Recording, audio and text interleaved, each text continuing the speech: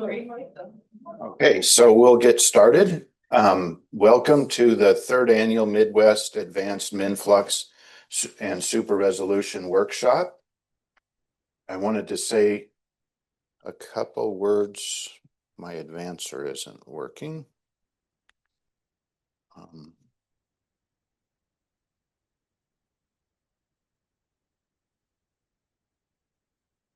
Sorry, what?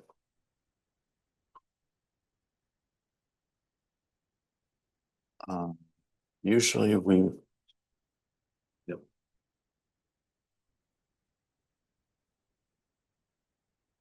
Oh, now it's working. Okay, sorry about that. I wanted to say a few words at the beginning, kind of to cover the things that are going on here. So first of all, I want to thank Hannah, who is in the middle of our picture here. She organized most of the workshop. So as far as bringing people in, getting the food here, setting up schedules, all of that is Hannah. I played a very small role in all of that. This is the core staff currently. Kingsley and Riza do most of the work with the MINFLUX from a staff standpoint. Duncan and Umnia do a lot of confocal training. Miranda does slide scanner training. Any of these people, if you have questions during the next week or so, any of these people are happy to help you, give directions, let you know what we do in the core, things like that. The next group I wanted to introduce was from a barrier. So Christian Wurm is sitting right here. He's speaking this week. As you can see, he's the CEO of Barrier Instruments America. And so it's a pleasure to have him. Christian's actually one of the authors on the paper where this MINFLUX that we have is on. Jessica, we work with Jessica every week. So, and we've worked with Jessica every week for the last 3 years. So we have many users in the core. Many of those projects email or call or talk to Jessica. Jessica will log into our system every now and then. And so she works with our users every week. I think I have been working in cores for, I don't know, 20 years, 25 years. I've never worked with any staff or any industry person as much as we have worked with Jessica. I cannot imagine how we would run a MINFLUX without this kind of support. So that is really, like, I can't say enough there. And then Olivier also is here this week, and he's in the back. Okay, so that's the barrier staff. And so together we've worked together with a barrier to host this workshop each year. And obviously we can't do this without them. So what's the highlight for year 3 of this workshop? So this is about the 3rd year we've owned our MINFLUX. And in my mind, new technologies like this come out and you can buy one and it's either going to kind of fade away and not become a huge impact in science, or it's going to start growing. And it's hard to tell that over the first year or the first year and a half, 2 years. And the reason is because it takes most graduate students a couple years to get used to an instrument, learn how to use it, set up a research project, and have it adopted. Sorry. MINFLUX, on the other hand, has this year, or last night, basically, I went through and looked at publications coming out of the Americas. So this is North America.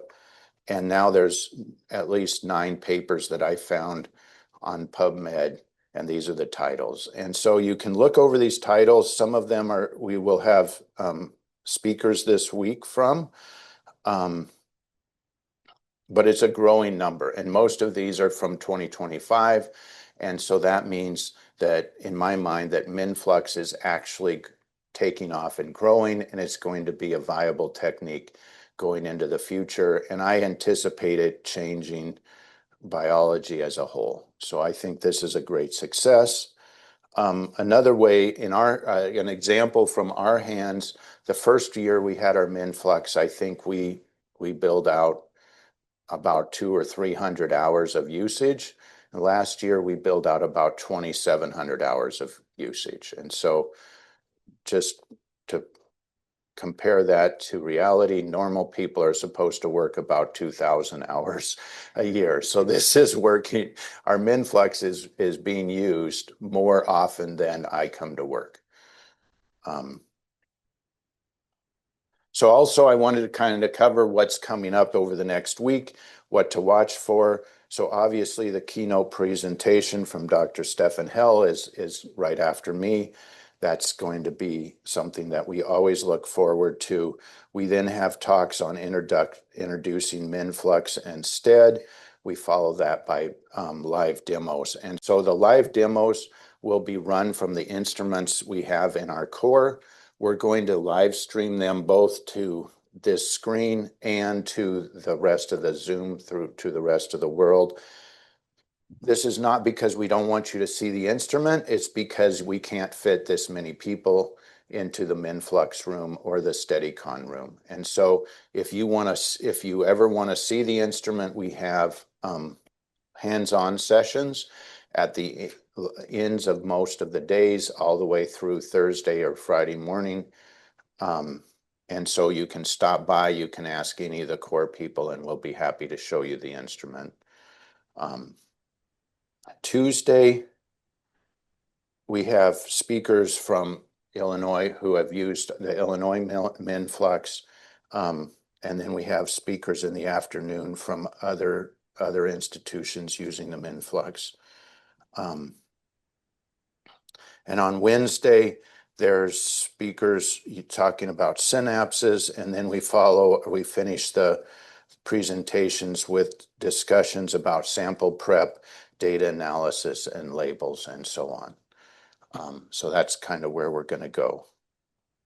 I wanted to point out the flash talks will be followed by a reception. I think I didn't point that out. The idea here is these are new projects that people want. So the flash talks are by people who are doing hands-on sessions, and we really wanted to encourage people who think they may have a project, a MINFLUX project that they want to get started on, to come and do a hands-on session, and then they work with our staff or Jessica, and or Olivier is going to run the SteadyCon. So those are the kind of things we wanted to do there. And then the flash talks were about these new projects. And so they're not projects that have made a lot of progress. They're about ideas so that we can all be exposed to ideas about what could be coming up or what these instruments, technologies can be used for. Here's a little bit more about our core, and just to let you know kind of the frame of whatever geography of what we do here. We have research groups from all across campus. If you're not familiar with the U of I campus, the south part of this map is vet med and more plant and biology. There's chemistry and whatnot in the middle, and engineering in the north. That's kind of the way things are laid out. We work with about 390 graduate students and postdocs and faculty from 121 research groups spread all the way across campus. Altogether, our core bills out about 18,000 hours of usage each year, and we have confocals, wide field, light sheets, slide scanners, SteadyCon. We have a whole wide selection of tools that we maintain, train, do sample prep for. And then at the end, I wanted to highlight that we work with off-campus researchers. So several of the people here are giving talks today started their MINFLUX work here and came down. Steve is an example. He came down very diligently from Chicago and worked long hours. And then we can also work remotely with people. And so there's projects running currently that people send us slides.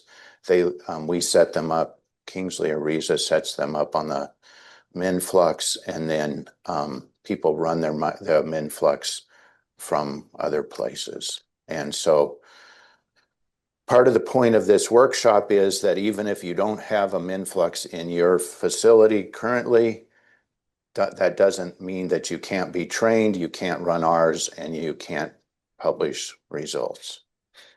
And so I think that is about it. So welcome also from my end. It's really good to be back the third year in a row. So Glenn and team, thank you so much for having us. It's, as always, a pleasure hosting this workshop together with you. Now, after Stefan's very conceptual and actually application heavy talk, I thought about doing something slightly different. The last 2 years, I was trying to inspire applications. But Glenn showed a list of publications not related to Stefan Hell. So I don't think I don't have to do any more like application inspiration. And this is why I decided to dive more into technicalities when it comes to MINFLUX. And specifically, this is why I listed on the slide as is a barrier MINFLUX implementation technicalities, right? So it's very important to understand that MINFLUX is the concept, and then there are several options how to implement that concept. And we as a company went one way, but that's not the only solution. We are convinced it is a very good solution, specifically allowing for a variety of applications, not focusing only on one specific project, such as, for example, kinesin, but allowing for tracking at various speeds, imaging at various fields of view, et cetera, et cetera. So I'm leaning a bit more into like the advanced portion of the MINFLUX workshop title. And I hope that I will share some new insights for specifically hands-on users. This is just a slide to briefly recap what Stefan explained nicely the last hour. So the MINFLUX concept, or the essence of the MINFLUX concept, is phrased very simply by saying we very precisely know where a molecule is in space if it coincides with the zero intensity of a excitation intensity distribution. If that zero excitation coincides with the molecule in space. And because we, as the user of a system, here specifically a confocal system with a donut-shaped excitation beam, because we steer the laser in the sample, we inject, to use Stefan's words, inject the coordinates of the beam into the sample, we can then infer the molecule's coordinates as long as we detect 0 photons. This is a theory, right? In practice, what we do is we measure distances of the molecule to the zero intensity, because photons, and you will hear me say that probably more often during this talk, photons is the currency we're dealing in, right? We're still doing fluorescence microscopy. So the information we extract, that is given in photons. Side note, we also, and this is different to camera-based methods, we also inject, again, Stefan's wording, we inject information into the sample with our focused excitation beam, right? Wide field, 0 injection of information during excitation because you illuminate the entire field of view. Here, we used focused light. Jumping from now the conceptual part really into the implementation details of the barrier system, you understand that to triangulate the molecule, we have to probe at various positions in the surrounding of the molecule. So for now, just assume we have a single molecule in space and we already roughly know where it sits. And what we do is we probe in that like rough position with the donut excitation beam. And what we do for, this is currently showing the 2D localization approach, we probe at 6 positions on a hexagonal pattern, and we add 1 center probing position, right? So at each and every position, we briefly illuminate the sample, we record photons, we count the number of photons we detect at those positions, and just based on photon ratios, we then come up with a first position estimate. We follow a iterative approach. And the next step after having this first position estimate is shrinking the probing pattern. You saw on my previous slide that the diameter of the probing pattern is L, so the probing distance, Stefan also mentioned multiple times during his talk. We shrink the probing pattern, we decrease L, very, very important. We do not decrease the donut size. The donut size is diffraction limited. The donut size always stays the same. It's the probing pattern. The distance between the individual triangulation positions we decrease. And what we do in addition to that, not only shrinking, also recentering the probing pattern, right? So we point the center position of the probing pattern now onto the first position estimate we calculated. And then we redo the triangulation process. Because we probe at the smaller L, our localization precision is enhanced. We might get a new position estimate, which is slightly off from the previous one. Again, we shrink the pattern, we recenter it, we probe again, and now depending on the exact algorithm we run, we call the algorithm, so the informations which basically drive the system, sequences. Depending on the specific sequence we run, we have different numbers of those individual iterations, but eventually after the very last iteration, we come up with a position estimate, which we then plot as one localization in space. This is a simplified summary of this iterative localization scheme I just talked about. I will go slowly into more and more details. At each and every of those, I'm showing 5 iterations. This is the standard default 2D iteration scheme, with iteration 0 being some sort of pre-localization, which I will also talk about in a couple of slides. We run through 1 pre-localization and then 4, let me call them proper MINFLUX iterations. And at each position, we probe 6 times at those what we call offset positions, and once in the center. Important side note, the center exposure is only necessary or is only adding information if we have background in the samples. If we all know we're not dealing in an ideal photophysics world, sample prep world. We always have some background contributions, but assuming there would be 0 background, that center exposure would not contribute any information to the triangulation procedure. All right, so we probe, we detect photon numbers, we run through the individual iterations. And important to understand is that, again, the MINFLUX, as implemented by Iberior, asks for a photon limit at each and every iteration. Notice photon limit is simply a set number of photons the system has to detect per iteration to be allowed to advance in that localization scheme. And you can immediately appreciate that with a photon limit being the priority over a fixed dwell time, the system is in its default setting. I'm not saying the opposite is not possible. In its default setting, it prioritizes localization precision over temporal precision, right?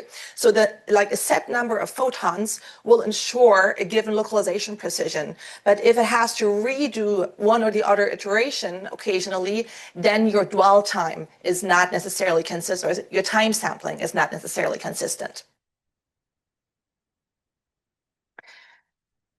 This slide is again talking a bit about this, like the iterative portion of the localization scheme. So while advancing from iteration to iteration, you understand that we are in a stepwise manner decreasing L.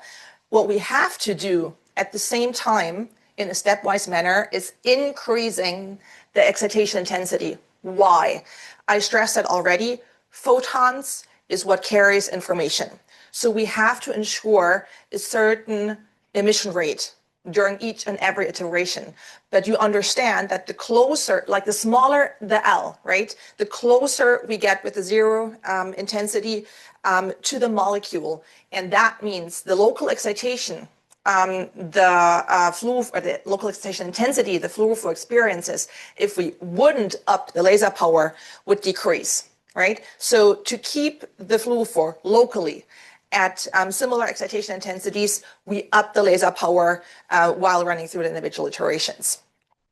And actually, Stefan briefly explained that the iterative portion of that localization scheme is the reason why we are so photon efficient and why the localization precision scales exponentially with the number of detected photons, right? We use pre-knowledge. I talked about like injecting information by using the focused patterned illumination strategy, but also instead of like dwelling in one iteration and just collecting more and more photons, we are more efficient just using that pre-knowledge from a previous iteration, using just a couple of photons and then advance shrinking the L, because the L hits more strongly because it goes linearly into the equation of localization precision.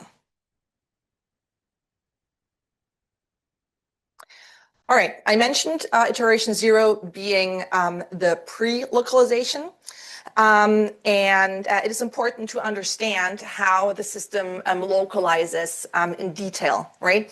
Right now, I talked about, or I asked you to just imagine like one single molecule in the on state in our space. But now we're interested in either tracking a population of molecules or mapping molecule positions in our sample if we perform imaging experiments. And what we want to do specifically when it comes to imaging, we want to be quantitative and we want to map each and every target in our field of view. So what we do is we, after defining a region of interest, a field of view in which we want to perform the MINFLUX experiments, we start by scouting that region during the MINFLUX acquisition. And the field of view is divided into grid points. You could consider those grid points as your like MINFLUX pixels.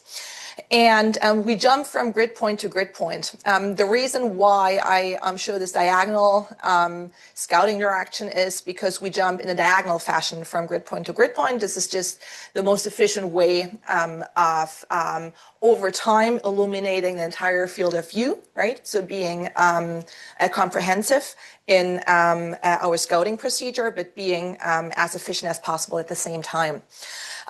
So we jump from position to position, and at each and every grid point, we ask a simple question, illuminating a sample: is there a signal above background? Yes or no? I will talk about like what is background or how we understand what is signal above background in the next slides in more detail.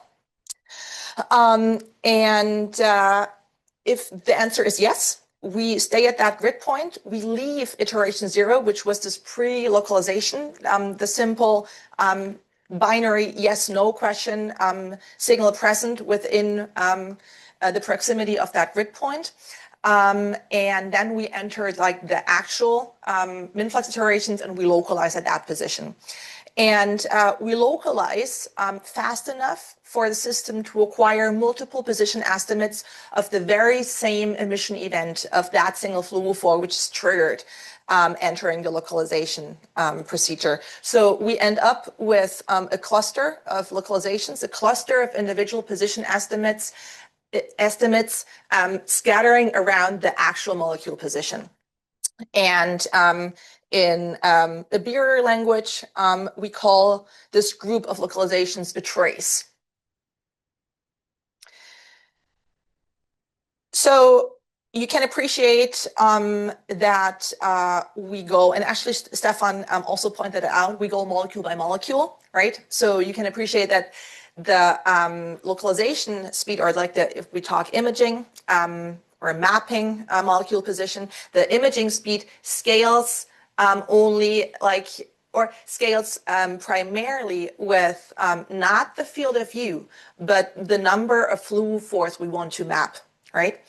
And the larger the field of view, usually assuming somewhat like homogeneous localization densities, then the more fluorophores there are to map. And during your imaging time, to well, be robust against potential noise contributions from the environment, the commercial system is equipped with an active sample stabilization unit, which not only monitors, but also like online compensates for potential sample drift or vibrations coupling into the system. And in addition to that, so sample drift is definitely the like more obvious stability issue you can encounter during fluorescence imaging. But when it comes to MINFLUX, we localize with nanometer precision. So any minor change in the position of your beam within the sample would also translate into, well, apparent drift in your final data set. So if you do confocal imaging, you definitely do not see that, and you do not care about minimum beamline drift. But we use the beam as a reference coordinate, so it has to be steady, right? There's no way that the beam position is allowed to change. If your room conditions are suboptimum, which can happen, right? Then we have another layer of, in this case, not actively compensating, but reading out changes in the beamline position with a feature called beamline monitoring. What we simply do is we, using the very same beam we use for MINFLUXing our sample, we use the very same beam to map fiducials, and just comparing the initial position of the fiducials with the position estimates we acquire frequently throughout the measurement, we can understand whether you suffered from beamline drift, yes or no, and then use that information in post-processing to correct your data for that. So although I know that Kingsley in 2 days, Wednesday, right, we'll talk about sample preparation, I want to briefly mention that currently on the commercial system, we still rely, if we want to do imaging, on off switching. So Stefan presented a very intriguing approach to MINFLUX using dyes that are always on. He emphasized that currently they are able to localize a handful of molecules. For most applications we're dealing with, we are interested in more than a handful of fluorophores to be mapped, right? So we definitely still rely on this on-off switch, so some flavor of molecular switching. And I'm just overlaying here my schematic field of view with an actual confocal measurement, right? Looking at the quote-unquote blinking properties. And this quote-unquote blinking can be implemented in various ways. It can be, because Kingsley will go into details, I'm talking more conceptually right now, can be reversibly, it can be irreversibly, it can be stochastic, it can be deterministic. And the word stochastic is what is bringing me to my next slide. Because we use a focused excitation beam and we use point detection, we are deterministic in the way we localize single molecules. And there are options of implementing this molecular switching in a stochastic way. So you see that there is a conceptual mismatch during how we read out information and how the information is presented. I'm not saying stochastic switching is a no-go for MINFLUX, not at all. I love DNA paint. I love stochastically blinking dyes, but you have to be aware of that mismatch, right? So let's just assume, let's keep it very simple. Let's assume we just observe one grid point. So forget about this scanning pattern, like this large grid point scanning pattern. Let's just assume we park the beam on one of the grid points and just wait for the stochastic blinking to take place. And each and every time a stochastic on event appears, we localize. So you understand that the probability of observing an emission event, of course, goes with time. So the longer we observe, the more probable it is that we observe an on event at a given, generically speaking, on rate K. So this first plot compares the probability of observing one, let me say, copy number of your target, and the one observation points is depicted by those dotted lines, versus observing all copy numbers, and like the probability for observing all copy numbers is shown with those solid line plots for targets with various copy numbers, so monomer, trimer, and then a like 9-fold oligomer. And you understand that, of course, like the more copies our target holds, the longer we have to wait at that grid point to observe all targets. The second plot compares the minimum time we have to spend at that grid point, looking at now various copy numbers at increasing efficiency, right? So the more efficient, so the more comprehensive we want to be, the longer we have to wait. The third plot compares the probability of observing a trimer giving different on rates, right? So the more often an emission event occurs, obviously, the faster we will observe like the entire trimer. And the last plot compares the probabilities of observing either zero. So obviously, if you observe zero, you're done at time point zero. Zero subunits, 1, 2, or 3 subunits of a true trimer. So this is like, this slide is just meant to raise awareness, right? To understand that whatever labeling strategy you choose for your project to answer like that one question, to like extract information, be aware of the limitations and advantages, right?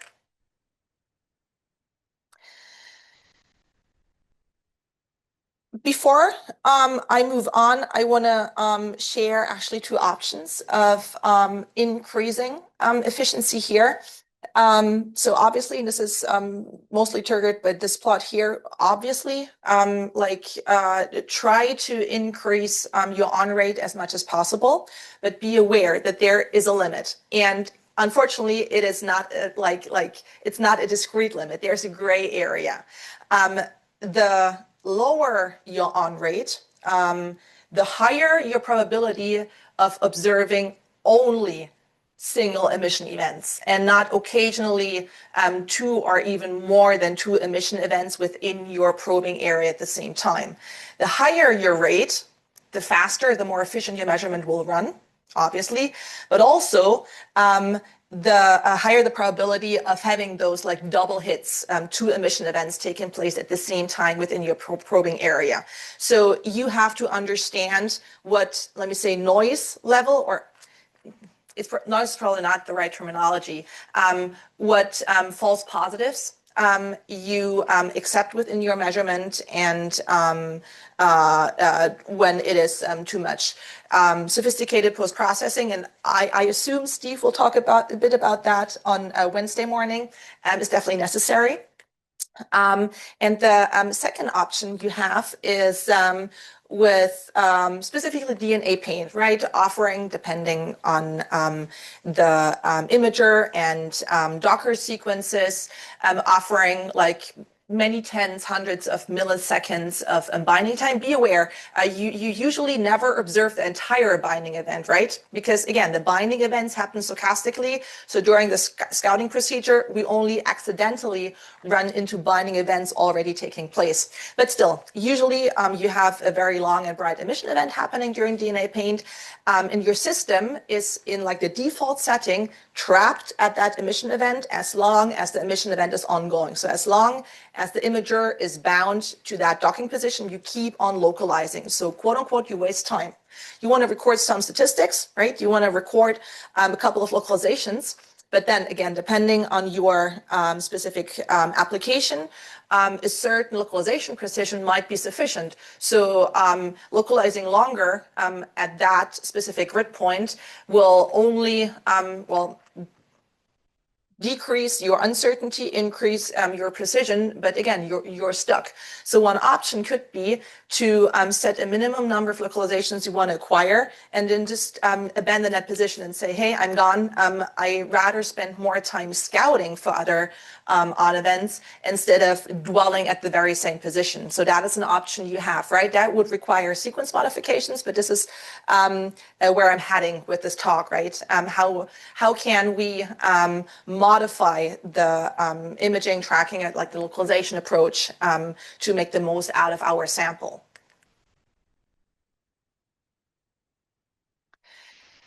To do that, I want to go through the localization scheme in detail. So I go step by step, and I hope you can follow along.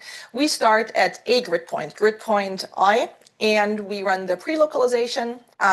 So we have a rough idea that we have a molecule there if our emission rate, EFO, effective frequencies and offset, background corrected emission rates are above the background. Again, I will talk about what is above background or below background in a couple of minutes. If the answer is yes, then we ask the next question, do we meet the photon limit? I talked about the photon limit already. So have we acquired enough photons during that iteration? If the answer is yes, we're allowed to advance. The next threshold question is asked, is our contrast, the CFR, is our contrast below the upper limit the sequence asked for? If it's a yes, again, we're allowed to advance, and we finally made it through, and we're allowed to calculate a position estimate. Now, depending on the iteration we're currently in, we either, if it's a final iteration, plot a localization, so we map that position as coordinates, and recenter the probing pattern, assuming the emission event is still ongoing, recenter the probing pattern, and advance to the next iteration.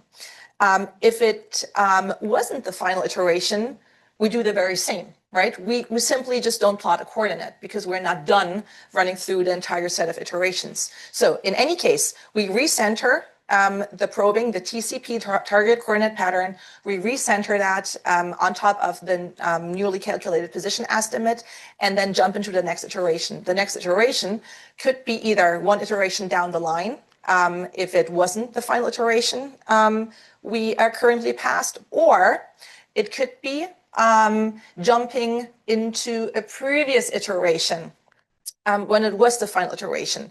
I will talk about this, where to jump to after successfully passing the final iteration in a couple of seconds.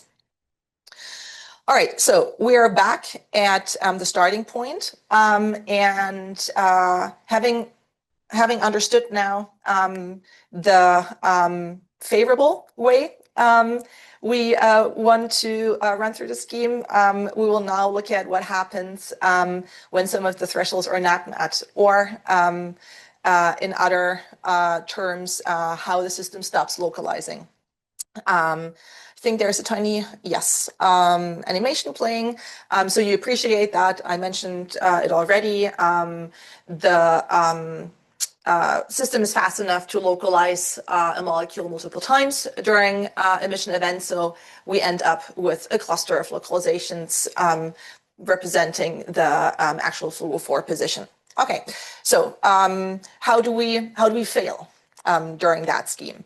The first option for failure is not meeting the background threshold. So detecting signal, but signal not above the background threshold. Again, what is the background threshold? Be patient. And if that's the case, then the system asks whether the maximum off time stated in the sequence is met. The default setting is 3 milliseconds. So the system is patient for 3 milliseconds, waiting for signal to come back. And if the signal didn't come back, the localization attempt is aborted. And if other way around, if the signal did come back, so if the maximum off time was not reached, the system is sent back to probing again.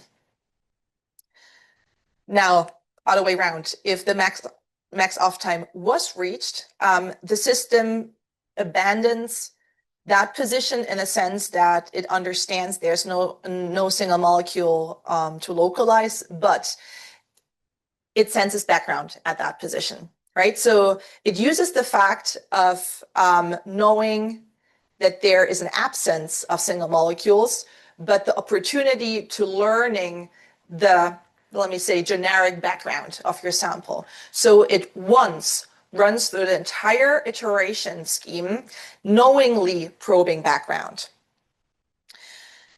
So now, as I promised, I will talk about the background threshold.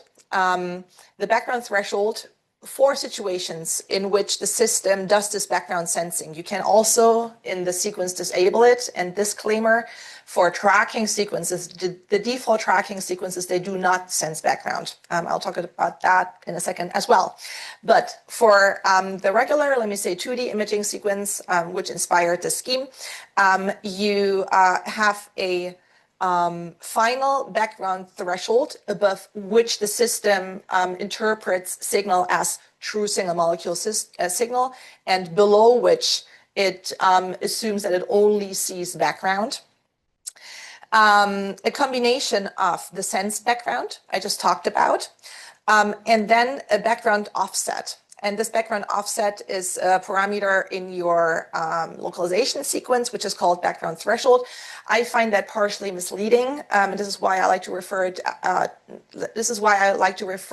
To it as background offset, because your final threshold is a combination of that offset stated in the sequence and the sense background.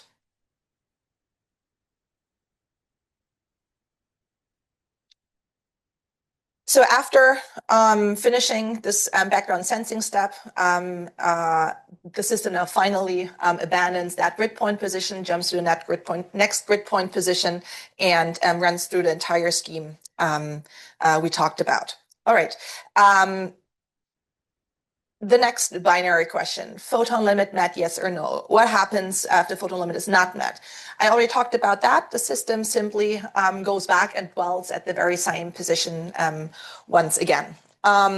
So I mentioned that can lead, if your sample is not providing sufficient emission rates, that can lead to an inconsistent time sampling because the default sequences prioritize localization precision over temporal precision, which is specifically for imaging definitely a way to do, right? Because during imaging, you usually map static molecules, so you're not so much interested in your final time sampling, you're more interested in a consistent localization precision. However, data analysis of single particle tracking potentially gets easier with a consistent time sampling. So one strategy could be to force the system to do a consistent time sampling, to set the photon limit to the rate the system asks for, giving the fixed dwell time. So stay with me. I told you during tracking, we don't do background sensing. So the only contribution to this background threshold is the background offset stated in the sequence. And this is a parameter you can adapt. And the background offset is given in hertz, so photons per time.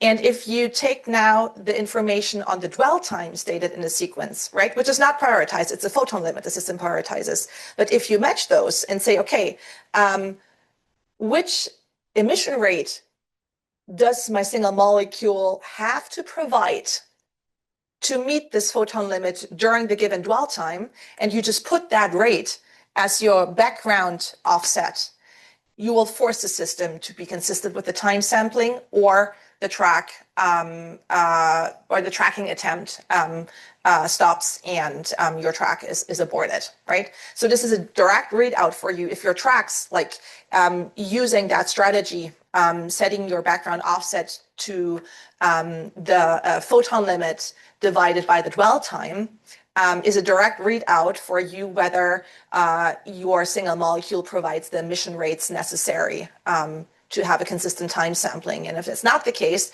then you either know I have to up my laser power. If that works, if your tracks get longer, great.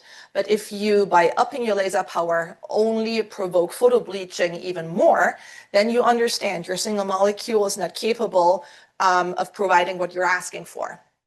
So either you increase the dwell time and be more gentle on the excitation, or you consider going to another fluorophore, which might be more photostable, brighter, can be kicked more strongly during tracking. All right, last limit, the CFR limit. If the CFR limit, so the contrast, I will talk about that parameter in a couple of minutes as well. And looking at the time, I have to speed up a bit. So if the CFR limit is not met, the system is allowed a couple of retries. And the number of retries is encoded as a stickiness parameter in the sequence. So if that number of retries is not used up, so if the stickiness is not exhausted, the system will just start all over and try again at that position. If the stickiness parameter is exhausted, so if the counter went all the way down to 0, we advance to the next grid point, we abandon that position and try to localize at the next grid point position. All right, background. You understand that the first hurdle to overcome, to localize a molecule is meeting or overcoming that background threshold. So you have two options of pushing your signal, or probably 2.5 options of pushing your signal above that background threshold. It is obviously your laser power, right? But also it is L. Because the smaller the L, giving a fixed laser power, the more strongly the excitation intensity the fluorophore locally experience. So be aware of that, right? Be aware that not only changing the laser power, but potentially also being more conservative in how you choose your L can be a strategy with difficult background heavy samples to push your single molecule above the background. And also be aware that unfortunately background signal and single molecule signal, they do not necessarily scale the same when changing a laser power. So there's not a one answer to the question what to do, because that is very specific to your sample. So different samples offer different background qualities. And that is the ideal case, right? Single molecule signal well separated from the background signal, right? Single molecule signal, background signal, easy in terms of where to set that background threshold. Probably this is more realistic. This is the case we're trying to avoid with proper sample prep. But you understand, and already touched upon that, like the closer your like background signal and your single molecule signal, the more you have to,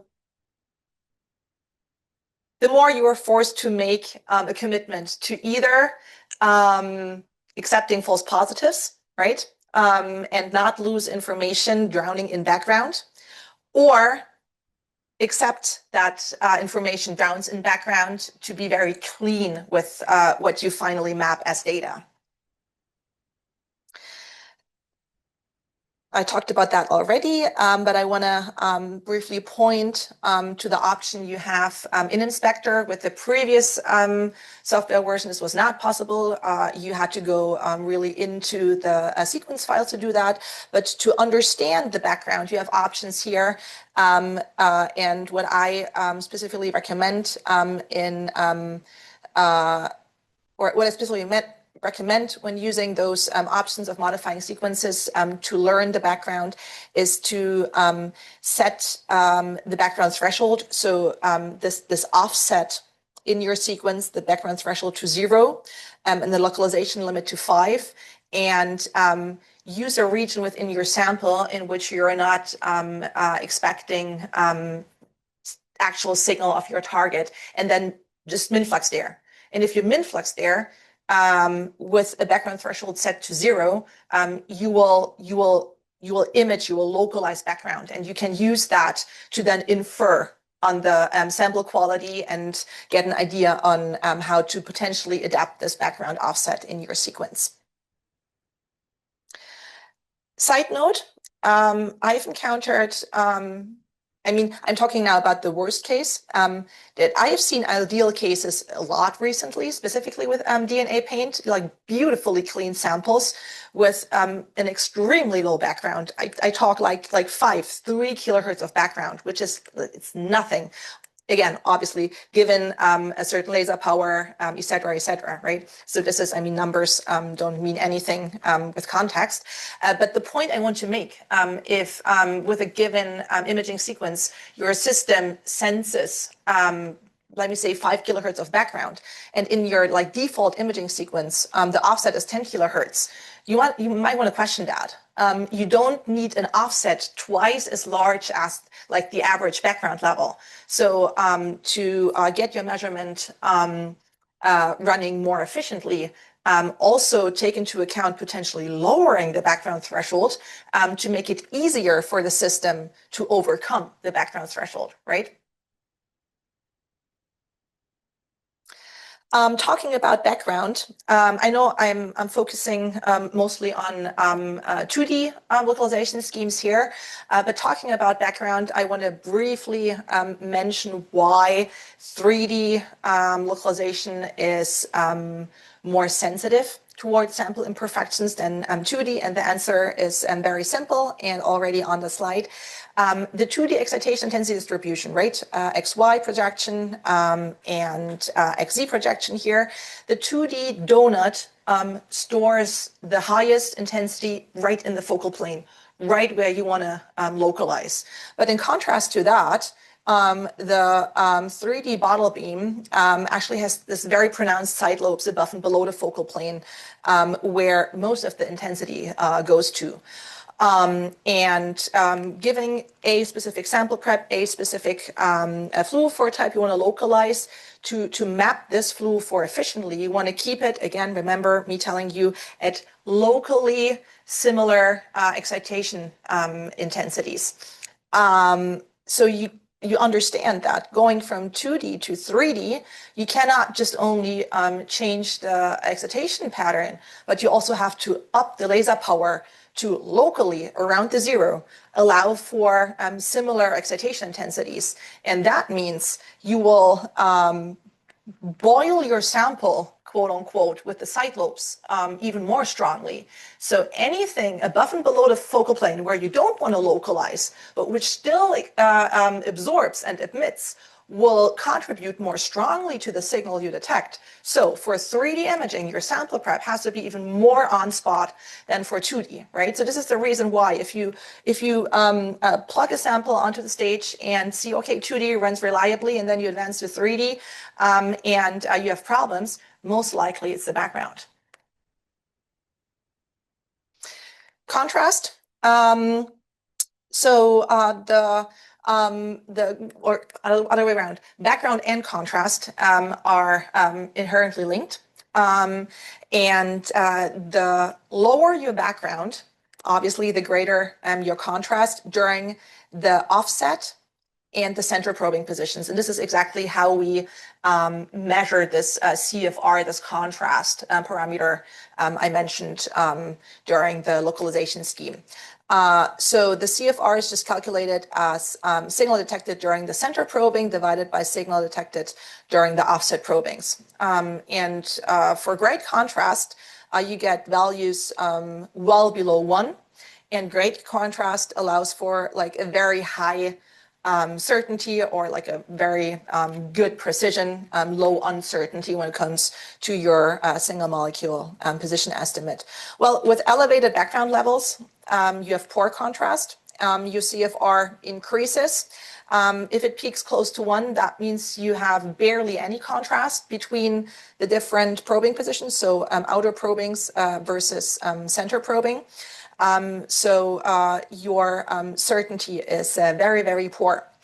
And now you understand that there is a qualitative I'm showing here, there's a quantitative, and I'm showing a qualitative dependence here of sigma, like your uncertainty, and L. So the dark gray line shows the no background case, right? Ideal world scenario, no background. Remember me telling you we don't even have to probe the center at all. With no background, we can arbitrarily decrease L and arbitrarily increase our localization precision. There's no limit. The only limiting factor, unfortunately, again, sample prep taught by Kingsley, is your sample prep and the background within your sample. So the lower the contrast, or other words, the higher the background, right? The larger the minimum L you can choose to still reliably localize. So there is a minimum of your L and sigma. So do not force, I mentioned that as a strategy, increasing L. Do not necessarily think that it's a one-way street. We always have to decrease L, and that will give us better results. It doesn't if the sample does not allow for that imaging routine, okay? So be aware that when reading out your CFR, there is actually a hard number you can take into account, that hard number, and now you have to trust me on the math, is 0.45. If your CFR peaks below 0.45, that means your sample quality is superb and you can actually decrease L even further. If your CFR peaks above that, that means, it doesn't mean my measurement is failing, not at all, but it means your localization precision could be better if you slightly increase L, okay? So remember that. Very important. This is, please use that for imaging static molecules only. Do not overinterpret the CFR when it comes to tracking, because during tracking, while triangulating the molecule, it is dynamic. Okay, so you are kindly smearing out the contrast, because during the individual probings, your molecule, it's not waiting for you to probe at the 6/7 positions. It will move. So this is why the CFR during tracking experiments is not necessarily the priority readout parameter for quality. Instead, when it comes to tracking, be aware of the dynamics you expect of your sample. And then adapt your L accordingly. When it comes to dynein kinesin tracking, be aware of the step size. So basically the largest jump distance you expect. Of course, if you have pre-knowledge on your sample, during diffusion tracking, understand how fast your system can be, and then potentially increase L to decrease the probability of losing the molecule because it is too fast and it jumps outside of your probing range. All right, last slide, promise. So I started talking about sequence modifications. As a microscopist, I assume most of you are familiar with this, trade-off triangle or triangle of frustration, which applies to almost any imaging modality. So you always compromise your resolution against imaging speed and against your signal to noise ratio. And the reason why we have to deal with that is imperfections in a world of photophysics. When it comes to MINFLUX, it's specifically the photon budget we are interested in. I told you that the system is fast enough to localize a molecule doing its emission event multiple times. It is actually on us to spend this photon budget wisely. And if I talk about photon budget, it can be like the entire amount of photons a single molecule during tracking provides before it bleaches, or basically one emission chunk of a stochastically blinking molecule before it switches off. In any case, it's on us to chop up this photon budget into a larger, so more photons, or smaller, fewer photons chunks, and use the number of photons per time chunk to calculate a molecule position. So you understand the smaller the chunks, the more samplings per time we have, right? So the faster you are in terms of tracking speed, but the poorer your precision because the fewer photons you use per localization.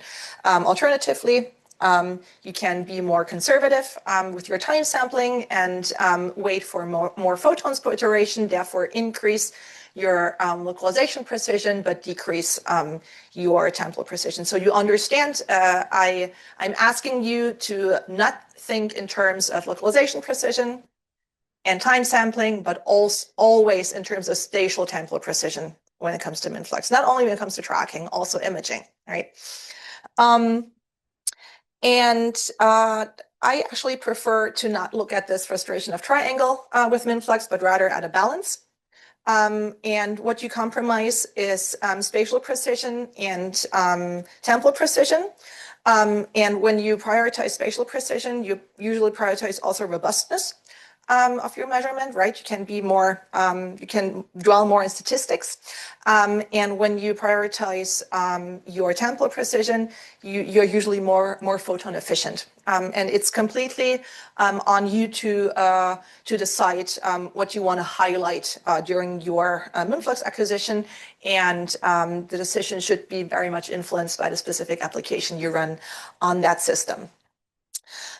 Usually, this is not a strict rule, but again, usually that's the side of imaging, that's the side of tracking.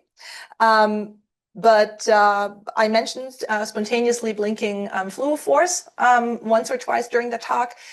The ones that are currently out there, they're great, but they have very short on times. For mapping those spontaneously blinking ones, we have to be very fast. So you would rather think in terms of sequence optimization for like fast imaging, right? And also, side note, the system does not know whether it performs imaging or tracking. It just localizes single molecules and uses the information you feed in when it comes to laser power, dwell time, number of iterations, L, et cetera, et cetera. Other way around, slow tracking. Stefan showed data for kinesin tracking at, faster tracking, physiological conditions, 1 millimolar ATP, but you can also slow it down to 10 micromolar. And then you can exploit the fact that, we don't have to push. And what we can actually do is we can introduce dark times by using a parameter which is called schedule to ask the system to still use the given dwell time of, let's say, 250 microseconds, but only localize every 3 milliseconds. So you artificially introduce dark times. And doing that, you are extremely gentle to your fluorophore, and you can record tracks for like tens of seconds doing that. Again, it's your application telling you what to do. Very, very, very last remark, I promise, is when modifying sequence, be aware of the following.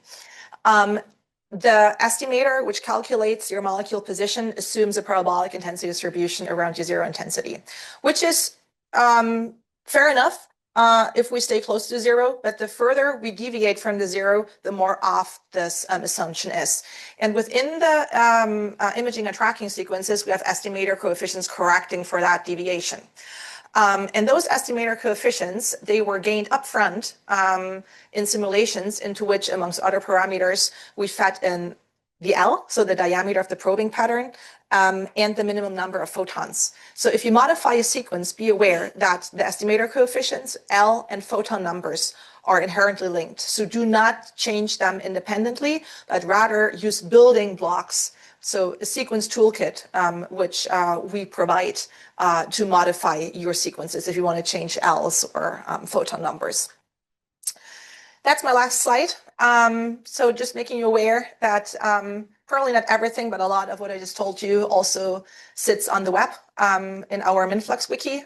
If you're not aware of that, send me an email and I will send you credentials how to access this information. I'm happy to take any questions. And sorry for running over time. I'm very well aware of that.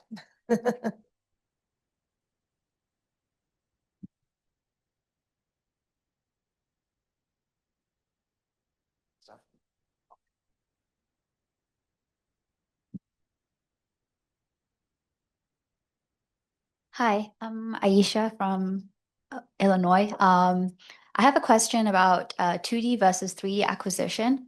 So even though 2D is obviously 2D on the focal plane, I have a question related to how much of the depth we're actually capturing projected onto the 2D plane. And then also for the 3D, I know there's maybe, well, in the past, approximately 0.8 micron-ish depth you could cover. Is there a way using the sequence that we can cover slightly more? Nope. First question. So what you project is in 2D, what you project is basically the Z extent of your PSF. I mentioned that the highest intensity sits in the focal plane. So the more off you are, the less your single molecule. The more off your single molecule is from the focal plane, the less it'll be excited. And then it's just a question of, is the excitation still strong enough to push the fluorophore signal above the background threshold? So I don't have like a quantitative answer. I can only give you that qualitative answer. And with 3D, unfortunately, the answer is no. There are two technical limitations, or well, probably just one technical limitation, which is the pitch of the DM. So that is 1.5 microns.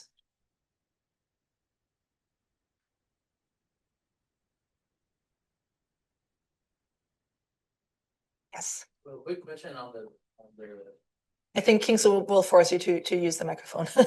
Thank you. For the online audience. For one cycle of deciding whether the position is correct, is this under one blinking on events of the whole? Yes, yes. Okay. So let me pull up the entire scheme again here. That one, right? So this is during the time that the fluorophore stays on. Like, for sake of time, so there's much more I wanted to talk about. And I was convinced that with like 19 slides, easy in 45 minutes. Yeah, apparently not. So this is what I skipped, and I want to talk about Head Start, and I did not talk about Head Start. But yeah, so as soon as so thank you for asking that question. So as soon as the signal, or as soon as the system detects signal above the background threshold, it starts localizing that specific on event. And at once, assuming all of those thresholds are met, it once runs through the previous, the initial iterations, And this is very specific for the 2D default sequence. Again, you can modify that.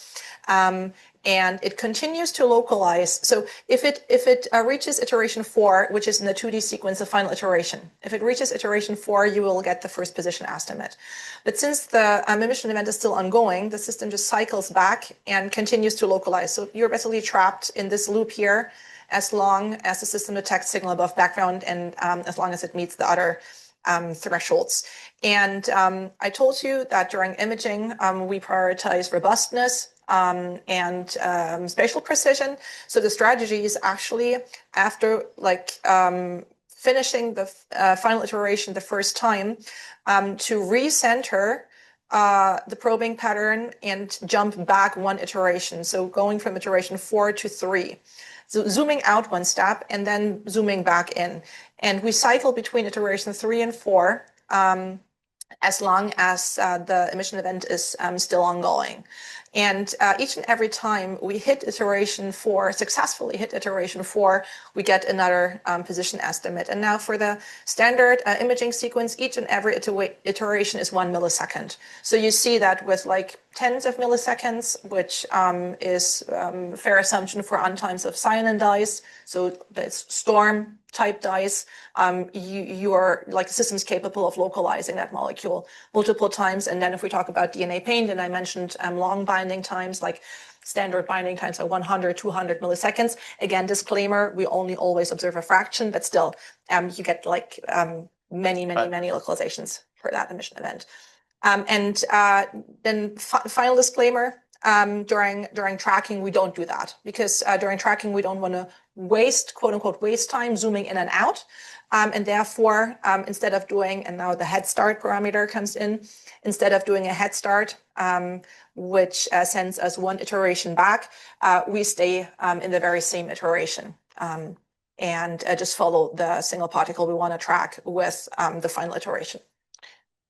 A quick question, technical question, is this number of signal is a sum of all 7 positions? Yes. Oh, Yeah. I see. Yeah. Yeah.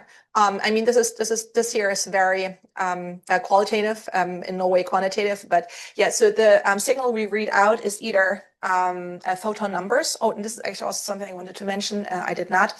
So during tracking, we usually don't do background sensing, right? So the entire background threshold comes from the background offset you put into the sequence. If we don't do background sensing, your detected signal is not background corrected. So the system only corrects your signal for background when sensing background, right? So be aware that if your background sense is switched off, so set to false in your imaging or tracking sequence, what you detect are raw photon numbers. So actual signal and whatever noise you have, hopefully very little. Yeah, so the ECO or ECC, so the effective counts in offset or the effective counts in the center it is the sum of what the system detects. And when it comes to EFO and EFC, it is the frequency, so the number of photons per dwell time. Yes, Arda. Hi, Jess. So I was wondering, let's imagine you have an aggregate.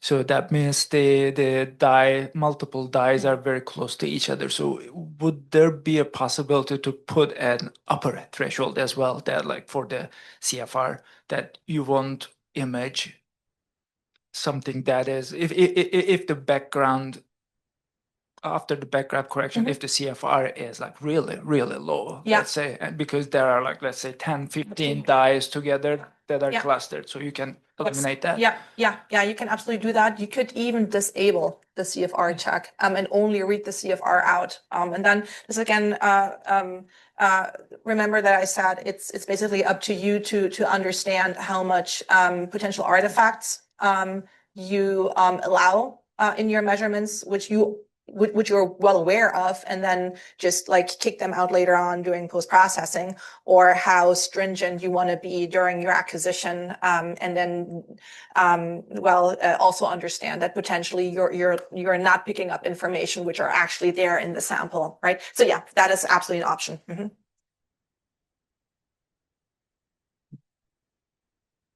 And then, yeah, while the microphone is passed on, if you localize an aggregate, Stefan mentioned that, I guess, briefly, you localize the center of emission of that aggregate. Be aware that the probability of bleaching all fluorophores at once is 0. So you will bleach in a stepwise manner, and that will also be encoded. Yeah, you're nodding, you know that. Hi, Jesse.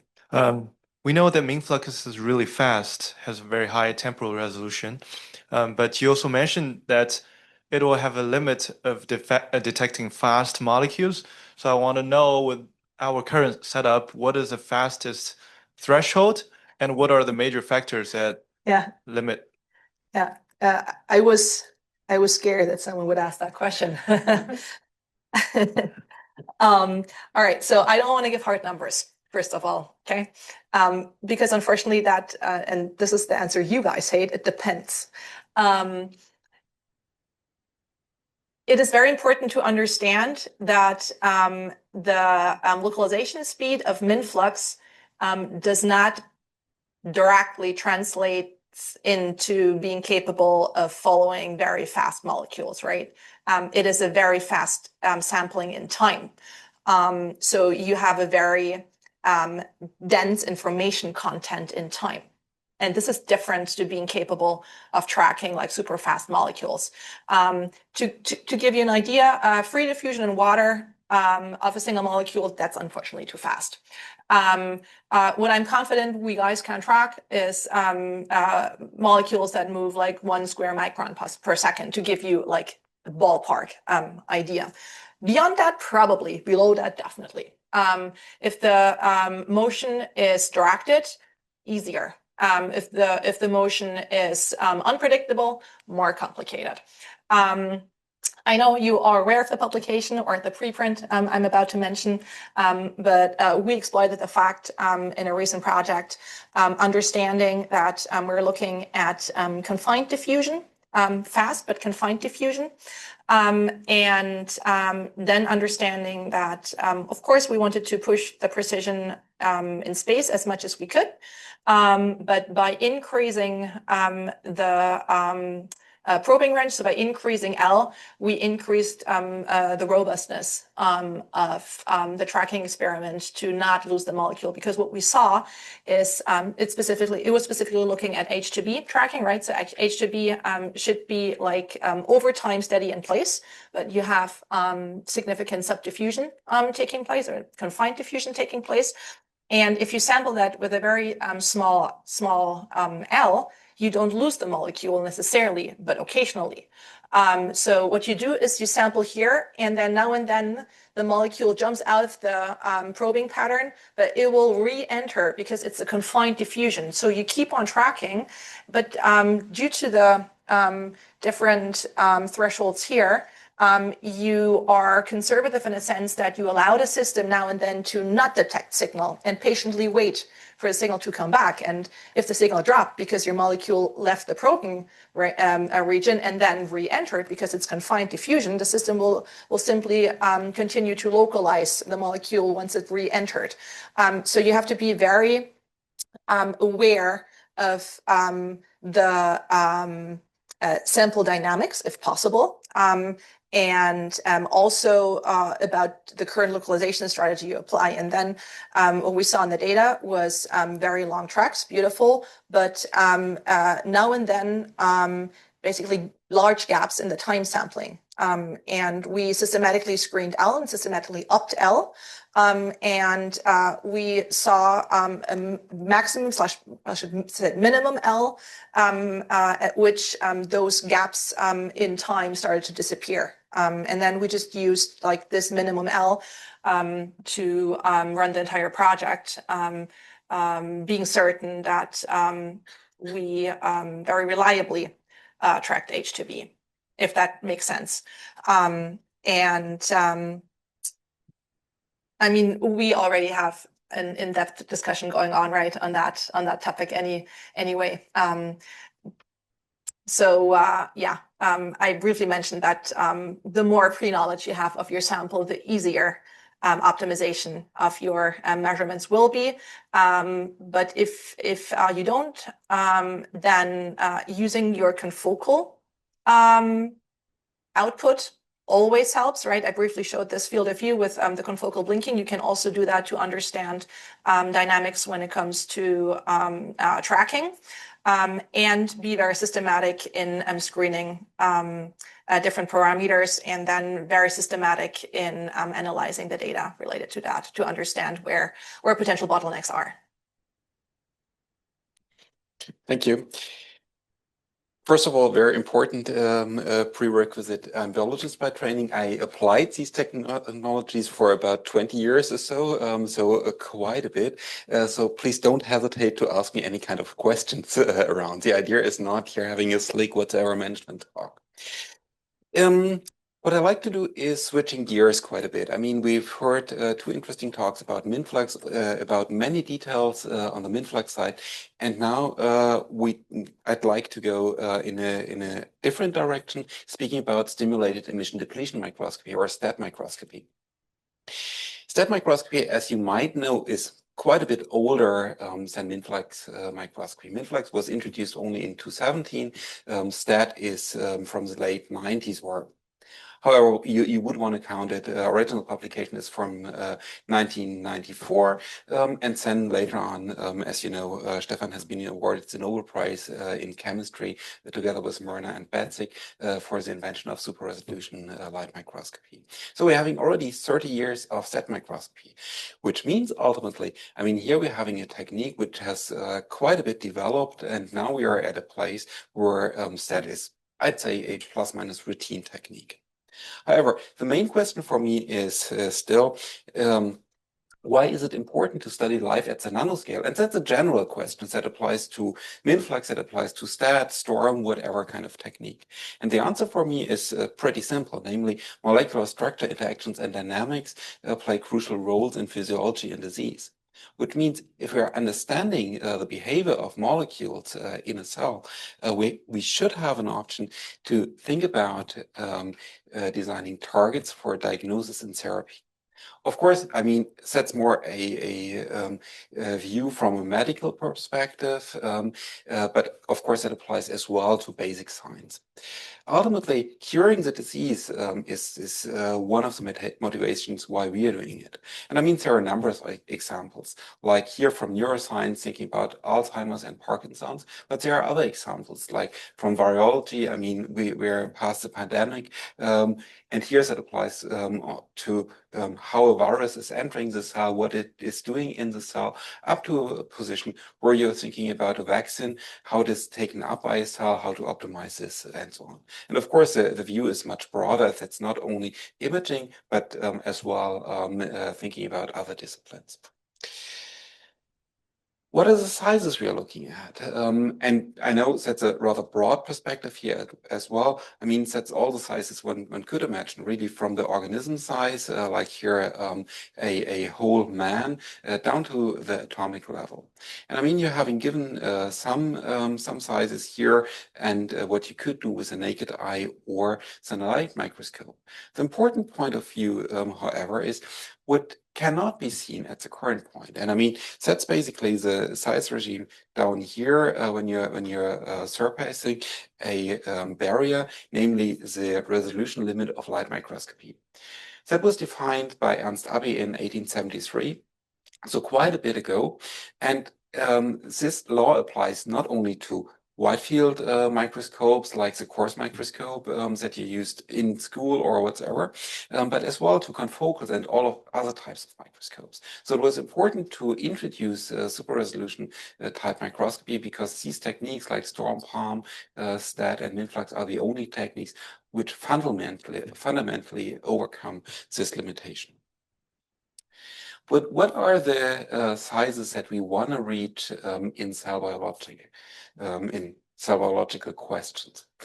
Typically, one could think about whole cells, which is a size of about 100 microns or so, or you can think about the nucleus, which is a size of about 20 microns. However, if you would want to have a look into finer details like mitochondria, ER, vesicles, and so on, I mean, you're below this resolution barrier.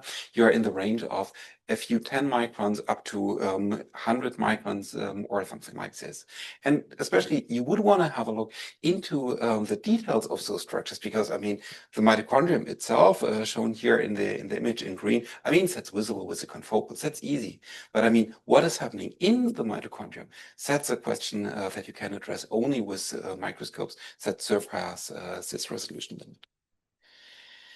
Exemplifying a bit more on what can be done, should be done, here is shown here. On the left side, you can see basically a blurred image of a cell. Actually, a synaptic cleft is here kind of sketched.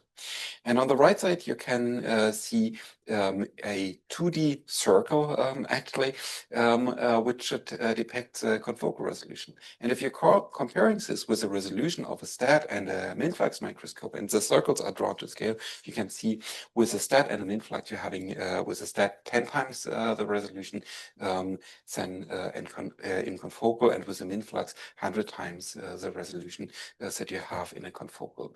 100 times means here, to give numbers again, confocal one assumes something like a resolution of about 200 nanometers, STED in the range of some 10 nanometers, maybe 20, and MINFLUX 2 nanometers is realistic. And with this, you're coming into a situation where you can visualize parts of the cells that is otherwise very hard to visualize because structures are too small, like for instance the synaptic vesicles shown here, which has only a size of about 40 nanometers, so even smaller than the resolution of a confocal. What changed since the invention of STED microscopy? So STED microscopy, as I said, is an invention from the 90s, and then it took another 10 years about until first really biological findings were made with this technology. Nevertheless, even in the 2000s, it was only fixed specimen. It was thin samples, for instance, cells on a cover slip, adhering to the cover slip, low distances within a certain sample. You could image sparse distributions, like here's this cytoskeleton, and typically you had only one color. So there was no way to do two-color STED imaging other than having multiple STED beams or whatsoever, very complex setups. Setups will be a topic in a bit, but as well, setups were filling a complete room. You needed to have 1 or 2 PhD students to maintain the setup, and everything changed here. On the technical side, what you can do with those setups, many things changed until now. So here you can do fixed cell imaging, you could do live cell imaging as well. We're coming from one color, you can do multiple channel imaging now. Multiple channel means multiple color imaging, and then as well consecutively doing multiple channels, for instance, on the lifetime domain, that's possible. Then you can do thin samples like cells, up to 6 samples like organoids, like tissue samples, even samples from medical schools like sections from patients are possible here. And you're coming from sparse distributions to dense distributions, which is important because, I mean, the sketch here on the left side shows basically how one sees a cell at the current point. So it's a very dense network of proteins, of nucleic acids, and so on and so forth. So it's more a gel-like surrounding where molecules are rushing around and basically bumping into each other, interacting with each other, and so on and so forth. So here we can do research now. STED microscopy, as indicated beforehand, is a confocal-based laser scanning light microscopy technique. It fundamentally breaks the resolution limit, and the resolution capabilities are typically below 30 nanometers as sketched beforehand. It's more in the range of 20 nanometers, really depending on the sample. And of course, what you would wanna like to resolve, because I mean, it doesn't make sense to try to have 20 nanometers of resolution while you're having a structure which has 200 nanometers of diameter or whatsoever, but you can tailor that down the road. How does that work? As I said, STED is, first of all, it's a confocal light microscope. And when thinking about a confocal, you're having an excitation beam going up here to the digrade through the objective lens to the focal plane.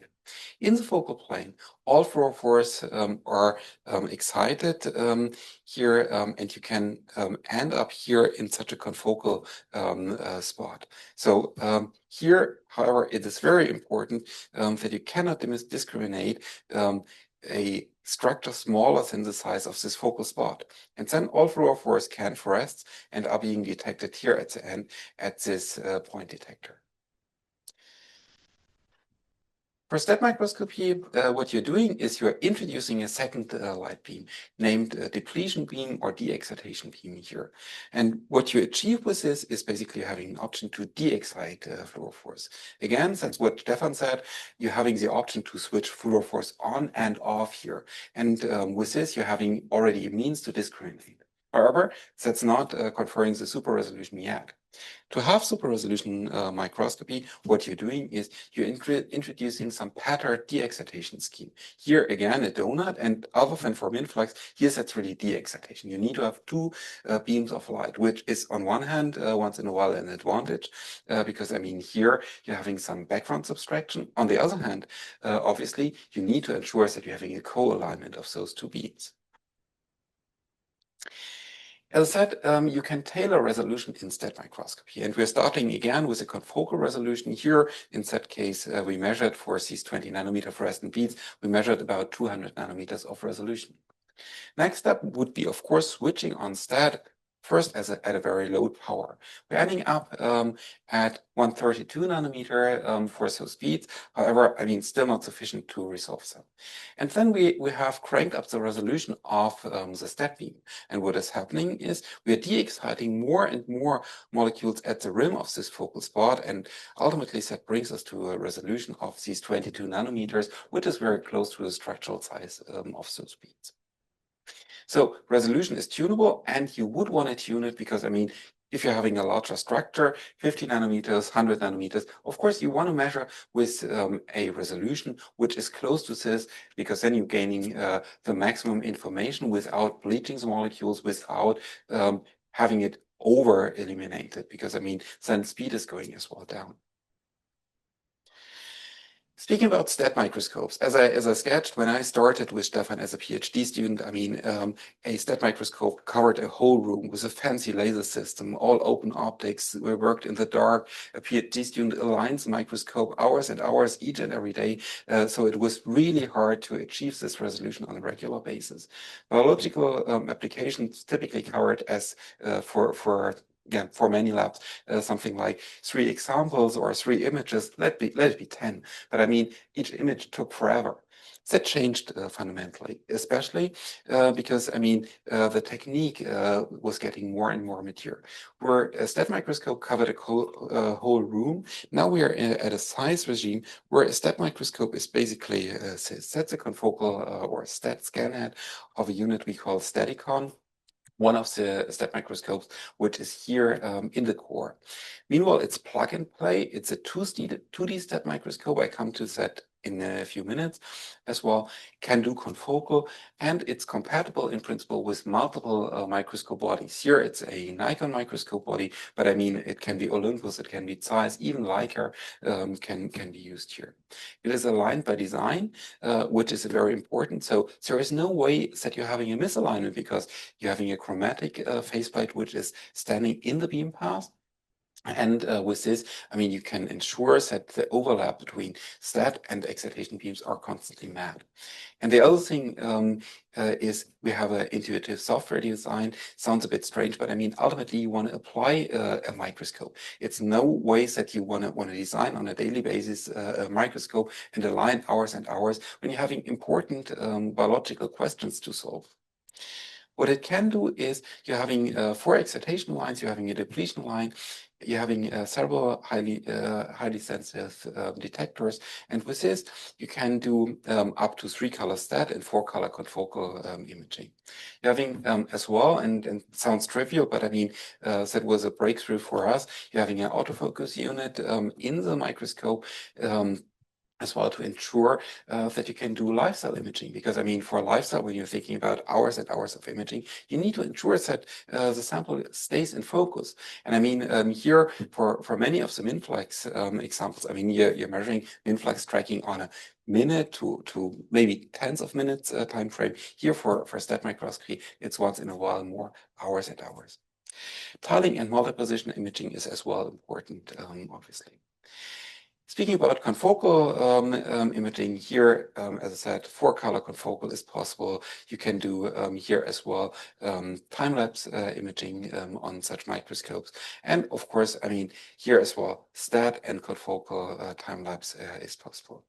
More importantly, and I mean, that would have been my beloved functionality when I was a young postdoc, because I was sitting in front of the microscope hours and hours imaging one cell after the other. Here, what we did for this image, we recorded a large tiled overview, then we selected ROIs, and then we told the microscope, oh, measure these hundreds of ROIs, and then the microscope was doing the job ultimately. So one could have gotten rid of me when I was a postdoc. However, the important thing is you can really push here the limits as well in terms of throughput, which is at least for STED important. I was already stressing that Steadicon is a 2D STED microscope, which is important because I mean we're having more fancy ones with 3D STED. I will speak about one of those microscopes called Mirava on Wednesday. We are having the whole bridge from confocal up to MINFLUX microscopy in one setup. However, Steadicon 2D STED and workhorse. On the application side, I mean, the applications are getting wider and wider. And I mean, here I have brought you images of some of those applications. What you can see here on the first image, it's basically a 3-color STED image already, which is basically working just regularly without much of effort. The trick here is, however, having the right dyes. In addition to having the right dyes, of course, you need to have the right functionalities like antibodies, nanobodies to label your structures of interest. Here's more to exemplify what could be done.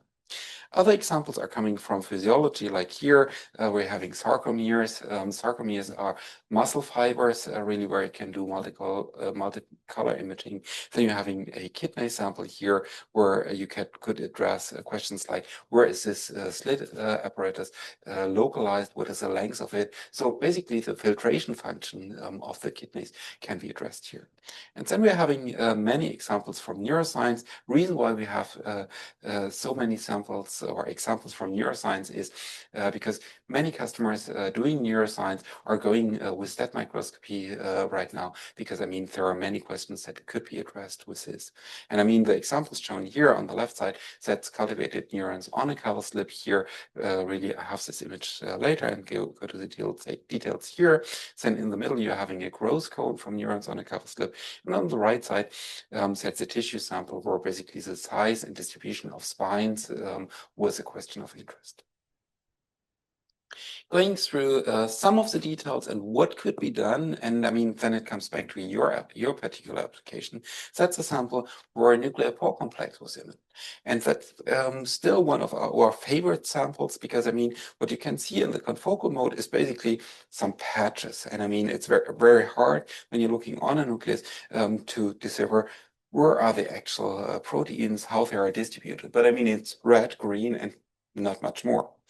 But if you're switching from the confocal to the STED, you can actually see there are substructures. You can count substructures. You can see is a protein in the center, at the rim, and so on and so forth. And with this, you can map protein distributions. Currently, we are seeing 2-color, but I mean, it is easily imaginable that we're having multicolor imaging here as well. One of the talks, for instance, will be on sample preparation on Wednesday here as well. I mean, nanobodies are getting more and more important. And I mean, here with nanobodies, we can do currently 4-color STED imaging, and you can extend it even further up to, now I'm saying 8-channel, because 8 channels means not only spectral channels, but as well lifetime channels can be separated on STED microscopes meanwhile, and that has been exemplified on those scopes. Other examples are here, like this Golgi apparatus. Golgi apparatus is more classical sample in principle. And during my academic studies, I thought, okay, cis Golgi, trans Golgi, that's pretty clear. The one is close to the nucleus, the other one is far apart. But looking to those samples, it's looking odd. I mean, you're having two proteins. One, the green one is the trans Golgi, the red one is the cis Golgi. And when looking to it here in the confocal, it's hard to decipher where is the individual proteins. But looking with the STED, I mean, here it's the very same. You can see one of the proteins is at the rim. Rim doesn't necessarily mean only here on top and on the bottom, but as well, it surrounds here the other structure. So it's a very convoluted structure here. And of course, if you're treating the cell with certain drugs and so on, you're disrupting this organization. You're basically disrupting the spacing of those organelles.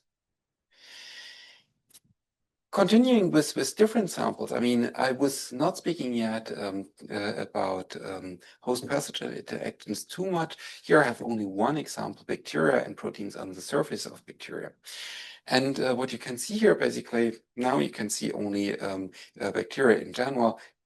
When switching to STED, you can see certain foci, you can see certain clusters. And with this, of course, you can push forward analyze things like what is the distribution of those foci on the surface of the bacteria, what is the density, what is the distances, and so on and so forth. And you can see certain hotspots of expression of localization of those proteins. Switching gears another time here, sets the first tissue samples that I would wanna show, sets Drosophila tissue, and what we're looking at is a meanwhile for STED, a classical sample, namely neuromuscular junction. The protein is called Bruchpilot, and that's an example, I believe, that led to a science publication in the early 2000s. The question was the distribution of those proteins, because I mean, again, same story. You can see here a blurred distribution. You're switching on STED, and you can see now you're having a certain distribution of those Bruchpilot proteins, which is a scaffolding protein for synapses here in the neuromuscular junction. That's examples that I've described earlier, that I've shown earlier. That's basically a protein, and I want to focus only on spectrin, which is shown here in green. Where basically people ask, oh, okay, what is the distribution of this protein in neurons? And I mean, again, confocal STED, and I think I can do that forever. Here you can see you're having those stripes of spectrin within the axis and dendrites. You can see a certain spacing of those spectrin stripes, which is meanwhile as well a classical sample for STED microscopy. I think with this, I should leave the topic fixed cell STED microscopy and go over to live cell, because I mean, as I said, the advantage of live microscopy is that you can do live cell. Otherwise, you can potentially go with other techniques like electron microscopy and so on and so forth. However, live cell is now possible with that, and one of the examples shown here is that the cultured mammalian cell, where we label two structures with organic dyes, which we designed ourselves. So that's one protein on the mitochondria in yellow, and another protein on the, or another label on the tubular cytoskeleton. And you can see here with that again, you can analyze more substructures within the cell. However, set still is still, and as well here, maybe a still, it's organelle dynamics in principle, but I mean, I don't want to bore you with still images here. So next image is one image, I think for me personally working for about a decade on mitochondria is very interesting.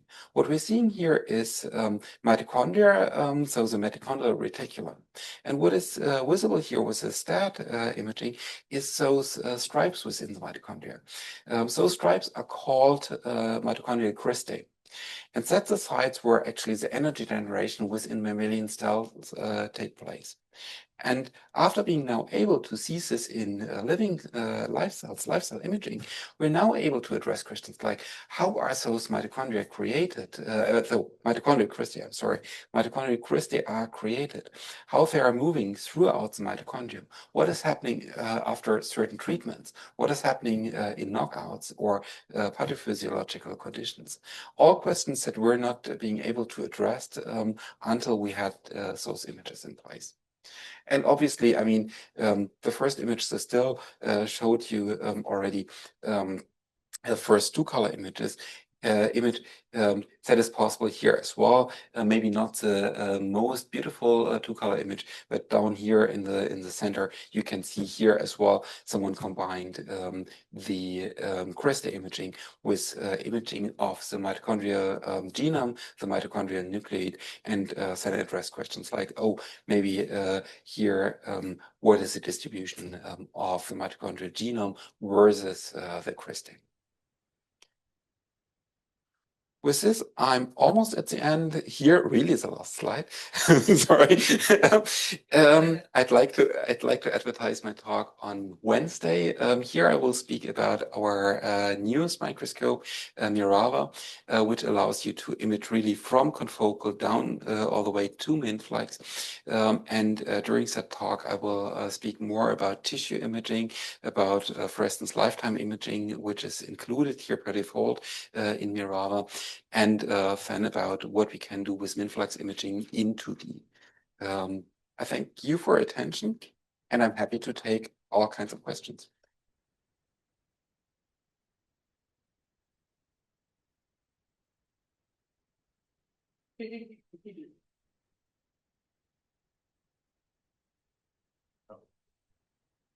Hi, Chris. Thank you for the talk. I have two questions. One is more theoretical on the choice of depleting light, because I noticed different color of fluorophore, they share the same wavelengths of the depleting light, let's say 755. Is understanding the fluorescence supposed to come from the lowest energy state of the first excited state? Yes. So that then the choice of the depleting light, does that need to match this fluorescence gap, or somehow it's depleting the excited state to some virtual state? Yeah, there are many answers to that question. One of the most important answers is, I mean, ultimately it's about probabilities of the excitation. That's only half of the answer. The other half is mainly when you're thinking about the extreme values, that would be a dye like star red or star 635P, which lend itself very well to STED imaging, where you're having an excitation line of 635 for excitation, and then depletion at 775. Here you're having about 100 nanometers or 140 to be more clear between excitation and depletion. So that's almost perfect. However, the better scenario would be actually to go more to the emission peak of certain molecule, which would be then for star red would be 635 and 650 roundabout. However, you're having a certain probability of re-excitation of the molecule. So you're rather far apart. The other side would be thinking about fluorophores like long Stokes dyes. We're having an excitation, for instance, for star 460L in the range of 440 nanometers, which is almost perfect, close to the excitation maximum. And then you're having a large Stokes shift up to about 670 or so of the excitation maximum, and then you're de-exciting with 750. So it's all about the probabilities here that you're having a certain amount of de-excitation probability, or yeah, basically depletion cross-section at 775 nanometers. But since the depleting wavelength is similar to the fluorescence, so do you need to spectrally separate it, or do you need to temporally separate it? If to filter out this depleting, because that's the highest power depleting light. I mean, typically what you're doing is, I mean, you're having a detection filter that singles or removes the STED light. That's one thing. When it comes to the question how to separate the dyes, I mean, here the this star 460 and the star red. I mean, the probability to excite star red with the 440 nanometer laser is close to 0, and vice versa. The 460L to excite it with 640 nanometers is close to 0. So it's a separation through excitation here. Yeah. But again, the idea is extending here the spectrum, and I mean here, I mean currently 3-color imaging is pretty much standard for STED microscopy with one STED lasers or one STED laser. 4 or 5 is definitely possible, getting more challenging due to labeling. And then when thinking about the lifetime domain, you can have as well 2 colors or 2 channels which are identical on the spectral domain, but completely different on the lifetime domain. And I have examples for this.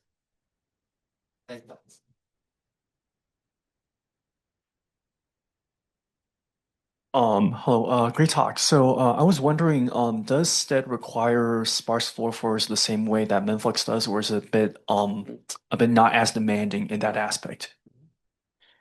The answer is pretty easy, because I mean STED is in contrast to MINFLUX a ensemble technique. So what you're having typically is many fluorophores in the on state at a given time point. You don't want to have switching fluorophores here for standard STED microscopy. But I mean, in principle, as many fluorophores as you can get at a single spot. Obviously, you're blurring at a given time point, but I mean, as well, the question boils down to a different direction, namely, what is the size of a certain label? I mean, for MINFLUX, linkage error and things like this are critical points. For STED, I mean, if you're using an antibody which has a size of 5 nanometers, I mean, that's not really crucial, because I mean, the resolution is at 20 nanometers, and I mean, that's a different regime. For MINFLUX, all of those things are much more critical.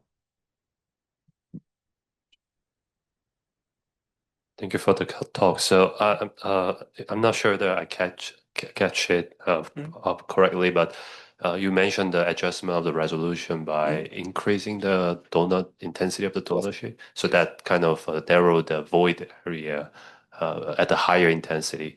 So, but if we do that, we end up applying too much power excitation to the sample. So I wonder whether it's also possible to change the phase mask so that you get a different shape of donut instead of applying a high power. So what's your thought about this approach? Can get at a given time point very philosophical. However, very good question. I mean, ultimately, let me start with the question of phototoxicity, which is, of course, a discussion point for STED microscopy. And then the other question is phase mask. Maybe let me invert it. Phase mask, the problem with this is, I mean, think about a situation where we're having, I mean, all of this is governed through the Abbe law. So I mean, the focal spot cannot be smaller than what the actual excitation spot is. The question, however, is now we're starting with STED and having a 0 intensity in the very center, which is smaller than basically the upper limit. Otherwise, we wouldn't achieve this. And the trick behind this is we need to saturate the transition between excited fluorophore down to the ground state fluorophore. And typically the saturation occurs in a way that, I mean, at a given time point, when drawing a line profile over the donut, you can see it's almost a basically step function where you're having a very narrow intensity 0 in the middle, but the basis is that you saturate this transition. In terms of phototoxicity, again, philosophical, we're talking about a situation where, I mean, typically you're exciting the fluorophore with a certain wavelength. Typically, the excitation wavelengths leads to then bleaching and situations like this. The question is, what is happening when you're de-exciting with a wavelength which is not exciting anything in the cell? And at 775 nanometers, I mean, we're almost in the IR. There is no large cross section between this. All of you know that at a given time point, of course, you're heating as well, water molecules and whatnot, but typically we don't see too much of problems there. When you're going, however, from 75 to the blue shifted regime, having a donut at, say, for instance, 590 nanometers, then we are running into more of those problems, because I mean, ultimately there are quite a few molecules inside the cell which are absorbing at this wavelength. Amongst others, there are certain states of NADH, FADH, which are absorbing at this wavelength. And what you can see, if we are hitting a molecule or a mitochondrion ultimately with light at 590 nanometers, that frequently leads to exploding mitochondria. At least there's a certain probability. I'm talking about highest powers that you can achieve and hitting it straight and things like this. And then, of course, I mean, live cell versus fixed cell. But patterning, we'd love to have a different pattern. There are approaches like this, but ultimately that's not a game changer. The game changer is really working on the wavelength. By the way, there are as well strategies to, not in the company admittedly, to shift the wavelength even to the further red regime, which is anyways a trend in this field to go to the red at the correct point. Sure. Are there other questions? Let's thank Christian again. Okay, so I think we're mostly back, and we will start with a hands-on session with Jessica, and then I think midway through, we will jump over to the STEDICon with Olivier, and then we'll jump back to the results from the STEDICon, or from the MINFLUX, if I know what's going on. So here you go, Jessica.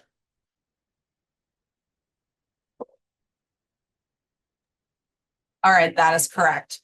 I'm at the system, and the first challenge is sharing my screen. Let me do that. Probably should just share the screen and not one of the measurement windows. All right, you guys will complain if you do not see what I'm doing or hear me talk. So everything's all right? Yeah. Okay, good. Two cameras. This one points this. So if you need to show this, you can switch between. Okay, got it. Kingsley's instructing me on technicalities.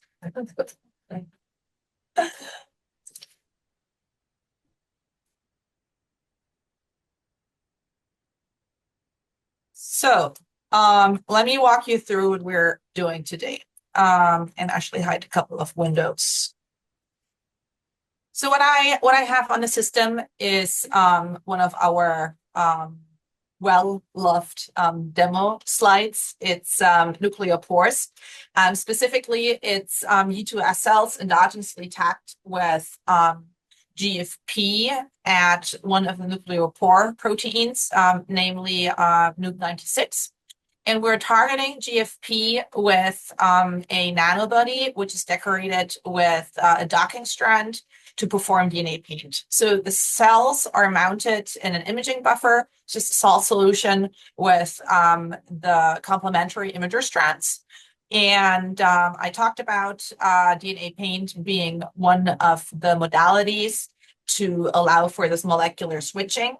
While DNA paint or any transient binding approach, so any paint approach, is a solution to basically mimicking molecular switching. So it's not a photophysics transition we exploit to get this on-off behavior, but really a transient binding event, which temporarily immobilizes a single molecule at the target position. And during that binding event, in this case for DNA paint, the hybridization of the docker and the imager, the chance for us to localize that single molecule. And upon detaching, the imager strand leaves the target site, and that site then basically switches off.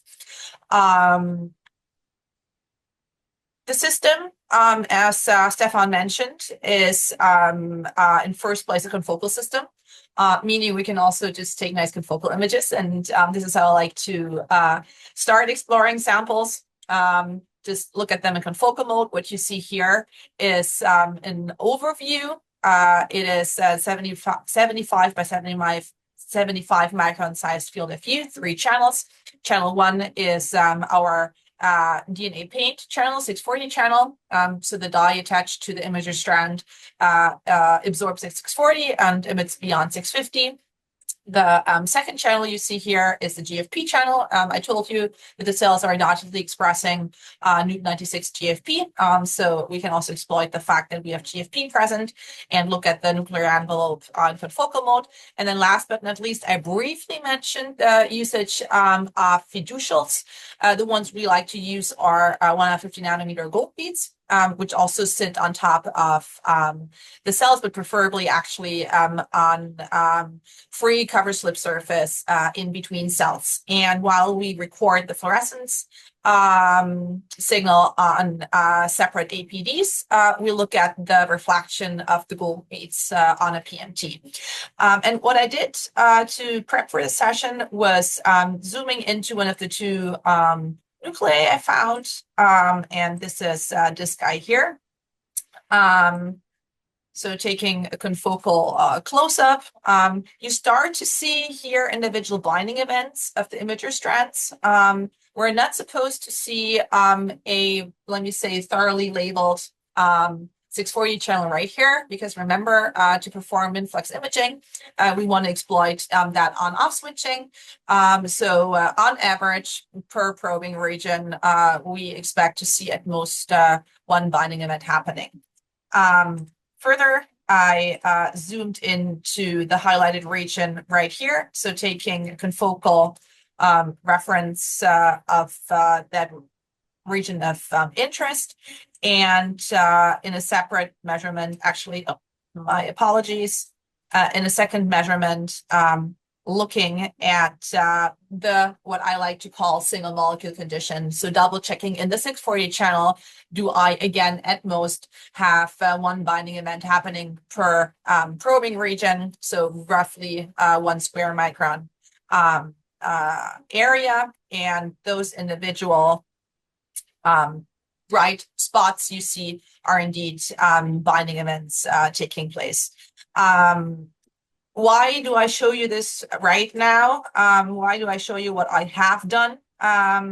Well, I started a MINFLUX measurement, so the system is currently running, and this is actually what I'm also minimizing here. So in the back, the system is still acquiring data of that very region here we see in confocal mode.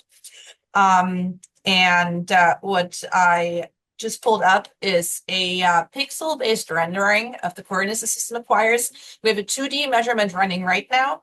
And remember, the system is scouting this region of interest in this diagonal scouting fashion, constantly probing for a signal above background. And the probing, you can basically see here live. We have 2 point detectors. I will talk about the reason for having 2 look at the 640 signal in a second, and a third detector, the PMT, which we use to monitor the beamline position. I mentioned that earlier today as well. So let me briefly talk about why, when talking about points getting a point detection system, we see quote unquote images of the signal. If you are familiar with reading chimeographs, there you have the answer. So each and every pixel is 1 point detection in time, with your x-axis being your fast time axis and your y-axis being your slow time axis. So if I just integrate over x, what you see here is probably what you would consider as a more intuitive readout for looking at a photon flux. So each and every spike here is signal on the point detector, and every, well, baseline period is when the system is not detecting signal on the APDs. The reason now for having 2 and my apologies. I'm currently, the system is lagging. I don't know if it's too many connections happening at the same time. That wouldn't be the first time that this happens. Okay, while currently the system is well, software I should say, not the system, is recovering. The reason why we have two detectors looking at the signal is the following. So I did not touch upon the fact, or I did not touch upon a dual color imaging. But if you're interested in dual color imaging, you immediately understand that there is a huge advantage of using one laser line and only multiplexing on the detection side instead of multiplexing on the excitation side for the following reason. So we localize with single-digit nanometer precision. But the way we can easily, let me say, easily align two lasers is still in a diffraction limited manner, such that our localization precision is greater than the precision with which we align two lasers. So the preferred modality for us to do dual color imaging is to combine two spectrally similar dyes, which can both be excited by the same wavelength. Let me make the example with the 640 line. But two dyes which emit with a mildly shifted emission spectrum. Generally talking about dyes, let's say we have a 640 and 680 dye, and both dyes will be excited by the 640. But if we now combine two detectors which look at different portions of the emission spectrum, namely to give you system specifics, namely the 650 to 685 range of the emission and the 685 to 720 range of the emission.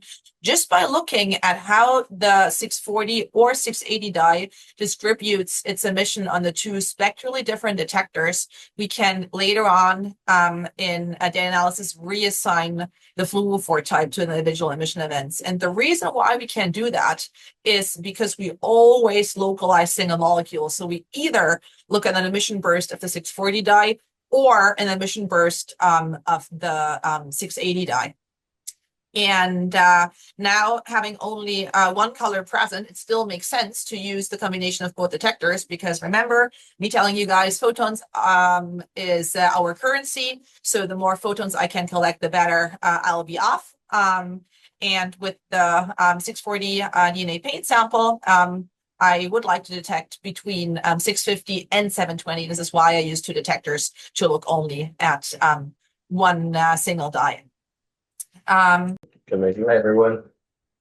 So I'm in front of the StudyCon here at the center, and I wanted to show you the operation of this instrument. First of all, I want you to notice that the StudyCon fits on any microscope stand, upright or inverted. Where there is, it doesn't matter what type of stand you have. If it has an open camera port, you will be able to fit a StudyCon on it. It fits on the fluorescent port of a inverted or upright microscope. We provide the scanner here that I don't know that you can see on the picture on the left side of the microscope. Here we have it on a Nikon TI2 stand. The StudyCon scanner on the left side, and on the right side here we have all the electronics for running the instrument, detectors, lasers. So as you see, the footprint is fairly small. The machine is also standing on a electronic table, an anti-vibration table, and here we have it in the lab on the lab bench, right? So notice the light is on in the room. We don't need to worry too much about light pollution from the autofocus light, because we're operating all our focal and STED images behind a pinhole, right? So I have a slide here on the instrument. It's a slide where cells are stained for nuclear pore staining. We have a staining at the center of the nuclear pore, and then the staining around the nuclear pore that stains the Ellis protein. I like this, especially like this slide because it gives us a good range of resolution throughout our sample, right? The nuclear pore is about 120 nanometer in size, right at the edge of resolution technique like the area scan or deconvolution techniques with high NA objectives. And with STED, where we're breaking the diffraction barrier, we'll see that we can resolve much further, right?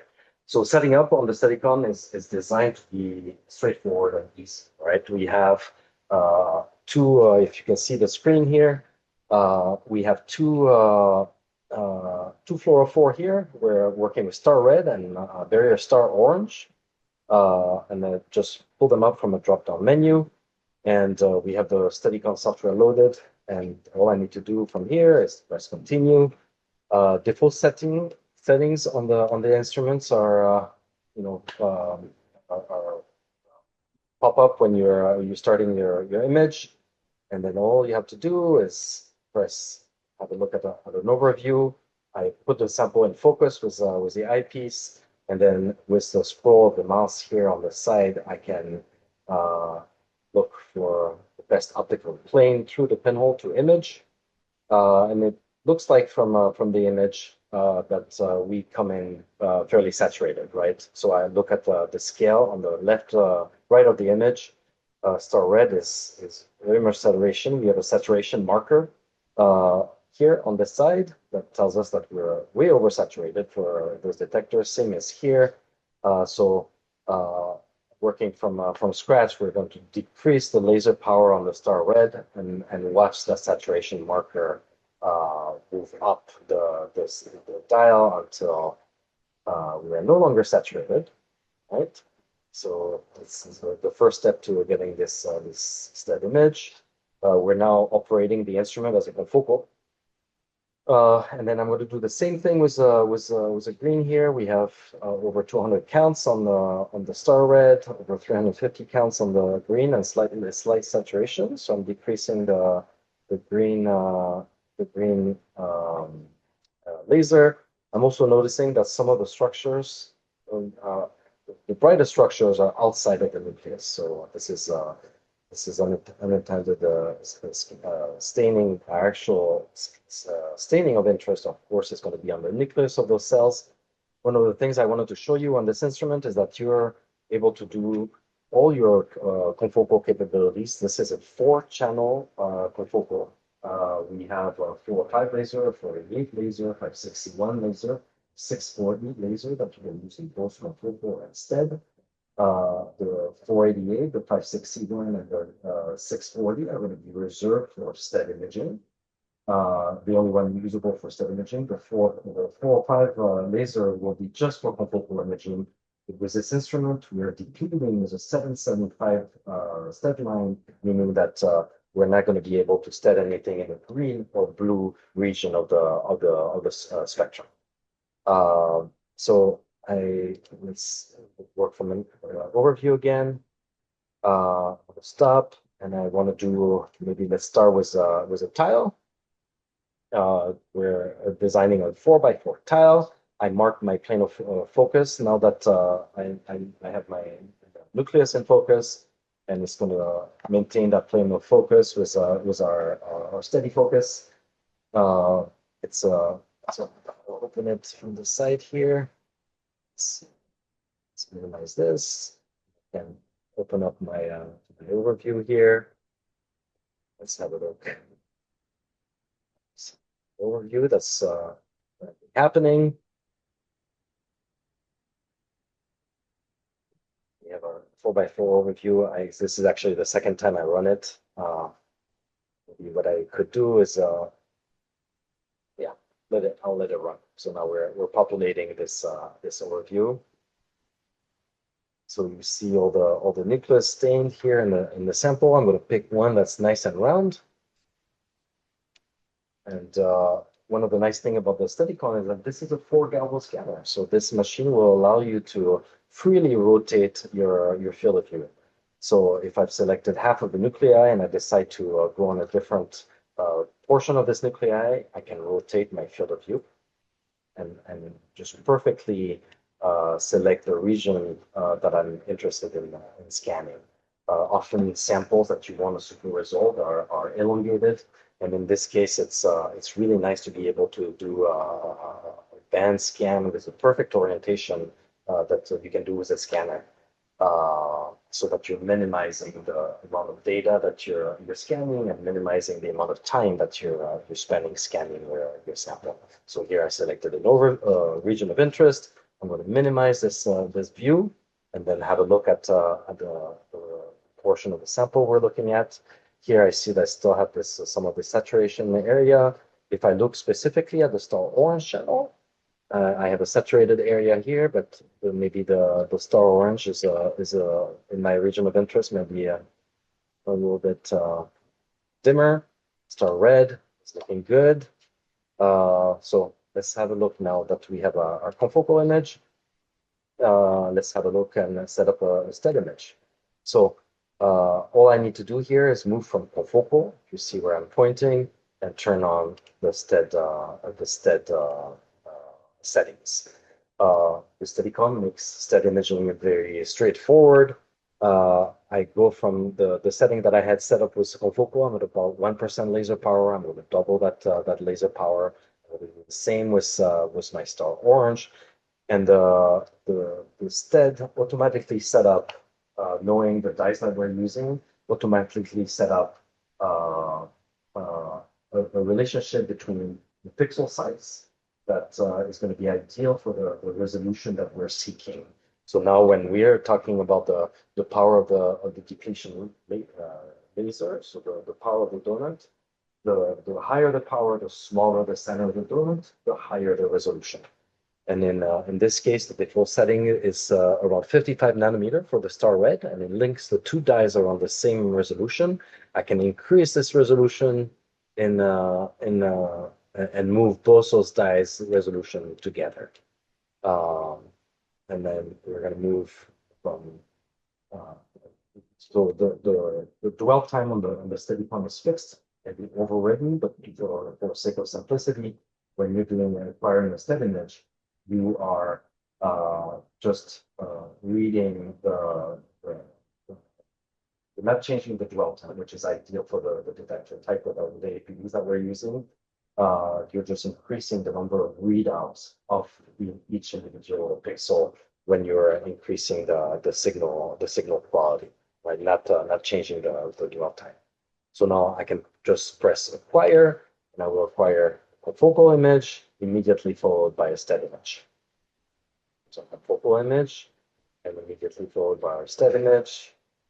Scan now, and I can toggle between channels. Looking at my star orange, zooming in on my image, going from confocal to STED. And then star red, I can do the same thing. Looking at my star red channel, which is the Ellis staining, which is the ring surrounding the subdivision of the ring surrounding the nuclear pore, and here for confocal to STED, and you can see the drastic increase in resolution. You can now see individual particles or individual subdivisions of that nuclear staining here on the staining, and an overview would look like this. So you can make the brightness of this image so that everybody can see. This is staining nucleus or the nuclear pore at the center, and the ring surrounding it. For confocal, classical confocal image with resolution around 250 nanometer to STED image, and we can have a measurement to see what kind of resolution we are getting. So I go under image analysis here, line profile. I'm going to normalize my profile and draw a line profile, and then I can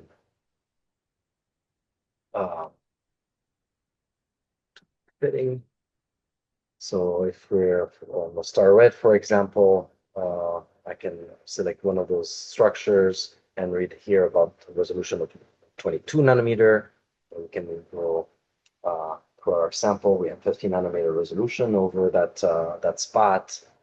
So this is what we're able to achieve over the confocal resolution. I find that this is a really nice sample to illustrate the quality and the differences that STED imaging makes in imaging our sample. I'm going to set up a Z-stack next. This is something we can easily do with a Steadicam, with a confocal or STED imaging. I'm going to turn off the STED for now, so that we're imaging a little bit faster. Maybe let's have another look at our overview and decide to maybe pick this nucleus for doing a small stack through the sample. Let's have a look what this looks like in confocal. Oops. Then you're going to select this area, maybe make it a little bit bigger. Let's have a look. Let's have a look at our overlay. I can move in the Z-axis of that overlay. Like this. And I'm going to set up a Z-stack here. And we can choose to center a Z-stack around the volume, around a midpoint, or define the top and bottom of a Z-stack. Here I'm going to define the top and bottom. I'm going to go to the area closest to the cover slip, define the bottom, and then move through the sample all the way to the top.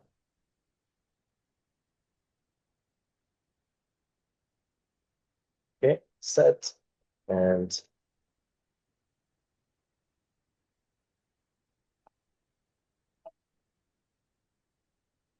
between the top and bottom, we've defined 10 slices. And we can set up the interval between slices. I'm going to leave it at 250 nanometer here. It's not ideal for Z resolution, but this is just to show us what the stack would look like with a Steadicam. And then all I need to do, now I have a stack in confocal. I'm going to turn on the STED, turn off the confocal. We only need one set of image for this one, and then press acquire Z-stack. And now we're running a stack from bottom to top on that section of the nucleus. And then we have an idea when we're starting a Z-stack that this Z-stack and this particular Z-stack is going to take about 4 minutes and 45 seconds to acquire. Brighter. We can look at the individual channels. Here's our LE staining surrounding the nuclear pore and our star orange overlay, and an overlay of both channels.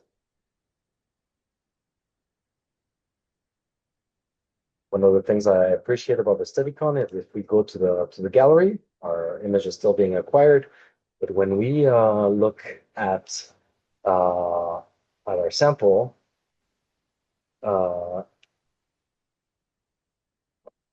we are able to look at our gallery, and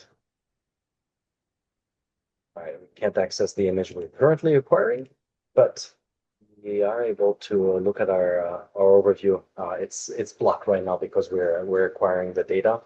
But one of the things that I appreciate is that the Steadicam will show the overview that we acquired. And in this overview, it will show us every single image that we acquired in both confocal and STED, every region of interest that we selected out of that region of interest. Going back to the Steadicam control, we're moving through that stack. So I hope I was able to show you how easy it is to set up imaging on the Steadicam, moving from stand of your choice to acquiring a tile and then selecting the portion with a tile for a focal and steady as well. That's it from my side.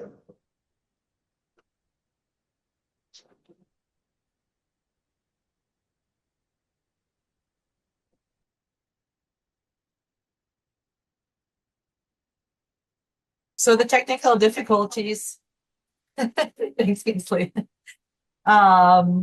changed my strategy. Originally, I wanted to show you a running 2D measurement, walk you through the individual windows and how we can render the data, and then start a 3D measurement together with you, and have that one run while Olivier talks you through the STED part. So I understand having Zoom broadcasting what I do here to you means I have to be very patient with the software because we're asking a lot computational wise. So this is why I will try to not flick too fast. And probably I should also talk more slowly. All right, so here we are. And now I'll set up everything from scratch. So this is basically how you start when after opening Inspector, so the measurement software. I open the measurement template. I just use one measurement window for now. We're currently using the 640 line to excite with a detect in one of the two Farad APDs I talked about before I hand it over to Olivier. But you also understand that we have GFP in the sample, and it's way easier to use the GFP signal to find an area of interest we like. So I just add a channel here and adapt the detector and at 48 excitation, I do line multiplexing. So this is illuminating one line of pixels with one laser detecting in the respective channel. And then using the second line we've just selected and detecting the matching detection channel.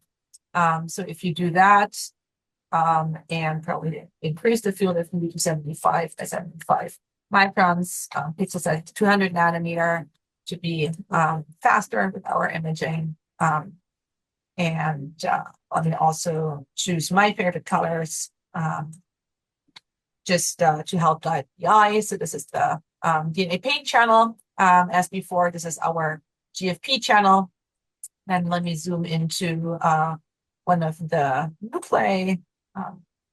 This guy picked earlier, so you can just draw a selection, tell the system to crop out that field of view, starting a new measurement window for which we can apply different settings. I like to use a smaller pixel size here just to be consistent. I adapt the color scales. So this is only confocal right now.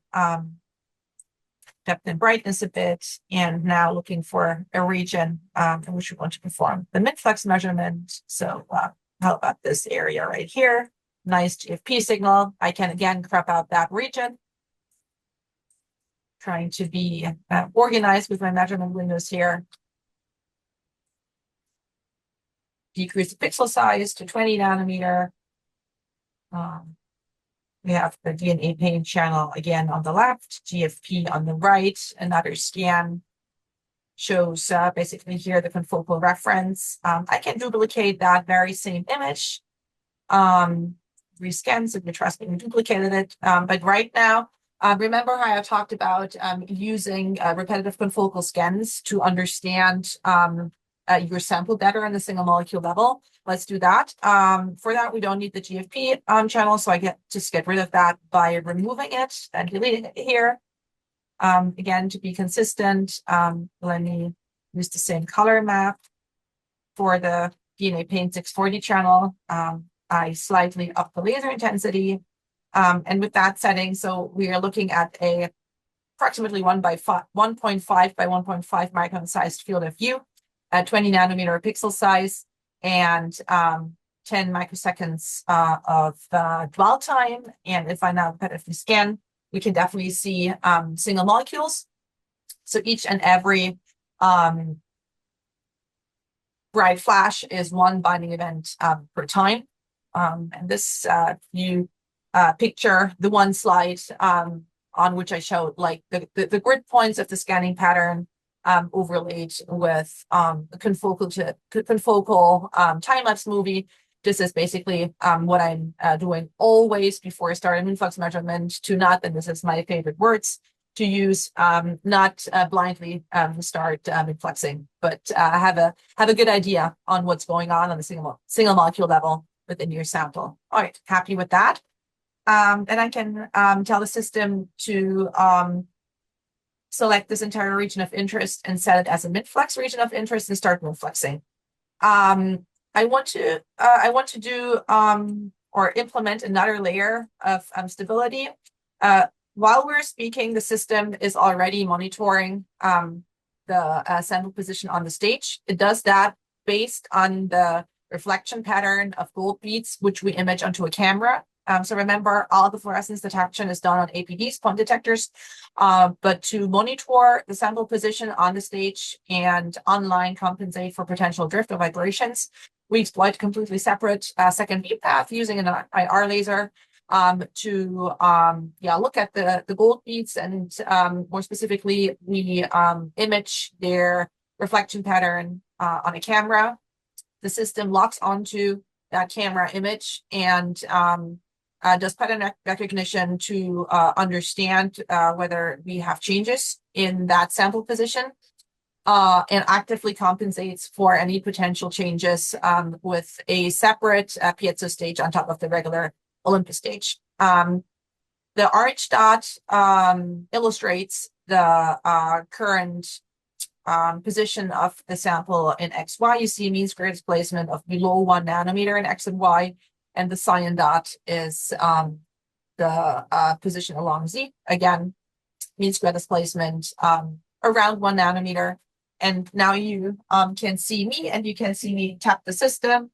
And if I tap it, obviously I'm introducing some vibrations, which the system can online compensate for. All right, but the second layer of stability, which is a passive layer, right? Remember, I talked about how the beat can drift during the measurement if your temperature is not stable. Currently, we're like walking in and out. The door is open all the time. So you can, I guess, agree with me on the fact that this is not like the ideal conditions for single molecule experiments. But still, the system has the option of monitoring the beamline. And for that, we have to record the gold bead positions on a PMT. So let me do that in addition to that. For doing so, I use the large overview again, large field of view again. I add a third channel. Remember, I had that earlier already there, the PMT channel.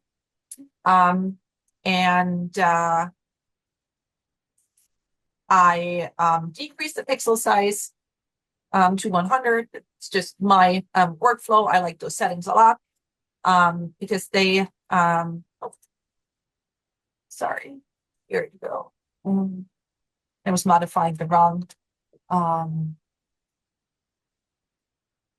measurement window, and now we're all set.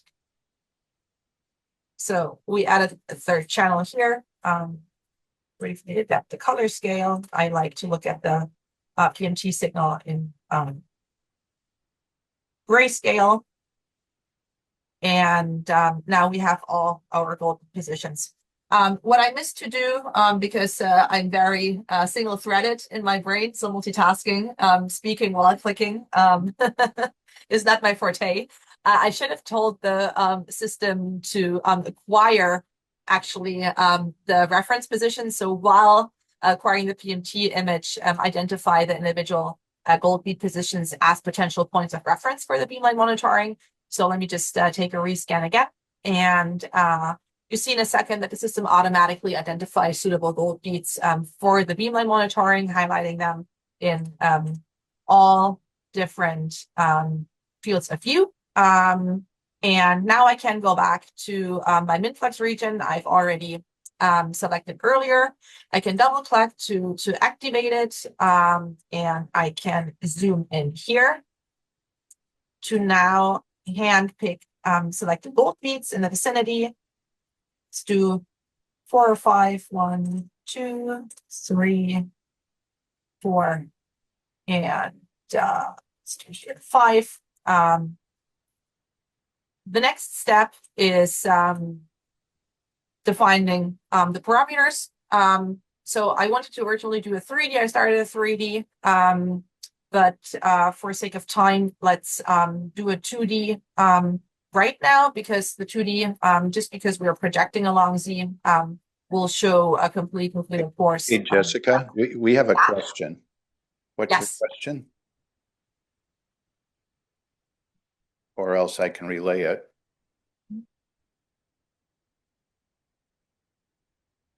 When you're choosing the gold beads, you had like a little orange square, and then when you chose an extra one, it turned yellow. Is that something you want to avoid? The system will quote unquote complain about the range. It has to displace the beam. So it uses the Galileo scanner for that. Don't be afraid to choose larger fields of view. So I said that preferably you want to select your gold beads close to your region of interest, but sometimes we all know biologically challenging sample preparations do not always allow for that. So don't worry. Even if your gold bead is sitting on in the opposite corner of your region of interest, this is still fine. The system can still reliably home in on that position and pick it. Okay, thank you. All right, so going back to the settings, here is a drop-down menu in which we see the currently available sequences. There is much more to that, but also much less, depending on how many sequence modifications sit on your system. I go with the standard 2D imaging sequence. That is the one I actually used to structure my talk, outline the different slides I showed you earlier. I want to do MINFLUX in the 640 channel because the imager strands we use, they carry a 60 dye attached to them. The laser power here I choose is 6%. It's just pre-knowledge, knowing roughly the laser power the system offers and knowing what my DNA paint sample asks for. I talked about the combination of using 2 detectors just to detect as many photons as possible. Activation, so namely additional illumination with 4 or 5 we do not need, because the transient binding of DNA does not require 4 or 5 to pump molecules back into the on state, so we say none here. And we're good to go. So all this I have to do is hit the record MINFLUX button, and you will get 2 windows to put up automatically. The first one is the one I talked about while the software decided to freeze the first and second APD, and then the third detector you see here is the PMT, again, the channel which we use to image the gold beads. In this case, really MINFLUX the gold beads with the 640 MINFLUX line. And the second image which automatically appeared is the pixel-based rendering. I started talking about pixel-based rendering. So this is a live rendering of the MINFLUX data, showing here the GFP confocal image as a reference. And you understand that MINFLUX raw data itself is just a text file listing the coordinates of the individual localizations. And then you have various options of illustrating or visualizing this data. And one option is pixel-based rendering. So basically dividing your field of view into a set of pixels of a given size. Currently, we are doing 4 nanometers here. I can arbitrarily adapt that, and you see how the rendering changes. This is not affecting the MINFLUX data at all. It's really only just a visualization.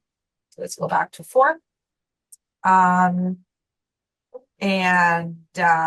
What we look at here right now, which is probably not very intuitive at first, is not like the brightness, like pixel brightness based on a number of photons, but is number of localizations. So what the system does, it goes into the MINFLUX raw data, which is just a text file.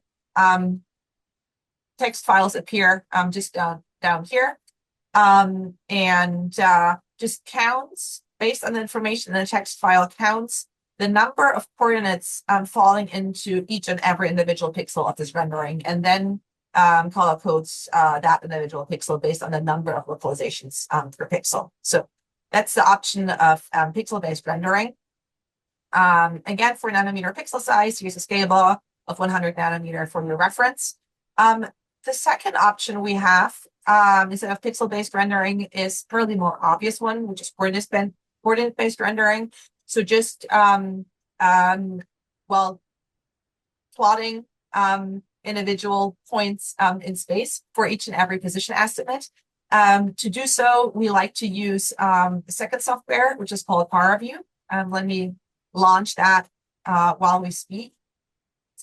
Disclaimer, ParaView is not our own software. It's a freeware actually meant for engineering purposes. So it's not an imaging software, but it's a beautiful tool to render coordinates in a coordinate-based fashion. So I can zoom in here. And let me briefly adapt the color scaling here as well. So different to the pixel-based rendering, we're really looking here now at individual position estimates. So each and every dot, you might remember me highlighting 1 or 2 traces on my slide. So each and every dot now resembles one molecule position estimate in space. And I also told you that the system is fast enough to localize a single molecule several times during its emission, such that we end up with, oh, that was just another one appearing right here. I like that. Such that we end up with clusters of localizations representing individual, and I want to be very specific with my wording here, emission events. So we're doing DNA paint. And remember me talking about how DNA paint is not only stochastic, but also a reversible strategy for implementing molecular switching. And by reversible, I mean that we expect per docking strand position several binding events during the measurement time. So several revisits of the very same position. And therefore, one cluster of localizations originating from one emission event is not solely representing the single molecule, but more so one emission event of that single molecule. And what you expect to see is basically several of those clusters, and the color coding I'm using here right now is by emission event, so by trace. We expect now several of those clusters of localizations to sit on top of each other. And if you look very carefully at this cluster here, well, obviously you see the yellow one and then the cyan one, but also you see blue localization. So those are already 3 revisits of that very same position. One thing to consider is, zoom out. One thing to consider, of course, is, I mentioned that briefly, is that we are doing 2D, yes, and we're projecting along Z, yes. The nucleopore protein we look at localizes to both the cytoplasmic and the nucleoplasmic portion of the nuclear envelope, such that we're looking actually at twice this 8-fold symmetry, the well-known 8-fold symmetry of the nucleopore complex. And then in addition to that, per corner, you expect 2 nuc 96 copies. So in total, 32 copies. such that while I was highlighting that we most likely saw multiple revisits of the very same position, this might be most likely true for this guy here. But then other occasions, let me find a good one, where we see, well, this is definitely a significant shift between those two positions. Those are either the two copies of the very same corner of either the cytoplasmic or lipoplasmic ring, or because we are doing we are projecting along Z, the different corners or two different corners of the nucleoplasmic and cytoplasmic ring. So the system is still acquiring as we speak. Go back here. The system is currently revisiting the gold beads I handpicked every 2 seconds, constantly updating. This is why you see this basically re-rendering happening frequently. It constantly updates the corrected position. So I talked about how this beamline monitoring feature is a means of like in-post processing, correct for potential beamline drift, but the system does that while it acquires the data just with a slight lag. So what you end up with both in your pixel-based rendering inspector and in coordinate-based rendering PowerView, you end up with already corrected, like beamline drift corrected positions. And the system revisits the gold beads every 2 seconds, constantly updating the corrected position. You can monitor the emission rates during the localization process in this info panel here. We are running the default 2D imaging sequence, and you might remember me telling you that this one consists of 5 iterations, with iteration 0 being a pre-localization, and then the system runs, if it detects signal above background, and a pre-localization runs through the following 4 quote-unquote proper MINFLUX iterations, subsequently deep freezing the diameter of the hexagonal probing pattern, ending with an L of 4T, so 40 nanometer, and increasing the laser power by a factor of 6 in the final iteration. So if you see emission rates here, that means the system is localizing single molecules. We also have a readout for the number of localizations we have acquired, almost 20,000 position estimates, and the number of traces. And if you compare that number, that will give you a rough idea of, on average, how many localizations you have per cluster originating, like per localization cluster originating from a single emission event, which is now, basically a factor of 20. So this is good statistics. And that is actually already all you do, right, for setting up a MINFLUX measurement. And now, depending on the number of target positions labeled within the field of view, we let this run for many minutes.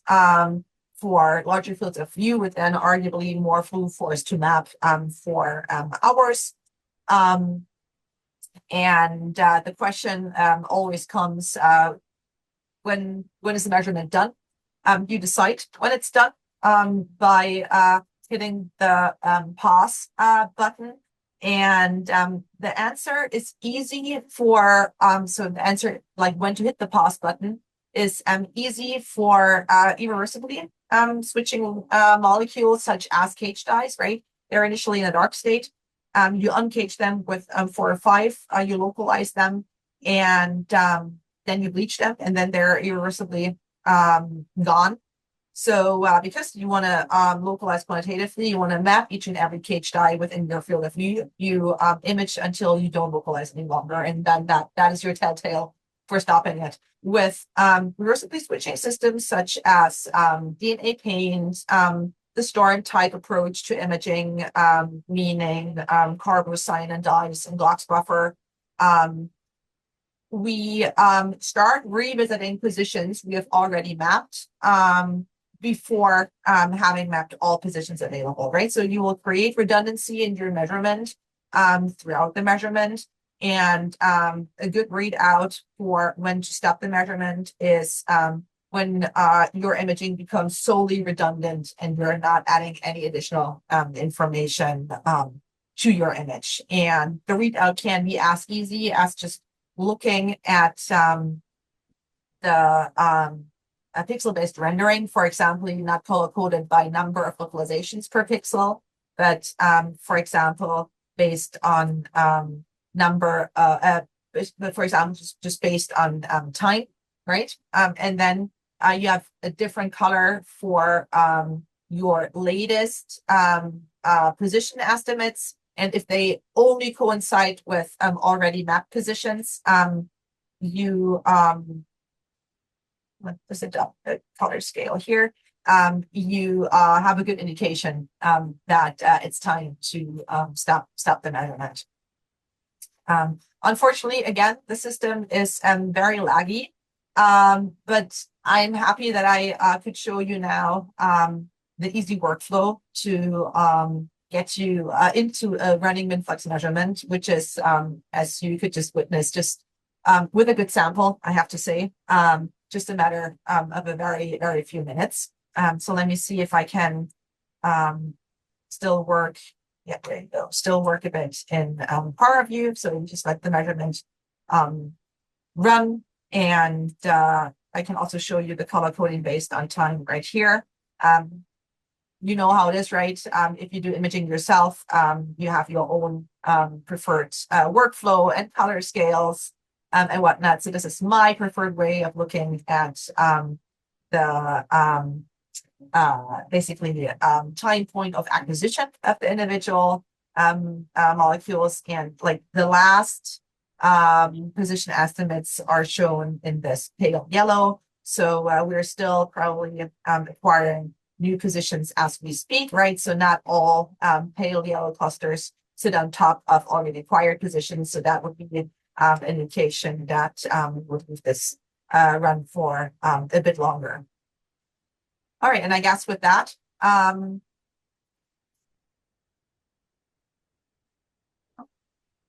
we can talk about tracking. Good, so we can talk about tracking. That's great. Setting up a tracking measurement would be very similar. Your sample prep obviously would be much different. I mean, Kingsley will go into details of sample preparation on Wednesday, but generally speaking, for imaging, you want to quantitatively label your target. So install a fluorophore at each and every target position you want to map, and then create this single molecule condition by exploiting different strategies for like this on-off switching. We've talked about a lot already today. For tracking and contrast, you are usually fine. I mean, there are always exceptions, but you're usually fine with observing the dynamics of a subpopulation of the entire target population, as long as obviously that subpopulation is representative for the entire population. And therefore, you can on purpose heavily underlabel your target population to install a molecule only at every 1,000 target copy number, for example. So that is the easiest way of getting a good tracking sample. Imaging and or data acquisition times, they differ. They can differ. So you now witness here that we talk about so many minutes, a few tens of minutes for, I mean, the given field of view with the given number of fluorophores. For tracking, good sample prep and using, let me say, the BAST tracking dice will give you trajectories on the order of, let me say, a couple of seconds to, if you're lucky, a few tens of seconds long tracks. And the system tracks, again, molecule by molecule. But just knowing those numbers, you can understand that you very fast acquire quite good statistics in tracking measurements. such that during tracking measurements, my default is not to use any gold beads in the sample because, again, this is very generally speaking, and there are definitely exceptions to what I'm about to say. But generally, you are interested in extracting intra-track information and not inter-track information, meaning you're interested in the information content of individual trajectories, and you don't care too much about like minor drift happening between the very first track and the very last track of your tracking measurement. And therefore, I usually don't stabilize samples during, let me say, standard tracking applications. Of course, there are always exceptions to such dogmas. One well-known example is kinesin tracking, and if you are interested in monitoring many kinesins walking along different protofilaments of the very same microtubule, you might want to actually really lock your sample in place and stick with that microtubule for, let's say, an hour. And to have the precision to discern individual protofilaments, and yes, you can do that, to discern individual protofilaments just based on the individual tracks of individual kinesins walking along different protofilaments, you definitely want to stabilize your sample during that acquisition. I mentioned that in general, during imaging, you want to favor localization precision and robustness, while during tracking, you want to favor temporal resolution and photon efficiency. But then, of course, there are always trade-offs, and in the end, it is your sample which should govern your final decision on which localization parameters you choose. All right, I think I'll just head back to the room, and because I felt like there was potential for more discussion and curiosity after my talk, so I think we could just continue chatting, so making this more of an exchange and not like a one-woman show right here.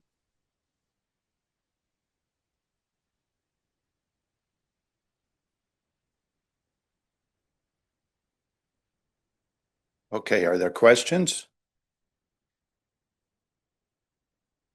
Did you want to come up and ask from here?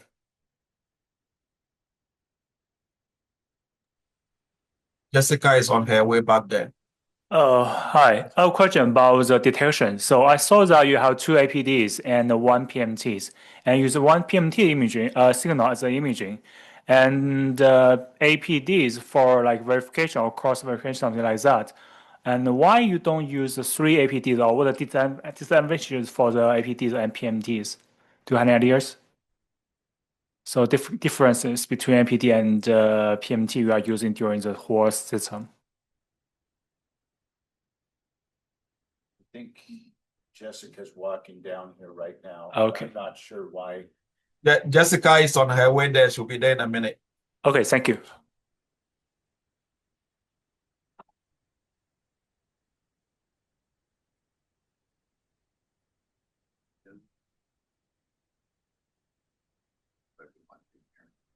We'll wait just a second for her to get here. Sure.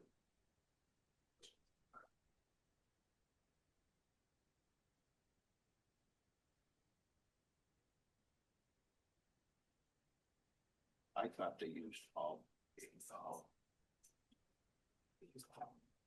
And so they use especially using that signal from PMT to the motions.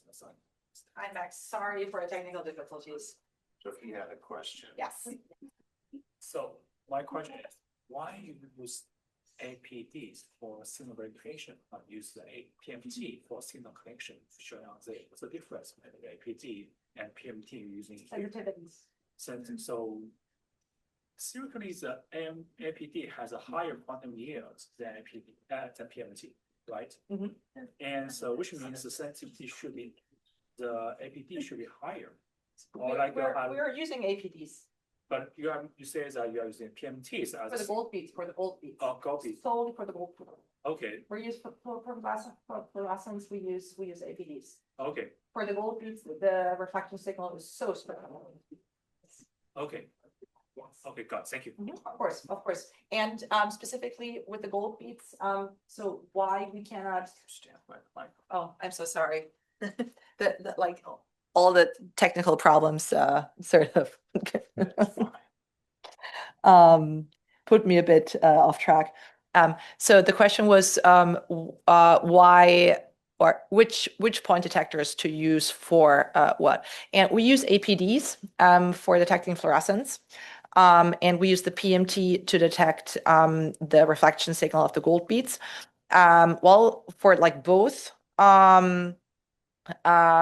channels, we use in this case the 640 line. For fluorescence, you are aware of the Stokes shift happening, right? So you excite with 640, you push the molecule into the first electronically excited state, into some higher vibronic state, most likely. You'll have internal relaxation. So you, this is Kasha's rule, you populate the lowest vibrational state of your first electronically excited state, and then you de-excite into a higher vibronic state of your ground state, meaning your emission wavelength is redshifted with respect to your excitation wavelength. And for that reason, we can introduce filters, specifically mentioning the detection windows here, right? So we excite with 640, but our detectors are blind for any wavelength below 650. For detecting the gold bead signal, I told you we detect a reflection, so there's no Stokes shift happening. We detect like the signal we get from the gold beads is 640 light. So we have to use a different beam path. I'm happy that Kingsley is continuing this. He's more patient than I am, apparently. And therefore, we use a different beam path, and the PMT is perfectly fine for looking at the reflection of gold beads. Yes, of course, my pleasure. I can probably just rephrase it. I mean, okay, yeah. You no, you come up. So when you're using both detectors, what happens to the beam? Is there like a path, like a person mirror that? Basically, yes. Correct. Yeah, it's a filter based. That mirror is always there. It is always there. You want to get more like signal if you use a single. No, you would not. You would not, because you use two separate detectors, right? So you're just adding up. Yeah, you could exactly. Yeah. You could. But I think we're miscommunicating. So you could use one detector with out the dichroic, right?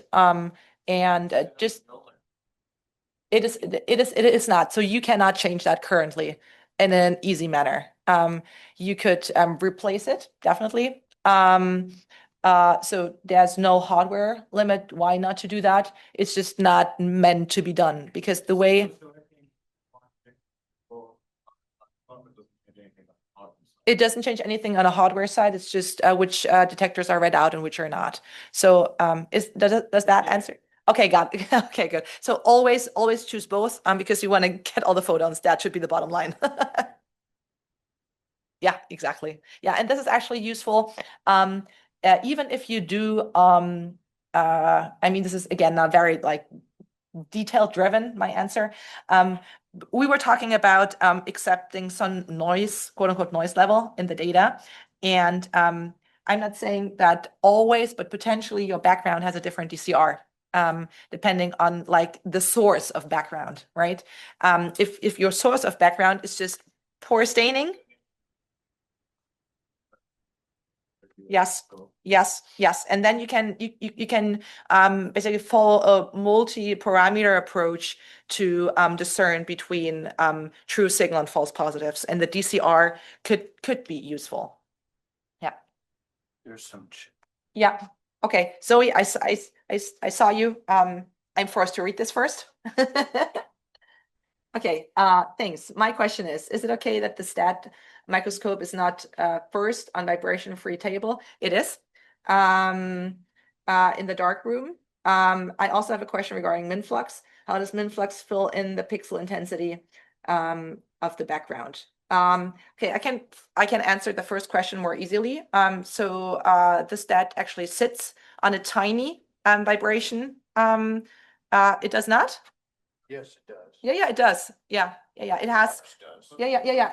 All of our STED. I was just confused because some people were shaking their heads. It does. It's not. It does not appear as an optics table to you, but it's a vibration dampening unit, which is called a Curion, right? It's just like probably a square, less than a square meter. Like Well, it's less than small. a square, certainly less than a square meter. It's this big. Yeah. So see, he knows better than I do. Yeah. So it sits on a quote unquote optics table. It just doesn't look like an optics table. Okay, and then second,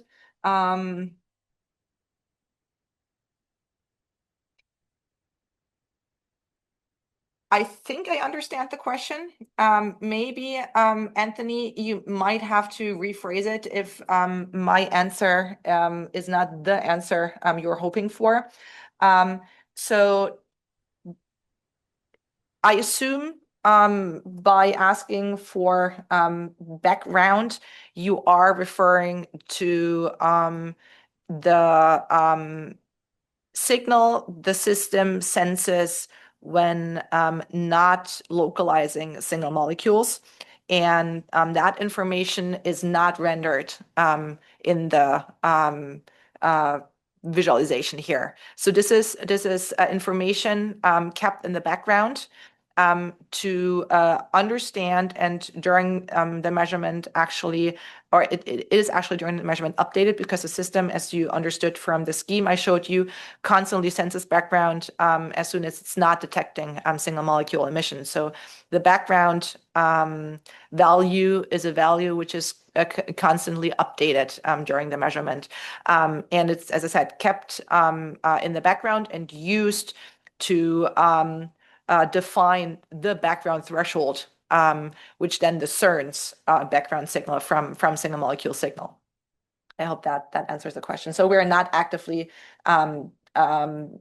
rendering, visualizing background in the renderings, because again, we are rendering coordinates.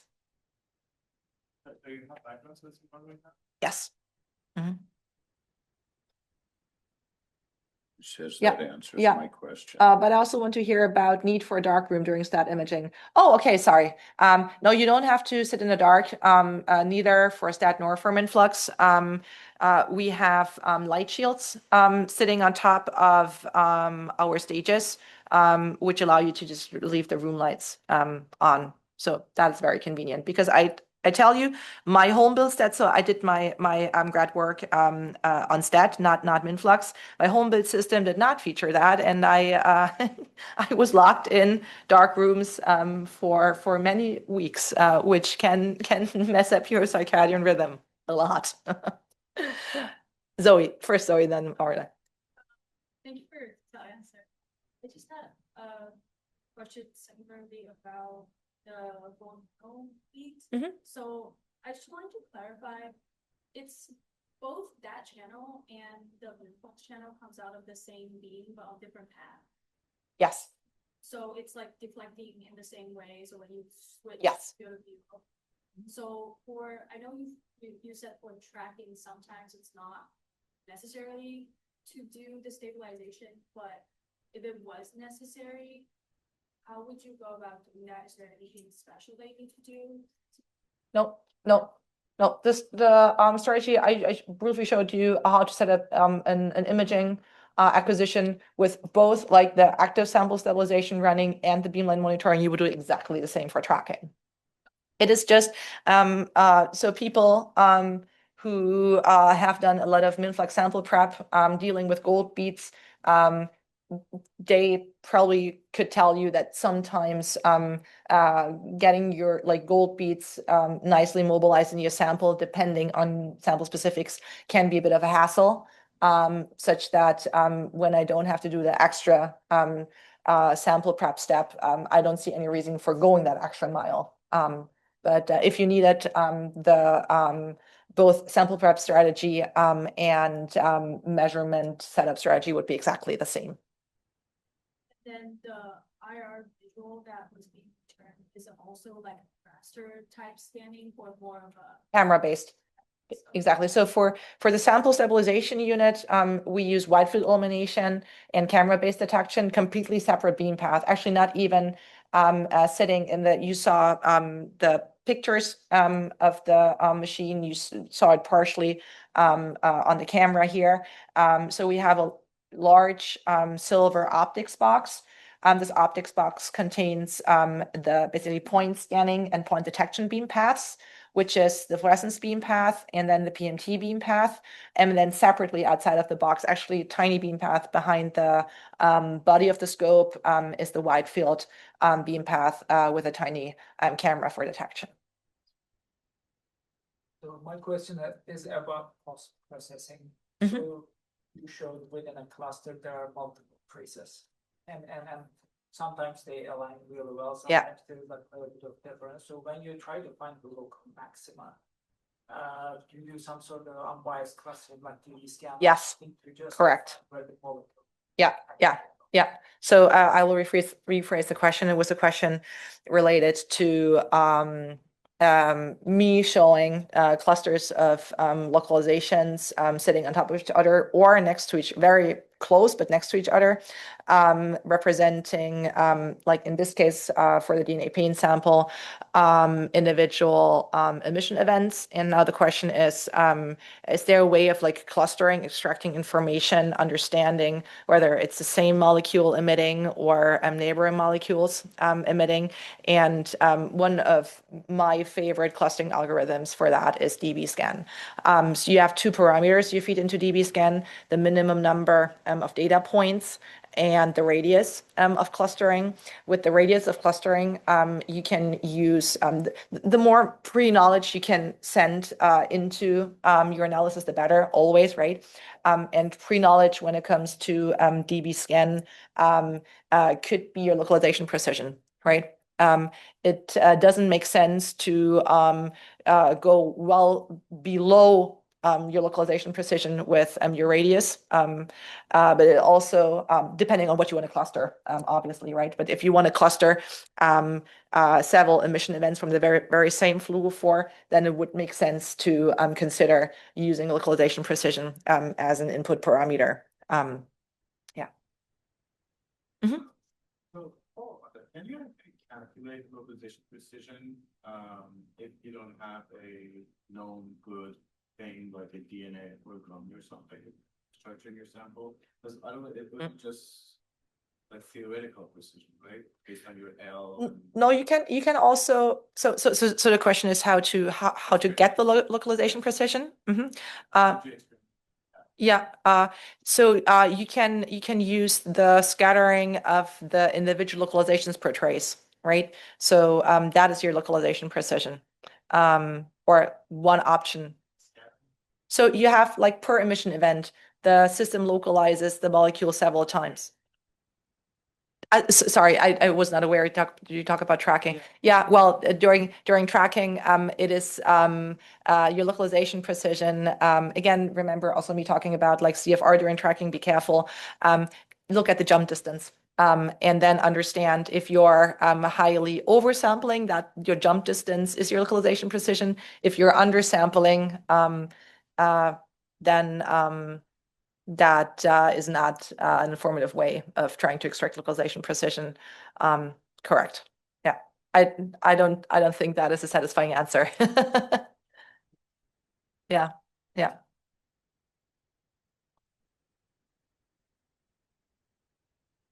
Yes. Is there a way for us to know that the information of individual scanning spots in the TCP, or we can only get the average, like sum? You can only get the sum. Okay. And I killed that one, I know. it first checks the photon, the frequency. As long as it's above the background threshold, it starts to count the photon and compare with photon limit. But if it doesn't collect enough photon, it will repeat. Is there a parameter that limits the number of repetition? No. So it will continue out. But what if in between the signal falls below the background threshold? Does it start over from zero, or is still? It continues. It continues. So it is allowed within one iteration to not detect signal for the default setting of 3 milliseconds, and then it would not start to let me say recount photons. It would continue that very same iteration attempt. Does that make sense?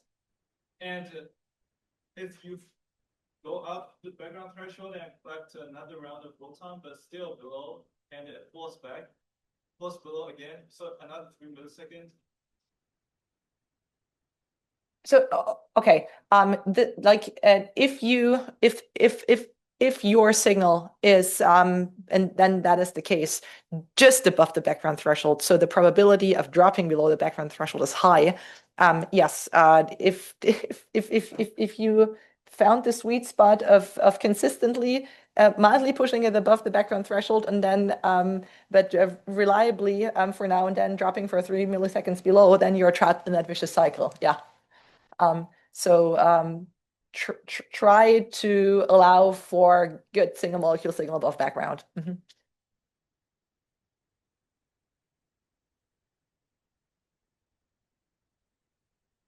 So what Kingsley is currently doing, he's looking at the individual stats of the measurement.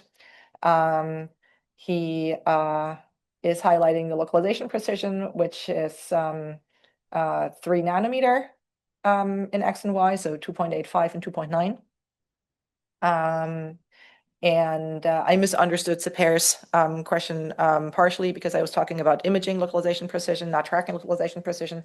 That is the way, like what I was starting to explain was the way we calculate the localization precision during imaging. So localizing static molecules is just looking at the spread of localizations per trace, right? Because you expect them to cluster around the actual molecule position. The better your localization precision, the tighter the cluster, the worse your localization precision, the more smeared out your cluster.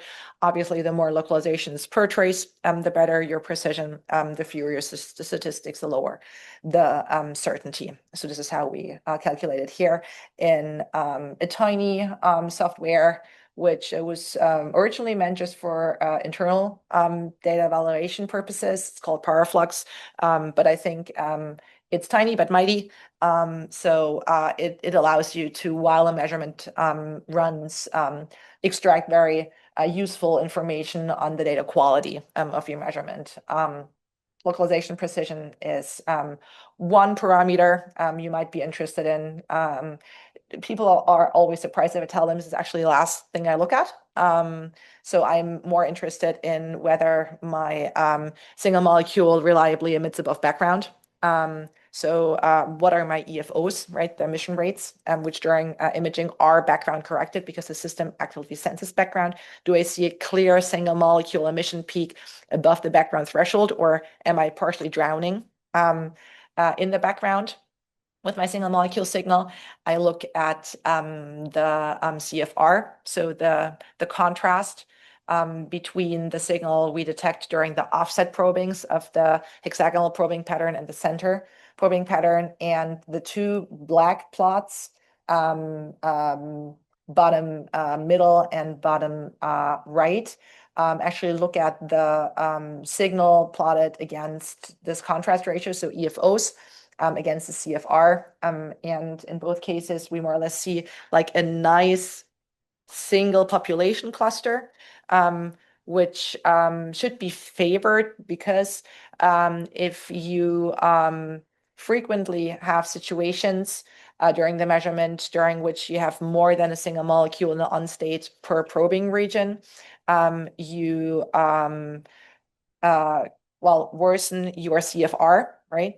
Because there's only, this is, remember Stefan talking about localizing 2 molecules in the onset at the same time, that there's no chance to have like a 0 emission because always one or the other is illuminated. This is again what's happening here. And right now with the way the commercial system implements MINFLUX, we don't want that to happen, right? This localizing 2-3 molecules in the on state at the same time. This is like bleeding edge research currently done by Stefan and his lab in Heidelberg. Will it be translated into commercial system? Maybe. When? I don't know. But for now, we rely on having a single molecule within the probing pattern. If we have occasionally two, remember me talking about DNA paint, and if you up the on rate for DNA paint, specifically the imager strand concentration, you increase the probability of two binding events happening at the same time in close proximity. Your CFR is affected by that, right? So the CFR increases. But also, not only the CFR increases, the emission rates to detect, they approximately double because you don't have a single emitter, but two emitters emitting approximately with the same frequency, such that the signal you detect is approximately double. So if your measurement is quote unquote polluted by those like double hits happening often, then you get two populations of like EFO over CFR for like the single hits, and then the second one, which is diagonally shifted towards higher CFR and higher EFO values in those plots. So that's also a very helpful way of understanding whether your blinking frequency to be again a bit more generic in the terms I use, if that is fine or not. And then the plots on top of that show you the number of localizations the system detects per burst, so per emission event, per trace. That's top middle, and top right is the number of photons it detects per burst. Yes. I noticed that the acquisition panel as well, compared to tracking, the localizations per burst is like way fewer. Like in tracking, you get like thousands. But with this, you million is the level. Is it because stochastic that you are just capturing whenever you're finding the online? Yes, exactly. And does the dwell time differ between tracking and imaging in terms of how long? Yes. So yes, and yes. First, yes. The reason why during imaging we usually, there are again exceptions, but usually have significantly fewer photons detected per trace is because we use negative switches in STORM. Negative switches are fluorophores which switch off through excitation. So again, this is talking about stuff Kingsley will also talk, but the STORM type to single, like the STORM approach to sample prep for single molecule localization microscopy is to have cyanin dyes, other guys also occasionally work, mounted in blinking buffer, so buffer which is deprived from oxygen, and having a thiol present. And you use your excitation to push the dyes into the triplet. Because you remove oxygen, the triplet is long-lived. A long-lived triplet is reactive to the thiol, also present in solution, which then adds onto the chromophore, temporarily pushing the dye into a very long-lived dark state. So your excitation is responsible for off-switching. And therefore, the photon budget you have not per dye, but per on event, and this is what you see here in that plot, per on event is much more limited than for dyes which cannot be switched off with your excitation. Well, switched off in a sense of photo bleaching eventually. But it's because during tracking, you, again, generally speaking, usually use a different dyes. If you would do, we briefly mentioned it earlier, cage dyes. Cage dyes give you one emission event, so you get during that one emission event, you get the entire photon budget the dye has, and then you should see a number of photons per trace, more similar to what you're used to from tracking. That was the first one. What was the second question? Dwell time, yes. So the default imaging and tracking algorithms, they differ amongst other parameters in that dwell time. The default imaging uses 1 millisecond dwell time per iteration. And the tracking sequences, they do 50 microseconds or 100 microseconds per iteration. those default tracking sequences, they are really tuned towards fast time sampling and therefore lower precision than your imaging sequences. The default 2D and 3D imaging sequences, they work really well for most samples I've had my hands on so far. And there are a few exceptions, to name one, stochastically blinking fluorophores. I mentioned them earlier already, that currently all stochastically blinking dyes I am aware of, they have very short on times. So they blink too fast for like the, let me say, slower imaging sequences. Speeding up the sequences for those imaging purposes makes sense. For tracking, I do much more sequence engineering than I do for imaging, just because for imaging, you have the blinking kinetics, which governs the localization strategy. For tracking, you have your sample dynamics, which govern the imaging or tracking strategy. And therefore, because there's like a variety of obviously different dynamics in biology, and then paired with the labeling strategy, paired with like the different photophysics, to name a few. One extreme is fluorescent proteins. They're awesome because they can be genetically encoded, but their emission is not really reliable in the sense that they tend to emit in microbursts, so they don't give a very consistent emission. You can deal with that, but you have to be a bit more resilient, and you have to increase the robustness of your tracking algorithm for that. And then on the other hand, you have my most favorite dye for live cell tracking, JFX650, brilliant genelia fluid dye, is extremely bright, extremely photostable, very reliable in its emission, because it barely shows any intersystem crossing into a triplet. For that, you don't have to be careful to design your tracking algorithm in a conservative manner, so you can get more photons out, like reliably more photons out per time. We can continue. I mean, as long until Glenn stops us. What's the question? We have until 3 when we do the flash talks.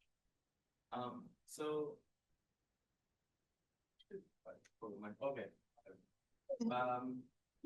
So for tracking, do you guys ever calculate the observed photon budgets with like filtering out background stuff like that?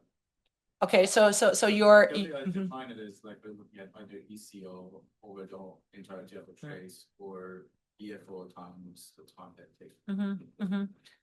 Do I understand that you're heading towards, okay, during tracking, we are usually not doing background sensing, so whatever signal you detect is not corrected with this raw signal. So both any noise your system or your sample features plus then the actual single molecule signal.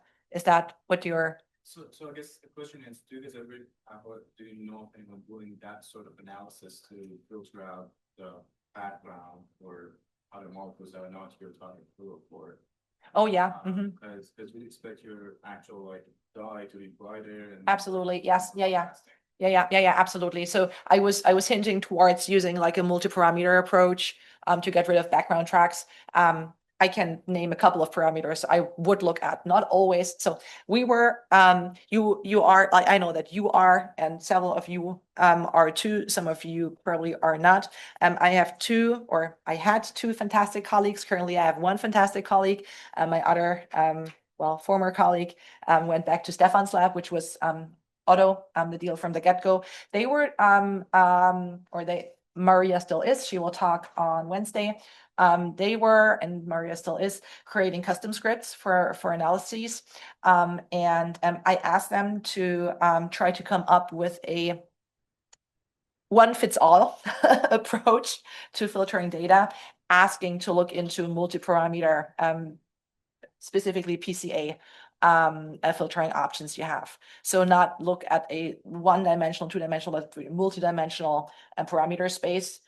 to very reliably discern actual signal from background signal. Unfortunately, bad news, there is not a one-fits-all approach. At least we haven't found one so far.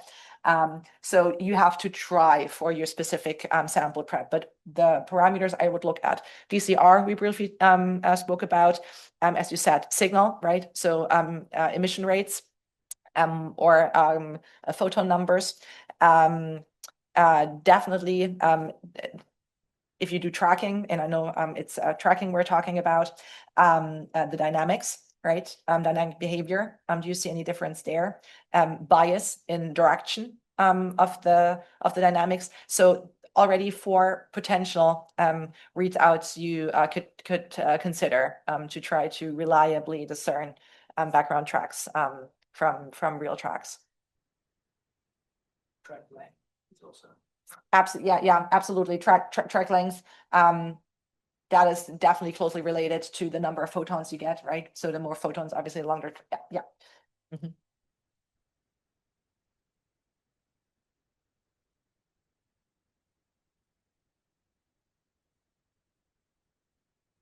Well, if there's no more questions, we will stop for 15 minutes and then start with the flash talks at 3. Maybe you should say that on the. Yes, so we're taking a break for 15 minutes right now, and we continue at 3 with the flash talks. But I will monitor the chat a bit here. Are there more questions? No, Anthony's again, addressing the dark room versus non-dark room topic, but yeah, that is solved. Okay.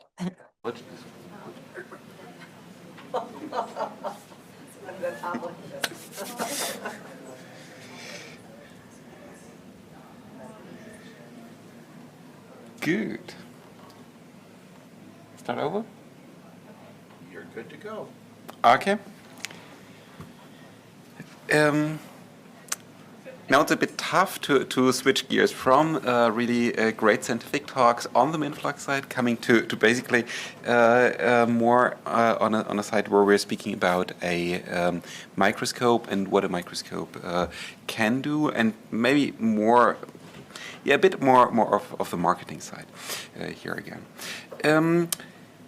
So the idea is here introducing our newest microscope to you, and basically it addresses a question that we got quite a few times after the introduction of MINFLUX in the field, namely, why not going all the size scales, all the resolution scales in one microscope? Because I mean, ultimately, what you would want to do is, for instance, having a confocal counter channel, or maybe the resolution is not sufficient.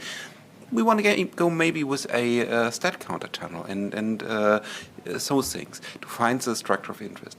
And that's the main approach of this Mirava Polyscope, to have here a ability to image across all scales. So as I said, the approach is, the approach is here going really from an organism level, where we can image, for instance, whole embryos or whatever with tile scans, with low-make objectives, all the way down to the nanoscale. In terms of strategy, I mean, we spoke about Steadicon already. We spoke about the MINFLUX, and the Mirava is the first microscope which can combine those functionalities, having really 2D stat, 3D stat. I introduced as well that I would want to speak about 3D stat today as well, and then going all the way down to 2D MINFLUX imaging. Very important. I mean, if you're having or if you're designing a jack of all trades, you need to think about where to do compromises. And I mean, the important point here is for the Mirava, we decided here focusing more on the best performance on the stat side, and having 2D MINFLUX as a starting point, trying out samples. Performance-wise, by the way, it is slightly worse than the full MINFLUX, so it was worthwhile investing in the full MINFLUX. However, here, I mean, of course, you need to have this kind of compromise. what I want to do now throughout the talk is going through the resolution scales and tell you what it can offer, what can be done, because I mean there are quite a few functionalities that are important here, and especially I mean for MINFLUX, I mean you're working quite a bit on the sample optimization, working on how to get the perfect sample. Here it's a kind of a different approach, because I mean if you would want to accommodate for instance a situation where you can image a whole zebrafish eye or part of a zebrafish, of course you need to have tile scans, which is not compatible maybe with stabilization algorithms and highest magnification objective lenses and so on. But what we did is here we incorporated large scan areas through tiling and stitching. That's the one direction. Of course, low mag objectives work as well. I mean, marketing says, okay, here, superior image quality on the confocal is, of course, met as well. The important point is, of course, we're having highly sensitive detectors like in the MINFLUX, like in the other STED microscopes. So especially in the infrared, we're having a very high sensitivity, which is not usual to all confocals. The other point is, of course, a very hot topic nowadays, these days, it's lifetime imaging. Because, I mean, what we would want to do is, of course, we want to reject autofluorescence. I mean, that's an example from Drosophila, that's embryos from Drosophila who have a cuticle. And the cuticle has a strong autofluorescence. And I mean, ultimately, what you would want to do is separate it from the real fluorescence. Otherwise, you're imaging a constant mixture. Doable through lifetime imaging modality, which is per standard in those scopes. And of course, if you can single it out, you can make use of it as well. That's the other option here. Again, Drosophila embryo, now not rejection of basically the autofluorescence, but now here in blue you can see an autofluorescence channel where basically the trachea of Drosophila are shown. So basically you're having an outline of the whole embryo, and you can see where the respiratory tracts in this embryo are. So making use of the unwanted signal, so to say, which is, I think, a good strategy. But that's only part of it. And very important, I mean, most of those functionalities are combinable. And that applies as well to the next topics here. I mean, one of the next topics is, of course, tissue imaging. Because, I mean, tissue, many people are looking in sections. We heard the talk from Steve, for instance. I mean, it's all about a spatial arrangement within a tissue. Challenge, however, is aberrations, because if you want to go deep into the tissue, you need to make sure that aberrations are kind of compensated. Otherwise, I mean, you're having blurry images. You'll see images in a second. Further, I mean, background is getting higher, so you need to have a means to single out background from foreground. And here we're having as well a new technology in this scope. First of all, aberration correction. So what happens in the focus of a microscope when you're focusing deep into tissue, for instance, typically you're figuring that there are aberrations. So here you're having local sample variations. Of course, we can position here a cell. We can position here some inhomogeneities in the embedding medium, and so on and so forth. Ultimately, what you can see is for the individual beams of light, we're not getting to the same focus, which is a problem, because then of course it's a blurred image, it's hazy ultimately. What we have in the microscope is a module called ray shape, which is ultimately a deformable mirror, which is integrated in a certain way. A very similar one, by the way, is that we are using for 3D MINFLUX, but operated in a different mode for aberration correction. And what we can do here is pre-compensate those aberrations and ultimately end up with a situation where we're having all beams on a single spot. Many of you, of course, might say, no, we know this, we have a correction color. That's maybe sufficient. And my answer to that is basically what you can see here on screen. I mean, when you're having a correction color, which is eventually not motorized, you can correct to the top of a certain sample, you can correct to the middle plane here, or can correct for the bottom. There are rarely mechanisms that can compensate for the whole imaging through the depths. With RayShape, we met this. Basically, what we can do is we can correct to the top, set here a certain set point, correct to the bottom, say, okay, set the other set point, and ultimately then correct for all these planes and having a depth-dependent correction in that module. Which brings us to a point where we're having a sharp image for all those planes, which is, I believe, important to make sure that we don't have hazy images in all these depth levels. The other important thing is, of course, background labeling, which is, especially in tissue, it's an issue. And what we're doing here is, and you might say, it's a similar strategy than with other renders, using a kind of area detector. Namely here, in our case, we name it matrix detector. And that's a array of detection elements, here 23 detection elements in a plane. And the important point is we're looking to a certain point in the sample from different angles, which allows us to have more information and to single out foreground from background. And then if we know what is actual background, we can subtract it in a post-processing step within the sample. But moreover, I mean, detecting all that area, I mean, we can do many fancy things. For instance, post or after imaging, we can set pinhole sizes and so on, because we have all the information and can either opening the pinhole up, the virtual pinhole, or closing it down to 0.2 area units. But detecting more light, that's a very important one. Again, you can as well work in different directions here with this module, but I think the most important thing is showing you what can be done. Here's that's an image with conventional STED detected with then an APD detector and matrix STED. And what we're doing with this is, what we do with this is we have different signals on the detector here for the background, so no light on the detector, so to say. Then we're having here autofocus light coming here to the detector, and we're having the level from the focal plane at the detector. And with this we can do post-processing, and as you can maybe see, background goes quite a bit down. We're having the level, the photons coming from the sample plane in focus, having it in a sharpest possible way. That can be applied, of course, to several samples here, like such a gut biopsy. And I mean, here, I mean, one can say, you can separate already colors and so on and so forth, but ultimately the image looks kind of hazy in between. Switching to matrix detection here, and that's compatible with STED and MINFLUX, you can, sorry, not MINFLUX, very important point, confocal and STED, not MINFLUX. What you can see here basically is the area, the focus point is very sharp, versus here areas in between, there's basically no signal being recognized here.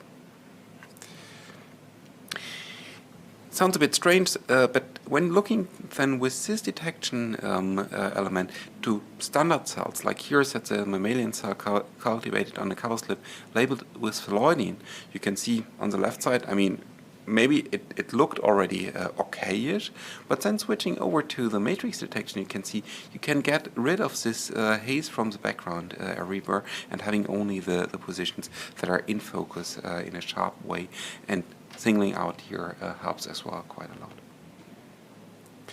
So with this we're having solutions for aberration correction and matrix detection, so detection of background and foreground to single out the sharp areas.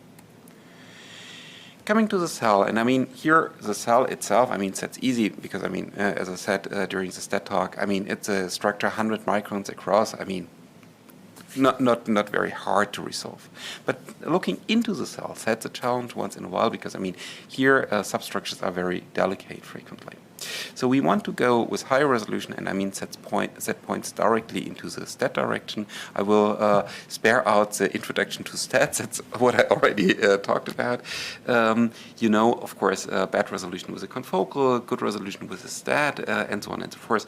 However, one of the important points would be multicolor STED microscopy. And one thing that I already said is, of course, you can have spectral separation here. That would be combining three fluorophores like star red for the red spectral regime here, shown in a detection window in the range of 650 nanometers and above.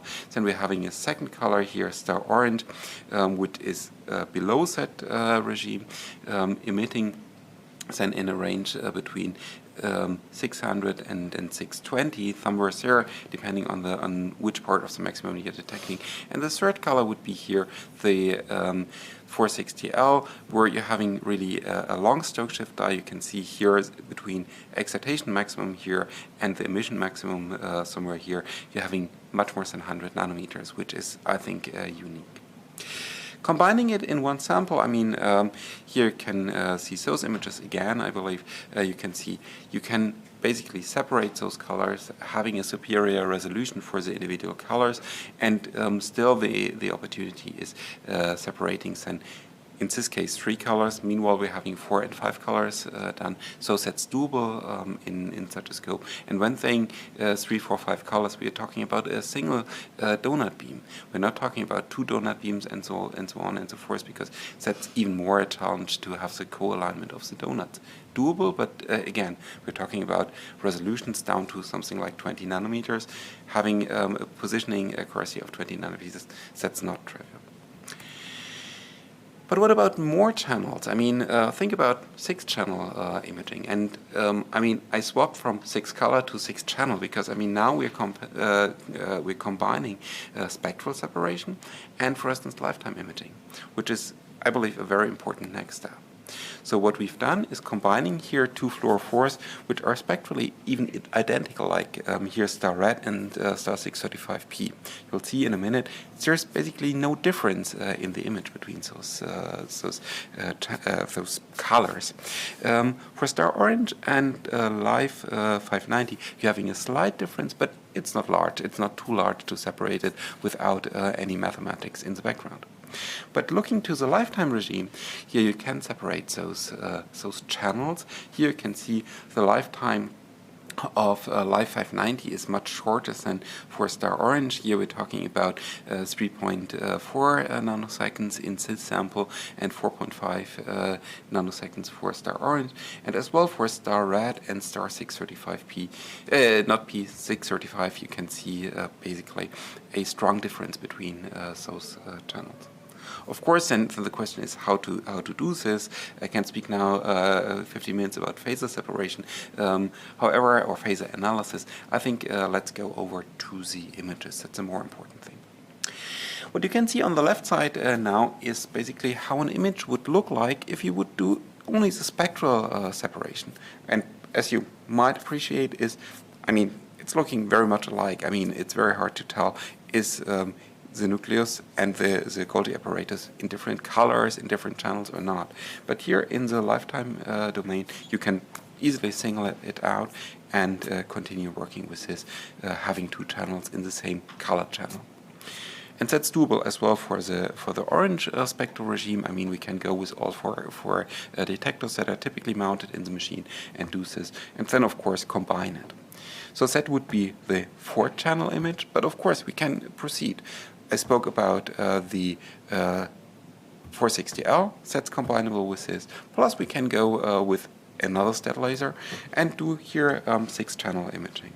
Zooming into this, you can see here we combined quite a few colors. Now we're getting problems actually with the human eye because, I mean, at a given time point everything looks only white because the overlay is a bit of a challenge. So you need to display it pairwise, but that's more the human eye, not the analysis thing. I think that's only the starting point. I mean, here it doesn't include this 5-color imaging, which I already said beforehand with a single STED line and those things. And I mean, there are other means and ways like washing out, stripping immunofluorescence and going such a way, that's an option. And there are other options in the field, meanwhile, where you can combine even more channels for having, for instance, mapping proteins throughout tissue. Let me switch gears another time in the talk, and that will happen a few times, namely looking in a different direction. I mean, I was speaking now about STED.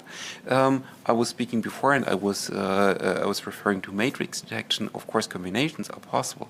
But what about the step where we're having a standard resolution, so confocal, or having matrix being operated in a situation like the ARRI scan, where basically it's as well a ARRI filtering, it's called. However, it's a deconvolution ultimately. And that's what we've done here as well in the machine. We've introduced here algorithms based on used methods on AI-based deconvolution. And what we're seeing here is first an image of, in that case, a meiotic plant cell. We're switching from confocal to STED. However, I mean, the background is blurry here. Of course, answer is, oh, let's do it with a matrix. That's one option. The other option would be to use a point detector and going with deconvolution. Here, it's even the combination. We did STED on one hand. We combined it with matrix detection to reject the background, and further did some deconvolution on top of it to have really the best resolution on one hand and reject background from out of focus planes. Another very interesting strategy comes more from the field, and actually originally we learned from besides users as well from our competitions that might be worthwhile to explore. Think about a situation where you're having fluorophores which are very sensitive to photo bleaching and so on. You wouldn't want to put all the STED power you have on such a fluorophore, because at a given time point they're bleaching.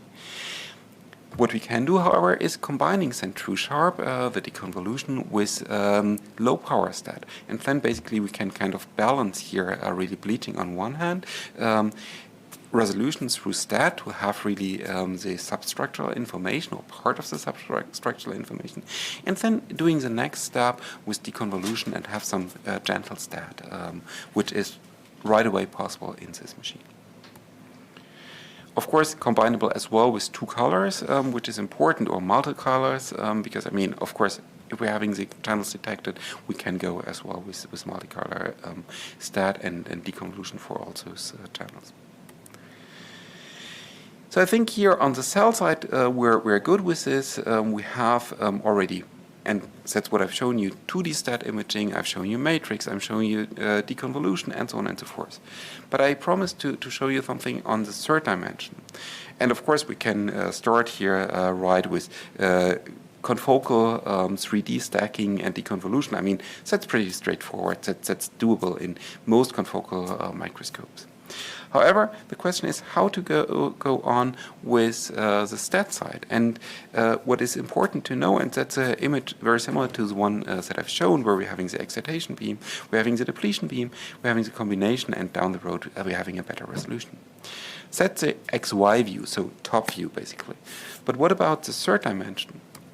When you're looking here along the z-axis, you can see, yeah, donut is maybe not the best idea, because, I mean, we're having good resolution laterally, but not in the axial dimension.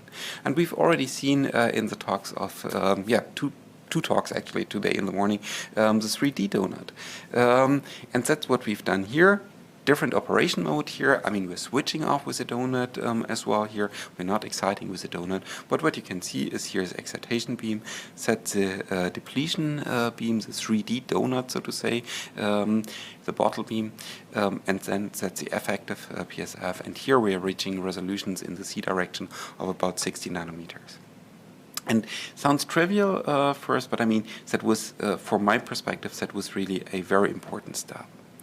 Examples here, I mean, we're coming back to the nuclear pore complex, one of our housekeeping samples meanwhile. And what you can see here is a two-color image in the XZ direction of the nuclear pore complex in green and lamine in red. And what you can see is, in the C direction, of course, light needles as promised beforehand, so as well in the biological sample. Switching now to 3D STED and imaging the very same sample, you can see, oh, now out of sudden we can image two separate planes. It's very clear that those are separatable, and you can find out where here, for instance, it's very hard to discriminate, is it in one plane or the other plane. You can see here, eventually I have even two spots. That's one direction, of course, housekeeping sample and example. A very important other example that comes more from what I wanted to do about 10 years back was working on mitochondria. And one dream that I had was having really a C-stack through organelle with a diameter of 300 nanometers.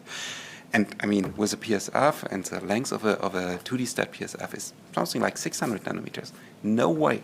With 60 nanometers of resolution, here you can prepare 3D stacks within an organelle and resolve if a protein is at the surface of the organelle, at the interior of the organelle, what are distributions, how do distributions change, and so on and so forth. So very important step from my perspective. Yet classical, those images were possible as well a couple of years back meanwhile.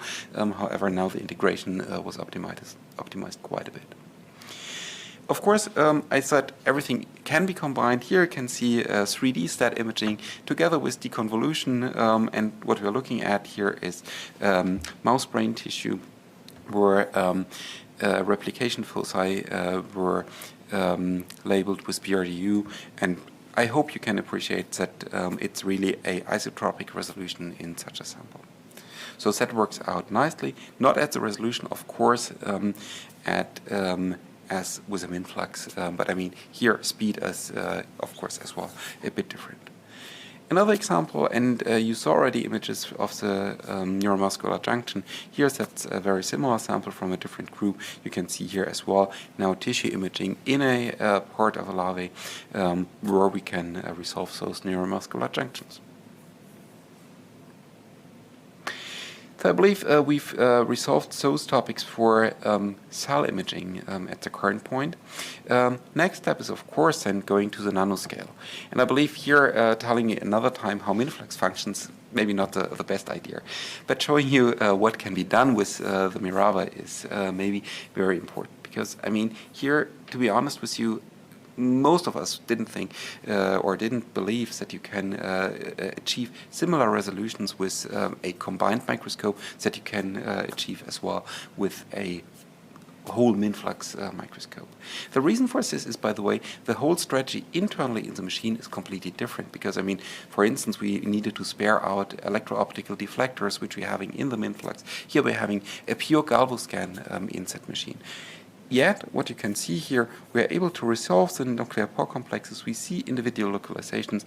And to talk about specs, I mean, yeah, it's a bit less good than the whole MINFLUX, but we're talking here about localization precisions in the 3-point-something nanometer range versus on the large MINFLUX, we've achieved something like below a nanometer localization precision. So not as good, but I mean, still, I mean, it's at a click of a button. Very important here for MINFLUX, it's not ImSpectra anymore, but we have worked quite a bit on having a simple graphical user interface which can be used without much interaction within the core manager and the core team, or Jessica, in that case, making sure that you can operate the machine yourself. What can be done, as I said originally, is going through the resolution scales. And that's one example where we're having neurons on a cover slip in the confocals, and we're going with STED and MINFLUX. And there are numbers of examples. And one example, Steve, that you might like is my last example, retina again, becoming, meanwhile, one of the interesting samples that we are as well using frequently. We are looking to a retina section from a group in LA, and here we imaged this in confocal. Ribbon synapses were labeled amongst others. Then we did matrix scan. You can see that after deconvolution we're having here a better resolution. We can separate those structures clearly. Then we are switching over to STED in the very same sample, and then of course we're having a break in the samples and need to go to different buffers and so on. But then we can go to those MINFLUX images of ribbon synapses in such samples. So that works out nicely, and we're having the whole bridge in one machine. One of the key questions that you might ask afterwards, and that's maybe a good starting point for a discussion, is, oh, how can you do with the very same sample STED imaging and MINFLUX imaging? The answer to that, or the brief answer to that, is, I believe, paint, and Steve referred to that as well. I mean, if you're changing the imager concentration, you can basically have more binding. eventually you're having longer binders for the STED part, shorter binders for the MINFLUX part, and then you can basically adapt it in ways that you can combine strategies here. With this, I'm at the end and happy to take any kind of question. Thank you.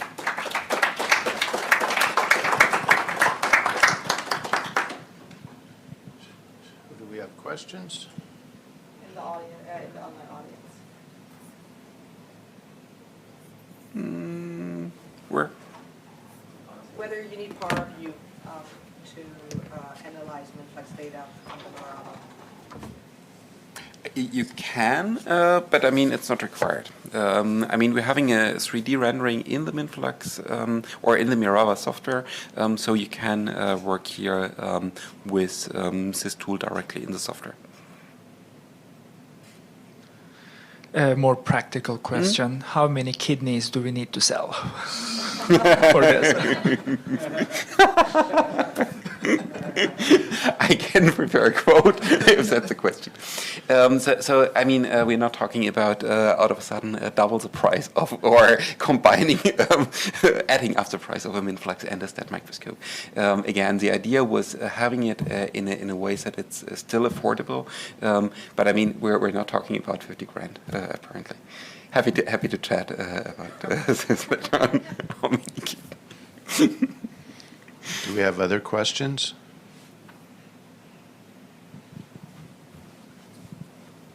I'm just curious about the user interface that I mentioned. You know, for the people who might need to do more detail-oriented stuff, how much is it to like break in to the user interface and actually adapt it for like your own sequences and all that sort of stuff? One shortcut, and you are an inspector. Yeah, I mean, that's maybe let me. I mean, what we're having in the Mirava as well, or as before, we had inspector, the standard inspector interface running in parallel to the Lightbox interface. So I mean, apparently, I mean, we have thought about the most common user. Or most common use cases here, what users would want to do, is that we implemented in the Lightbox software. But I mean, when thinking about pushing the limits really further onwards, I mean, that's more challenging. And I mean, you can switch to Inspector, and I mean, that's perfectly usable in the background. It's not that it's whatsoever cropped or things like this. Also, yeah, communicates with both softwares. Yes. They're both definitely. Interfaces. Yes. Great. Yep.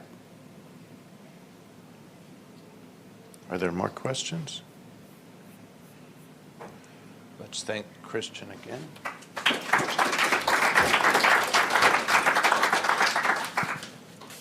So our next speaker is a remote speaker, Kristina Liebe from Barrier, and I think she will be on Zoom here. Exactly. Perfect. Hello. Hi. Do you see my screen already? No. No. Okay. Let's try again.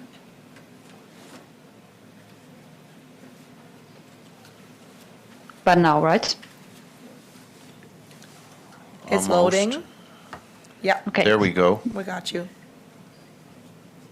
Perfect. Okay, then I think I will start. Thanks for having me. I'm Kristina from Barrier. I'm biochemist by training, and I'm working as an application specialist in the company Barrier Dyes and Labels. And this is why I would like to show you today a little bit more insights on fluorescent dyes, coming from fundamentals and also going more to cutting edge applications. And I would like to start with a slide that I think in many super resolution talks are shown in the beginning. As you can see here are a lot of structures and cells that you can observe with fluorescence microscopy, but you have this diffraction limit of around 200 nanometer when you are working with, for example, confocal microscopy. And I think many of you are interested in even smaller structures like nuclear pore complex or even smaller molecules. and therefore you need STED microscopy, which has a limit of 20 nanometers, or even more resolution with MINFLUX going to some nanometers down to 1 nanometer. And this is where it comes to two different points that are important. So you learned in the last talk something about the instruments, but I want to show you this slide because the experiment itself starts with your sample preparation, so you need a labeling strategy. This is why this slide has a headline from dyes to donuts, because the experiment of your fluorescence microscopy always starts with choosing a suitable fluorescent dye and also a good labeling or a suitable labeling strategy.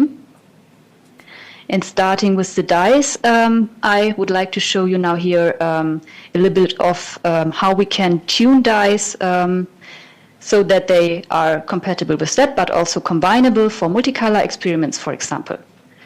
So starting from this rhodamine ground structure that you can see here with this xanthene backbone and a phenol or benzoylic ring, we can modify this chemical structure so that we can reach or get dyes with different spectral properties. So we could, for example, exchange this benzyl ring with nitrogen group here to get the so-called long-Stokes shift dyes, which Christian showed before. They are or can be excited at, for example, 488 nanometer, and they emit in the orange region. What we can also do is add different groups to this ring system, for example, halogen or hydroxyl group, to get more green dyes. Another thing that can be tuned is changing atoms within the ring structure. So usually in the rhodamines we have here an oxygen. We can displace this with a carbon atom to get the so-called carbopyranines, resulting in these orange dyes. Or we can increase the ring system to get a larger pi system for the far red dyes. And then we come back to the spectra that also Christian showed to get, for example, a 3-color image with a red dye that is excited at, for example, or in this case, 640 nanometers, an orange dye excited at 561 nanometers, and the long Stokes shift dye, with this Stokes shifted emission spectrum excited at 488 nanometers.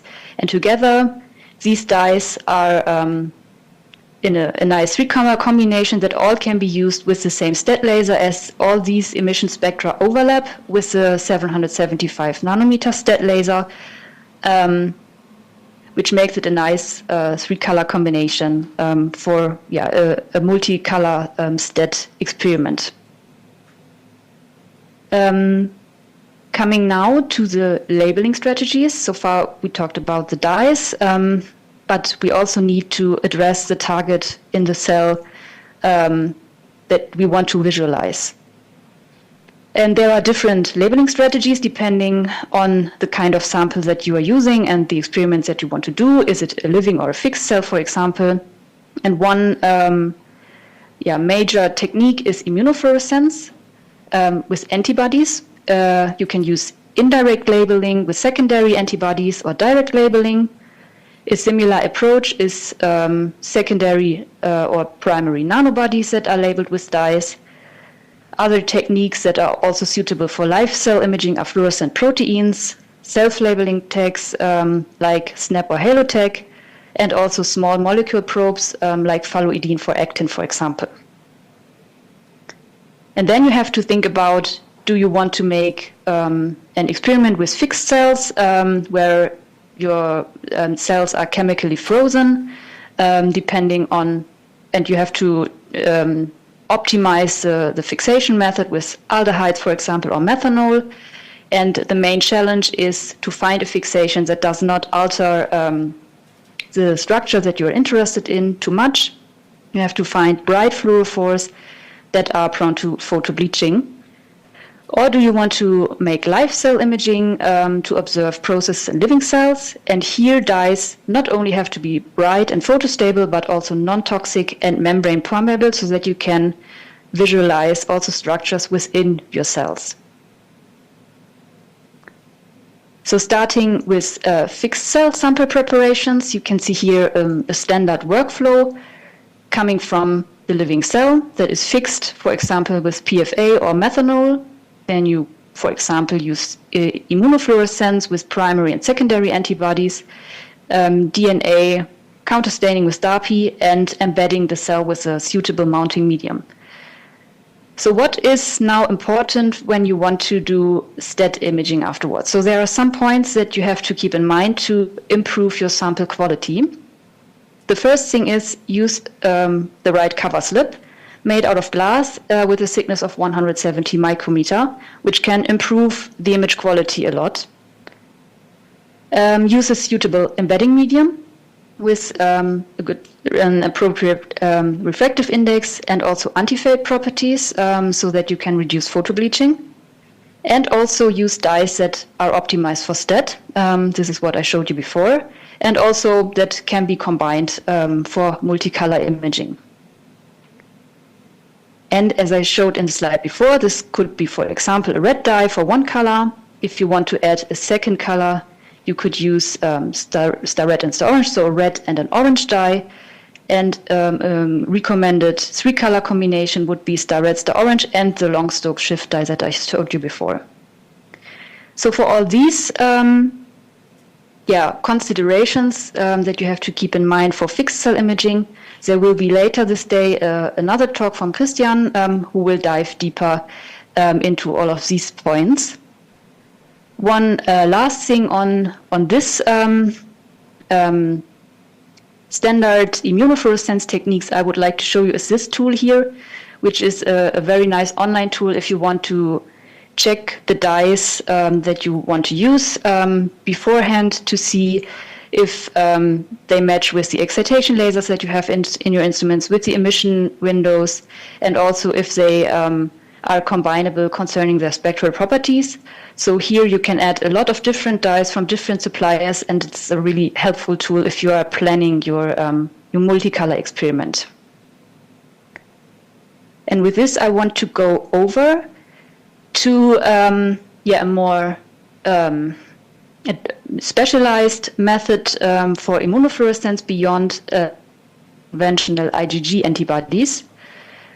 So what you can see here is a conventional antibody, and what you also could use are single domain antibodies, or so-called nanobodies. They come from alpaca, and what you can see here is a usual camelid heavy chain IgG antibody from alpaca, and the nanobody is this fragment here, so the VH8 fragment,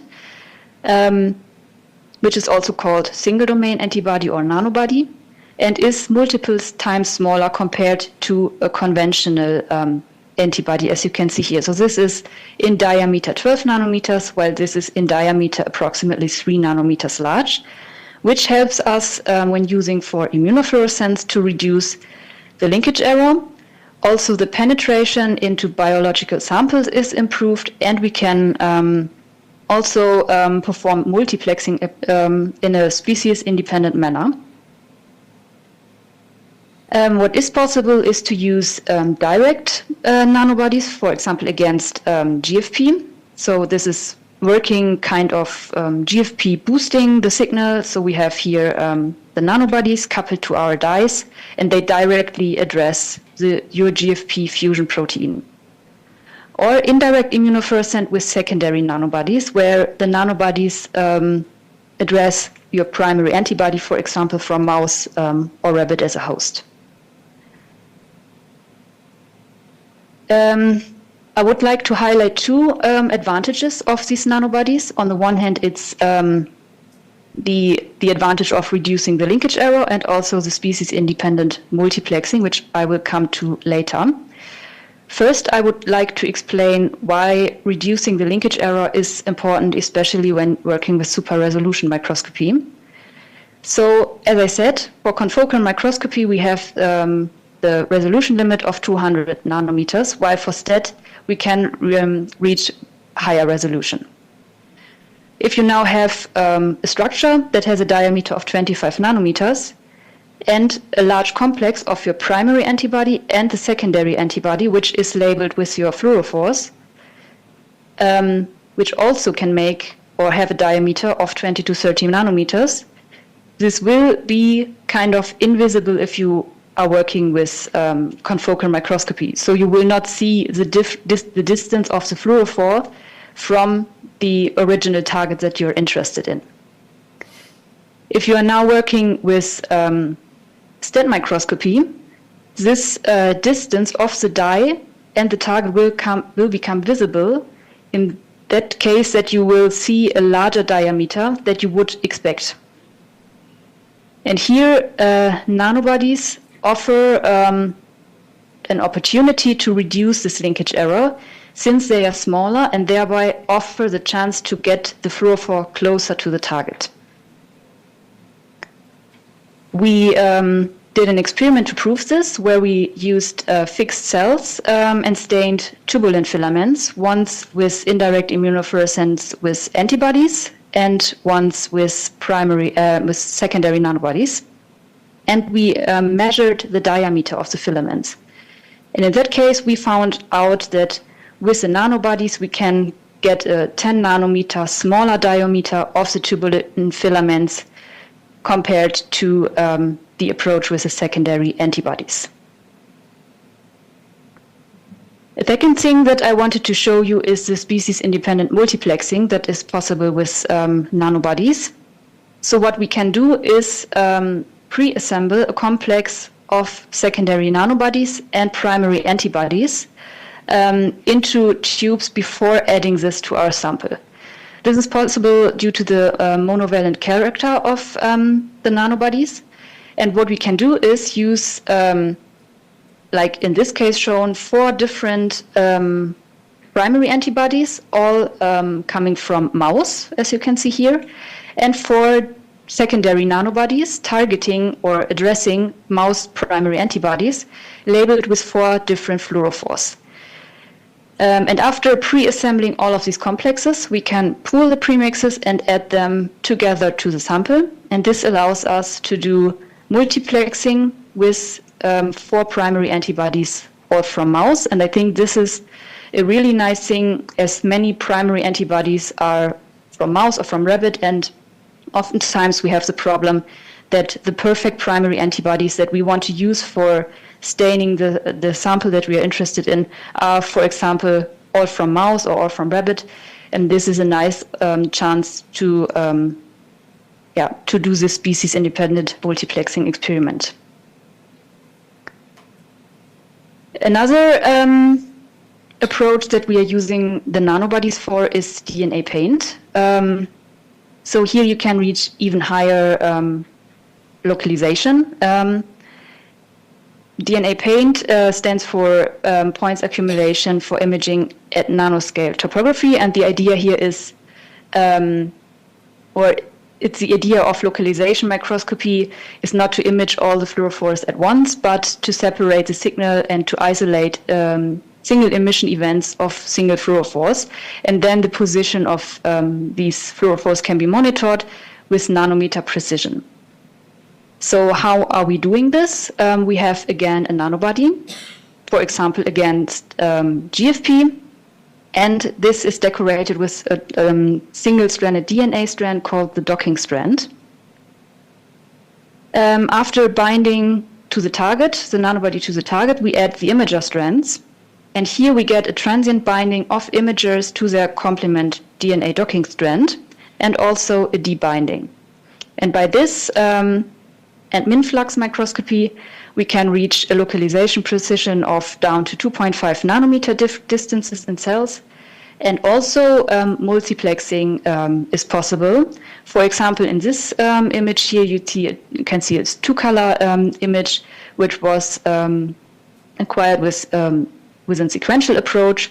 So first, we had a nanobody DNA paint kit against GFP, and afterwards, in magenta, a second staining was performed with the same imager and dye combination in an indirect immunofluorescence approach. So for the magenta, a primary antibody and a secondary nanobody, also with the DNA paint principle was done, and this resulted in this nice multiplexed and very high resolved image. So so far we discussed staining fixed cells. As I said in the beginning, another sample type is, which is very interesting, are living cells. And we can make similar key considerations that we did for the fixed cells, also for the living samples. So also here, the cover glass is important. But here you need something with a cavity where you can fill in your medium. And here I can highly recommend to use the EBD ones, because they have very different forms and amounts or quantities of cavities. So this is a 4-well chamber. They have also 8-well chambers, for example. And we made, very, in our tests, they performed very well. Another thing is fluorescence imaging medium, which can improve your fluorescence or STED image a lot, since this can improve the signal-to-noise ratio, still supporting cell health. And in some cases, you really see the difference between this fluorescence imaging medium compared to also phenol red-free DMIM.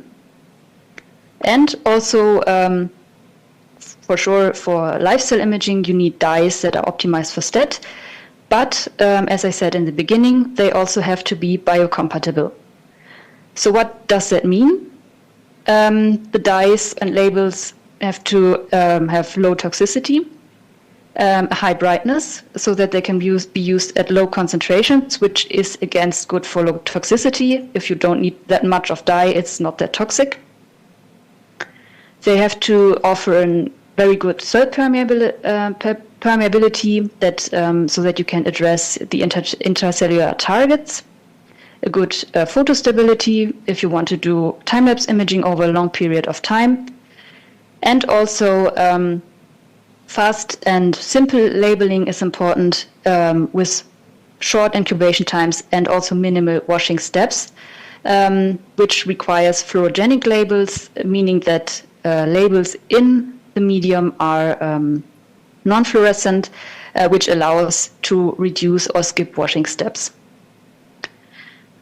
So how can we reach this? In principle, cell permeability and fluorogenicity rely on an equilibrium of the structure of the dyes in solution. So the dyes that we are using are in an equilibrium between a polar form, the zwitterionic form, and a closed ring form.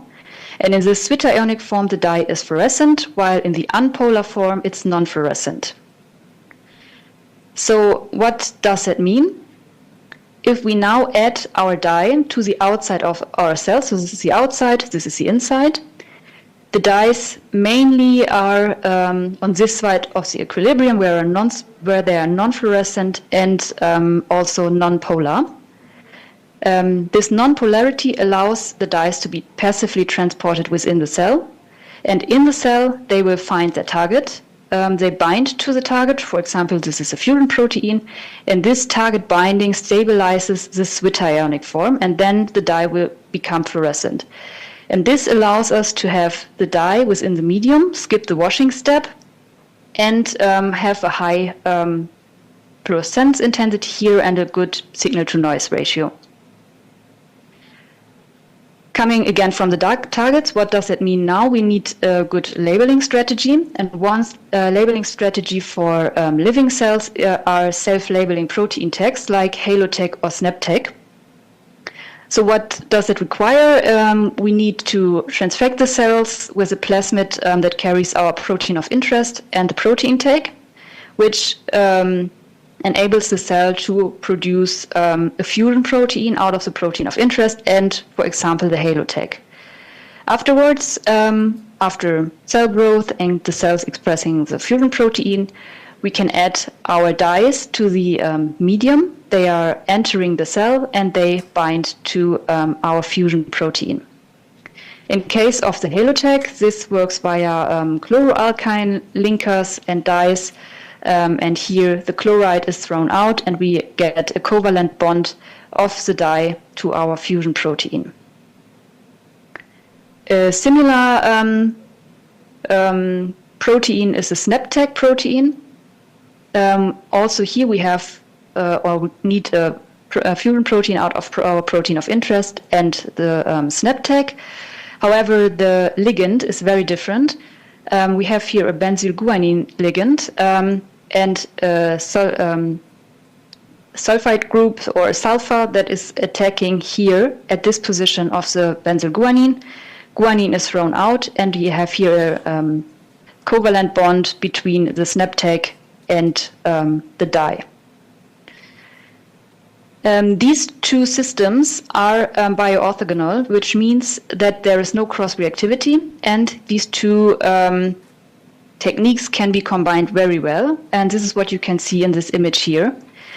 So we stained here an outer membrane protein that was a halotech fusion protein with live red, and a protein in the endoplasmatic reticulum, which was a fusion protein with a SNAP-tag, which was labeled with an orange dye with a live 590 SNAP-tag label.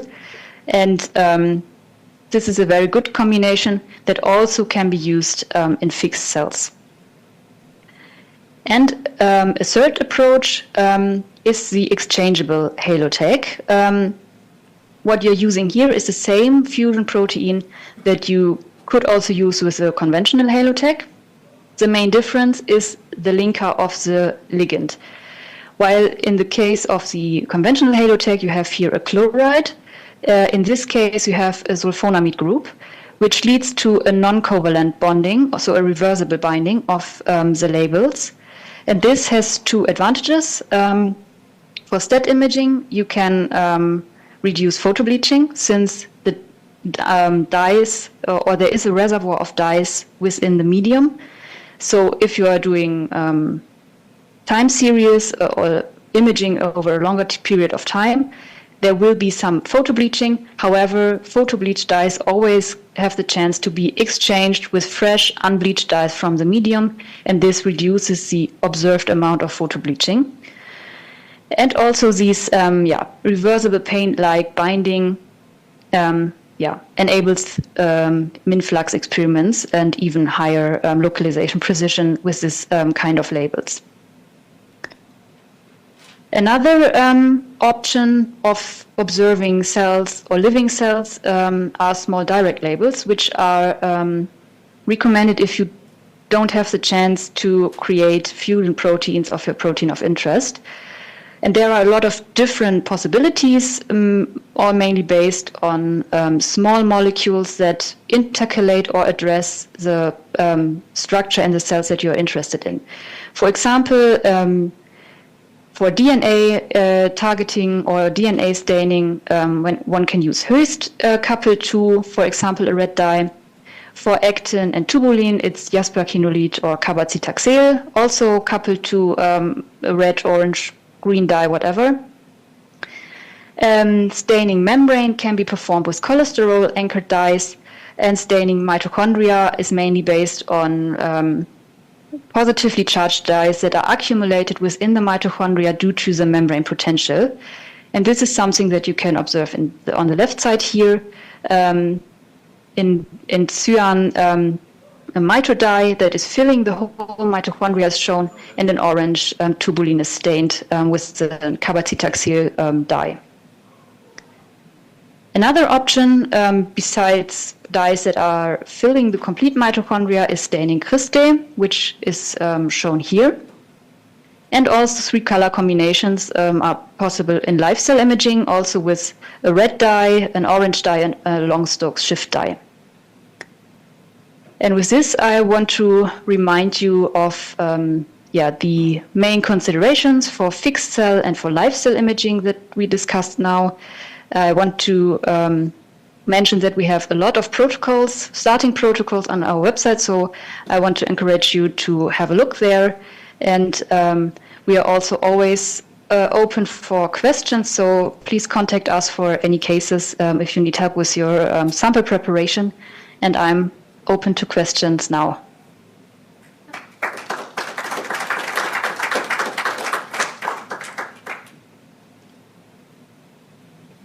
Okay, are there questions? Oh, Jesse has a question. Hi, Kristina, it's me. Hi. Can you, because I get that question like a lot from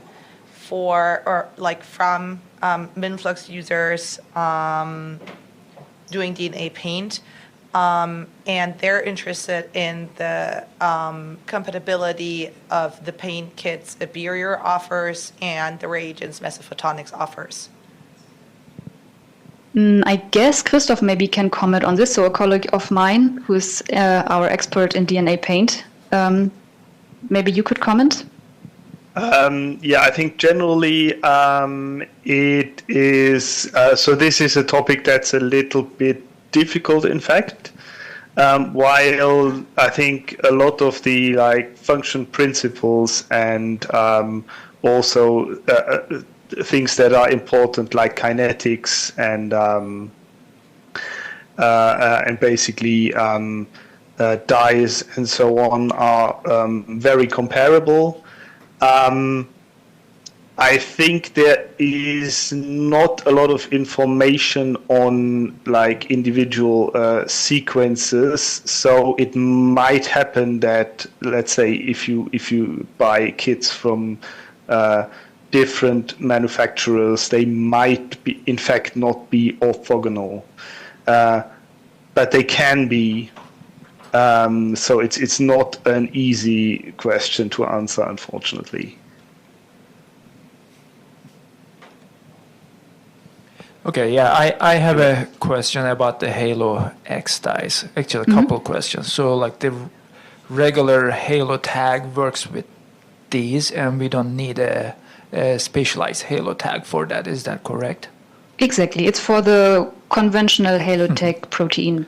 Okay, and my second question is, compared to the DNA off rates, how does the ligand off rate is basically? So is that comparable in terms of paint imaging?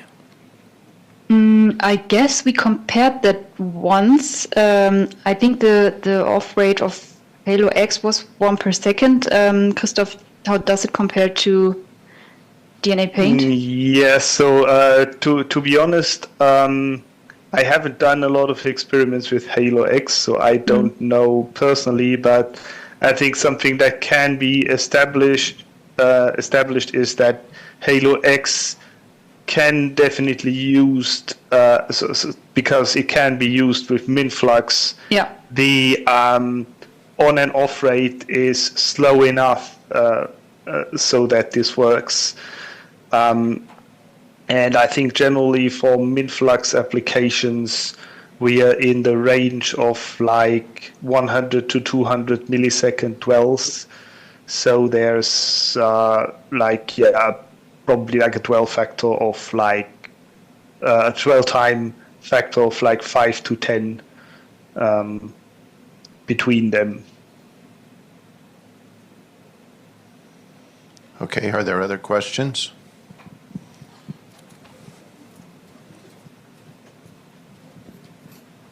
Hello. Hello. I have a quick question for those small direct labeling molecules.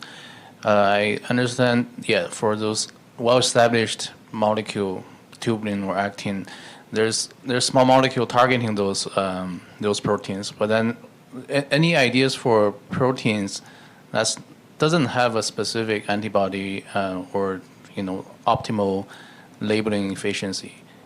Let's say if we overexpress a protein, we have a capacity to do protein engineering, maybe changing one site residue into a different specific label. I wonder what is the best idea to label those protein with small direct labels? So you mean proteins where you don't have an appropriate antibody? Yes.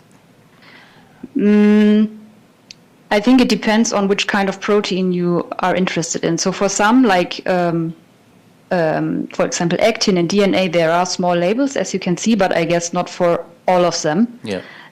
Some of them are also working for fixed cells, some not. Depends a little bit on the structure. What do you have a specific target in mind, or is it just a general question? It is a general question, and it's typically for in vitro. For example, if we purify the protein out, we can easily introduce a surface amine group or surface sial group for those succinyl or melamine. Exactly. Then you could do NHS direct labeling or something like that. But then that's also an option. in cell application, this will be limited because there will be a lot of other protein. That's why I just have this general question: like, what is a strategy that we can start with tackling this kind of labeling? I think that something that's also still very popular is like a GFP tag. So if you tag GFP to your protein, there's also a lot of solutions, including like some solutions that we are offering. And I think there's also, if you are about linkage error, for example, I think if you use a GFP tag in combination with an anti-GFP nanobody, you're still quite small, let's say. So that's always a good idea. And also GFP, of course, offers like counter staining, so you can be sure that like there's everything right with your protein once you're expressing it. Probably. And something that goes in the similar direction is Halo and SnapTech, for example. But you guys also offer tetrazin derivatives, right, of the dyes. So genetic code expansion and clicking with. Yeah, exactly. That's also an option. However, I guess it needs a lot of optimization on the sample side and on transfection side and so on. Yeah, absolutely. But if you want to, exactly, introduction of natural amino acids. I mean, that's quite a long way to go, but that's an option. Or if you are aware of any, let me say, drugs which directly bind your target, then it's quote unquote just conjugating your flu to the drug. Okay, so I think our next speaker is Kingsley Boateng. He works at the core, and he's going to talk to us about MINFLUX sample prep. And I'm going to update the schedule a little bit, so we're about 15 minutes behind, so we'll go to lunch at around 12:15, and then at 1:30 we're going to have a round table discussion from 1:30 to 2, and then after that we'll have our next talk as scheduled. So welcome, Kingsley. Thank you.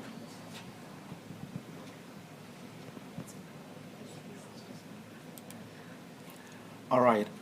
I have a very difficult job. First of all, Kristina did a good job highlighting some of the things I want to talk about, and Steve also did that, so I'm going to try not to bore you too much. And secondly, I'm standing between you and lunch. So those are very two challenging tasks to the. So my goal will be briefly touch on the different modalities of imaging in MINFLUX. Measurement in MINFLUX, both imaging and tracking, and highlight a few important things that you need to consider when doing sample prep. The only reason I show this slide, my goal is not to go into the beam path and stuff like that, is to mention that our system has two key lasers for MINFLUXing, the 640 and 561 laser. And so we don't have 488 yet. We were hoping to get one, but that has not gone through yet. Of course, we have the 4 other lasers for confocal. And so keep in mind, we can only do MINFLUX with dyes that can be excited by 561 and 640. All right, so we all know the power of MINFLUX and the fact that we can get single molecule localization. And as we've heard from several people, including even the last speaker, one of the bottlenecks in imaging now is labeling, because whatever you're trying to localize, it depends on how efficient your labeling is. So if your structure is such that your labels are not clearly defining it, then you get a wrong appreciation of what the actual structure is. So there are a lot of efforts from Abirio and other companies looking into ways where we can make better dyes that can help us be able to image a single molecular resolution. So ultimately, whatever structure of interest, your goal is to be able to line each point with your dyes at a single molecule level and be able to go and scan each of these molecules and reconstruct to get your super resolution image. That is not always as easy as it's been said, and so there are ways where we can try to prepare a sample to be able to achieve that. Some of this information has been covered. There are so many schemes. If you're interested in live cell imaging, you can use the approach that has been used in PALM, where you use photo switchable dyes. Janelia has these 549 and 646 dyes that go from a dark, can be switched on with a 405 laser into a fluorescent laser. You have also the photoconvertible organic dyes, like maple. Then, of course, we have, for fixed tissues, we have the cyanide dyes that we've heard a lot about. You can also, of course, use the SNAP, Halo tags, and if it's a surface marker, you can consider alpha tag, and most importantly, the nanobodies, that a lot has been said about it. So some of the information is already been repeated a lot, so I'm not going to say too much. Steve talked about the DNA paint. I think that is one of the key important advancement in imaging. And so if you're struggling with antibodies, you really want to look into DNA paint. And then lastly, there are cage dyes. These dyes, the main important thing about these dyes is that you have to work in complete darkness, and that is oftentimes a challenge. But if you're interested in quantitation, one-to-one quantitation of your target, cage dyes are ideal to look into. And of course, Kristina just mentioned that we are struggling with linkage error. And so your antibodies are about 25 nanometers big, and you're trying to image at 1 nanometer resolution. So you want to really consider nanobodies if you're still using primary and secondary antibodies. This website has information on where you can order plasmids for your constructs, or if you're interested in SNAP and Halo tags. This is a website that you can note down, and you can order your plasmid constructs. For the nanobodies, several companies are selling them now. Jackson's Lab now has nanobodies. Nanotag, Chromtech, and Prontech, all these companies have nice nanobodies, sometimes secondary and primary. So you can reach out to them if you are interested in going into labeling with nanobodies. In terms of the sample prep, I just want to cover a few important things. Some of these were covered in the previous talk. It's important that you're using a 1.5H or at least 1.5 cover slips. It could be a glass bottom dish or chamber slides. All of these work. We just recommend that try to avoid plastic substrates that will not work, especially with MINFLUX. And to some extent, try to avoid graded cover slips because these groups can affect focusing, and plus it can affect the 1.5H depth that we is optimized for MINFLUX.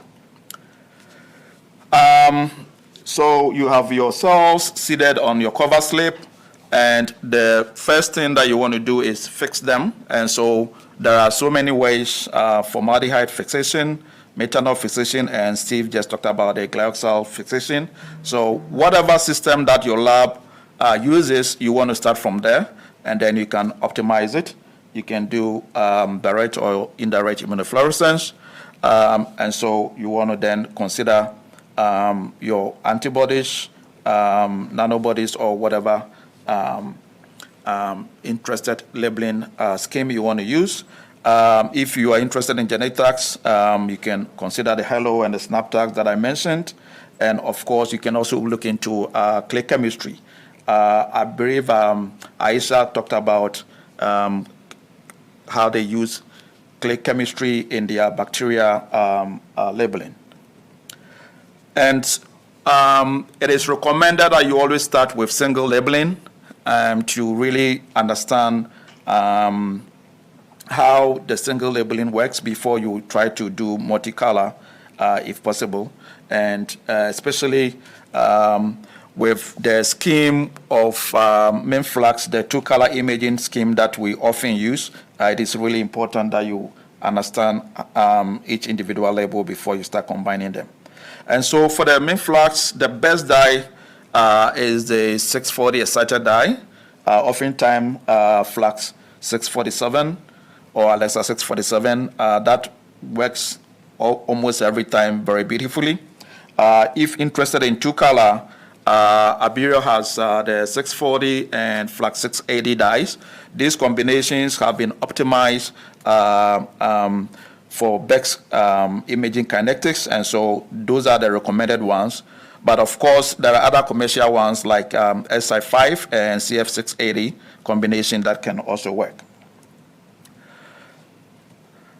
And there are, of course, other dyes that you can order from Abirio, 660 and also 647. It was mentioned, I believe, but I need to emphasize that you want to avoid DAPI. You cannot use DAPI because we're using the 405 laser as an activation laser, and so you cannot add DAPI to your imaging. If you must have a DNA label, then consider the JF646 hoist. It is based on host. Oh, so this doesn't work? No, it doesn't. Oh, okay. All right. Thanks for the correction.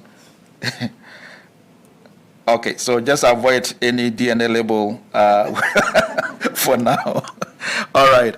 Okay, so another important point, background can be a huge problem, especially if you're dealing with tissues.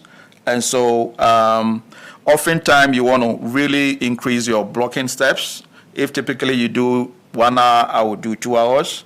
I know some people that are doing tissue, sometimes they block even overnight. And so you want to increase your blocking steps and then increase your washing steps also, and then reduce your antibody concentration. You always want to titrate. So typically, if you are doing 1 in 200 dilution, I will start with the same concentration, then 1 in 500, 1 in 1,000, and then look at all these slides and then find the one that works best for your